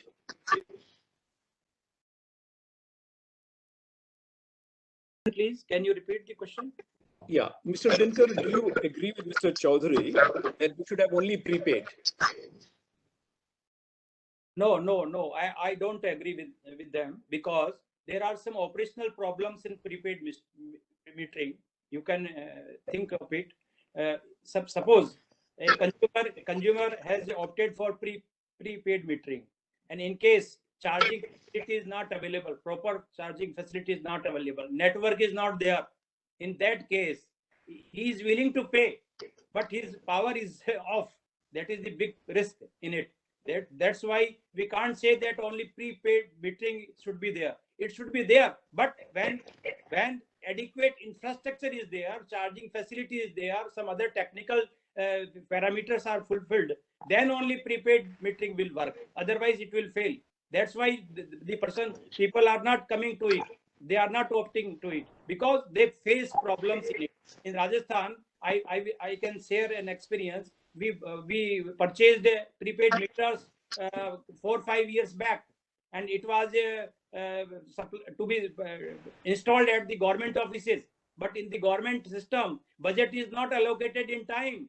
That's why the whole idea of installing the prepaid metering totally failed, and we had to utilize those meters somewhere else. This is the problem. So everywhere. No, I just want, Mr. Barrera, I want to cut in, if you can allow me. Yeah. With Dinkar, my colleague at Rajasthan, see, postpaid meter is required just because that government building and government of that particular state doesn't have the fund for paying the electricity.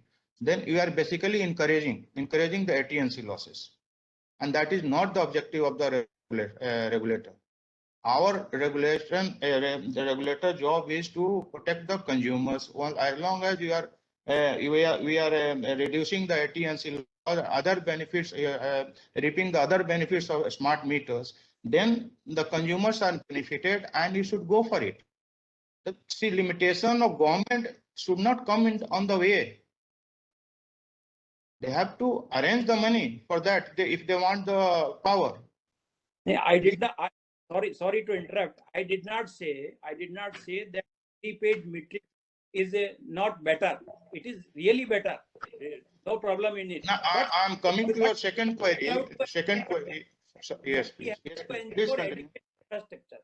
We have to ensure adequate infrastructure so that inconvenience is not caused to the consumers. That is my perception. Okay. See, in any case of new technology deployment, you will find the teething issues.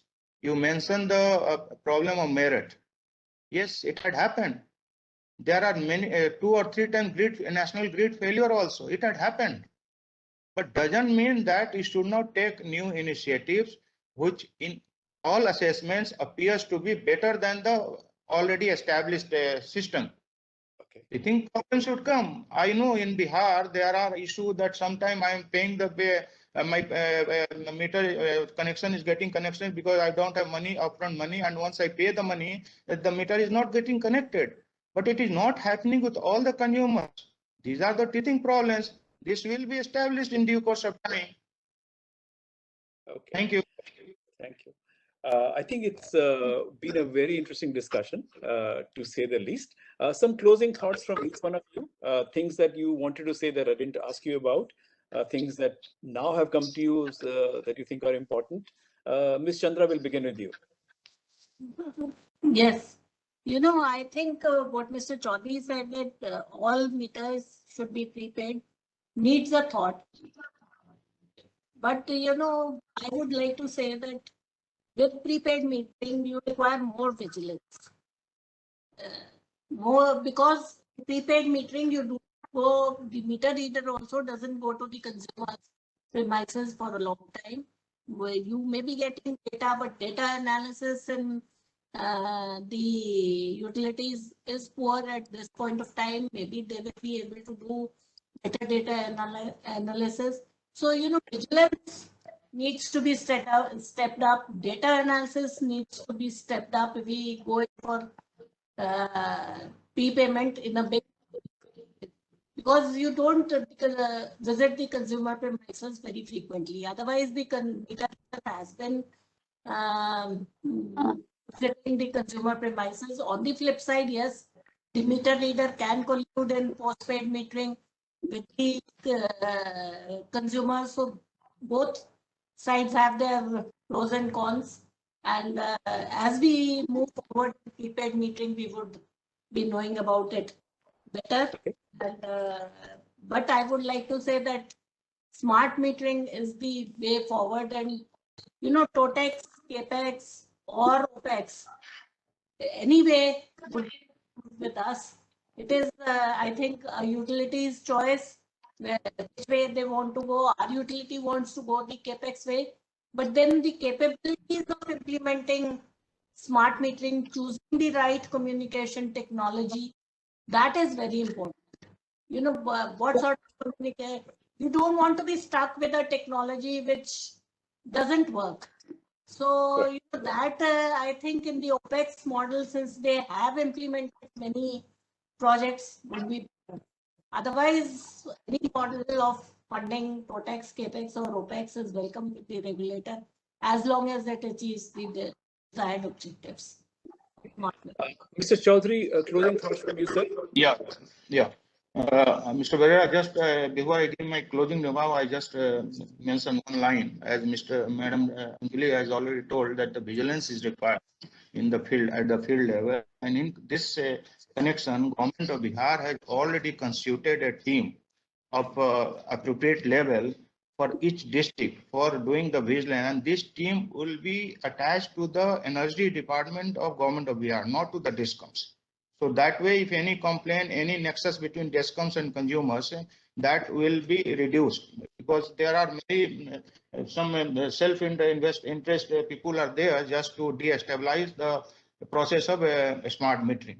Now, for the way forward, we have reached up to this level. Now we should think, as many of this problem and this issue was discussed in this conference, there should be some pilot projects on various consumer mix with the smart meter, and their feedback should be obtained, and in order to popularize and globalize this smart meter. This will help in a great way, because consumer mix is very important. It's the rural side, then there are some commercial consumers and rural side, there are some commercial urban side. So such kind of places we have to choose, and we have to install, you have to start a pilot projects in order to get the feedback, and that will help in teaching the consumers, because one of the scheme in our recent order MOP, this plan B, says that training and capacity building. They have put a good amount against that for training the personnel, for training the consumers and other thing whichever required in the process. Then I have already talked that there is a need for evolving a model regulation by a forum of regulator, that we have already written a letter to our chairman, forum of regulators. Then third issue is coming, that inventory control, like this smart meter ESL is giving, is only for 6 to 7 years down the line. Now what will happen after that? As I mentioned, 1850 crores for 23 lakhs, such is a very huge investment. And you should think that, and my manufacturer, OEM should look into it. They should push some money for in R&D, so how the life of such smart meters can be improved further, so that the investment down the line should be minimized. Then there should be improvement of interconnectivity, as you have mentioned, and because in Bihar it is operating BSNL 2G 3G model, and now they are changing it to 4G 5G model, and in fact all the smart meters were somewhere placed inside the houses, and the proper this interconnectivity was not there. So they are taken, DISCOMs had taken a unilateral decision that all the smart meters should be kept outside the house, so that they get the better interconnectivity. Then tampering of a smart meter has also started. The manufacturers should look into it. There are cases in Bihar that tampering has already started, and although there was two-way communication, but they could not be, those people could not be caught, and maybe after 2 or 3 months they were identified, and proper some actions were taken. And last but not the least, that's very important, at the moment our developer is only IntelliSmart through ESL. This is only the major developer. The industry should also develop many other such kind of contractor, you say, or the service provider, so that the government objective for meeting December 23 or 24 should be met. And it should not be monopolized by one or two such kind of ESL or this thing. So we should try to develop more and more service provider who can participate in the bids. Thank you. Thank you. Mr. Dinkar, you have the final word, sir. Due to increase in renewables, prosumers, EV and dynamic needs of the consumer as well utilities, smart metering is must and should be used in particular areas. Prepaid or smart prepaid systems have own issues and require robust implementing systems and should be used only after pilots. CA may issue detailed guidelines for operationalization of prepaid smart metering system. FR may also issue model guidelines, regulations for operationalization of the such systems with the SERC may adopt. Before that, strong feedbacks and live studies will be required at the DISCOMs, CA, implementing agencies level so as to make programs successful.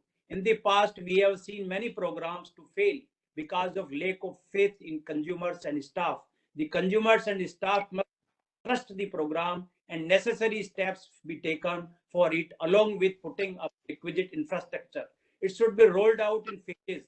Pilots should have strict regulatory oversight and third-party verification of benefits. Any investment needs to be carefully passed in capital plans. RESCO, OPEX model needs to be implemented. Wherever beneficial, same should be used so as to pass the risk of governance issues. I would also like to submit here that we should keep the ground realities in mind while implementing the project. You know that in Electricity Act, which was passed in 2003, there was a provision that there should be no unmetered connection after 2 years, after 2 years of the act. But you see, today also in so many states, there are flat rate consumers in agriculture sector. We could not convert the entire flat rate consumers into metered consumers. This is the ground level reality, which cannot be ignored while implementing this project. Smart metering project is a very wonderful project. There is no doubt about it. I endorse it, but we should be careful while implementing it. We should see the ground realities and develop infrastructure. We should guide our consumers. We should explain the benefits to them so that they should have trust in it. Thank you. Thank you. Before we close, this is one last question is coming from Shahrukh Sultan, and I put it on the panelists. To the panelists, I copied it on. Ms. Chandra, if you can have a look at it. Yeah. It says, after disconnection of cable from defaulter's premises, why is there a same charge levied on cable when it is from bus bar or from pole when consumer approach for RO as cable length changes? I didn't fully understand the question, but maybe. Well, approach for reconnection, I think what he says. Yes, yeah. Mm-hmm. Well, from a busser, when consumer approach. Yeah, he says yes. He's saying yes to you. Yes to reconnection. I'm not very clear about the question, but I presume what he's asking is that after disconnection, when he's reconnected, then there is no change in the length of the cable. So why are charges increased, or maybe that is right? Why there is some charges levied on cable? You know, the charges are not levied on cable. It is the time period in which you are reconnected. When you are a defaulter, if you are disconnected and you ask for reconnection within a certain time frame, then you are connected without, after clearing the default, without charges. But if you have say exceeded that timeline, maybe 6 months, then when you are reconnected, the charge of the cable is again taken. I am not very sure about his question, but I hope it answers it. Yeah. That you know, reconnection after a given time frame requires the utility may not have taken off the cable. but usually he will charge for the cable again. Usually disconnection means that meter and cable are removed so that it cannot be connected by the consumer to the system. Okay. With that, we'll close this session. Again, we are very grateful to Mr. Dinkar, Ms. Chandra, and Mr. Choudhary for a very interesting and a very informative session. And again, I'm afraid we'll keep coming back to you every few months. But thank you very, very much, and it's a pleasure to see you. And again, hoping to see you in person as well. Thank you, thank you, thank you, and thank you, Vasundar, for sponsoring this session. Thank you, thank you. Bye. Yeah, we'll be closing this now. Thank you.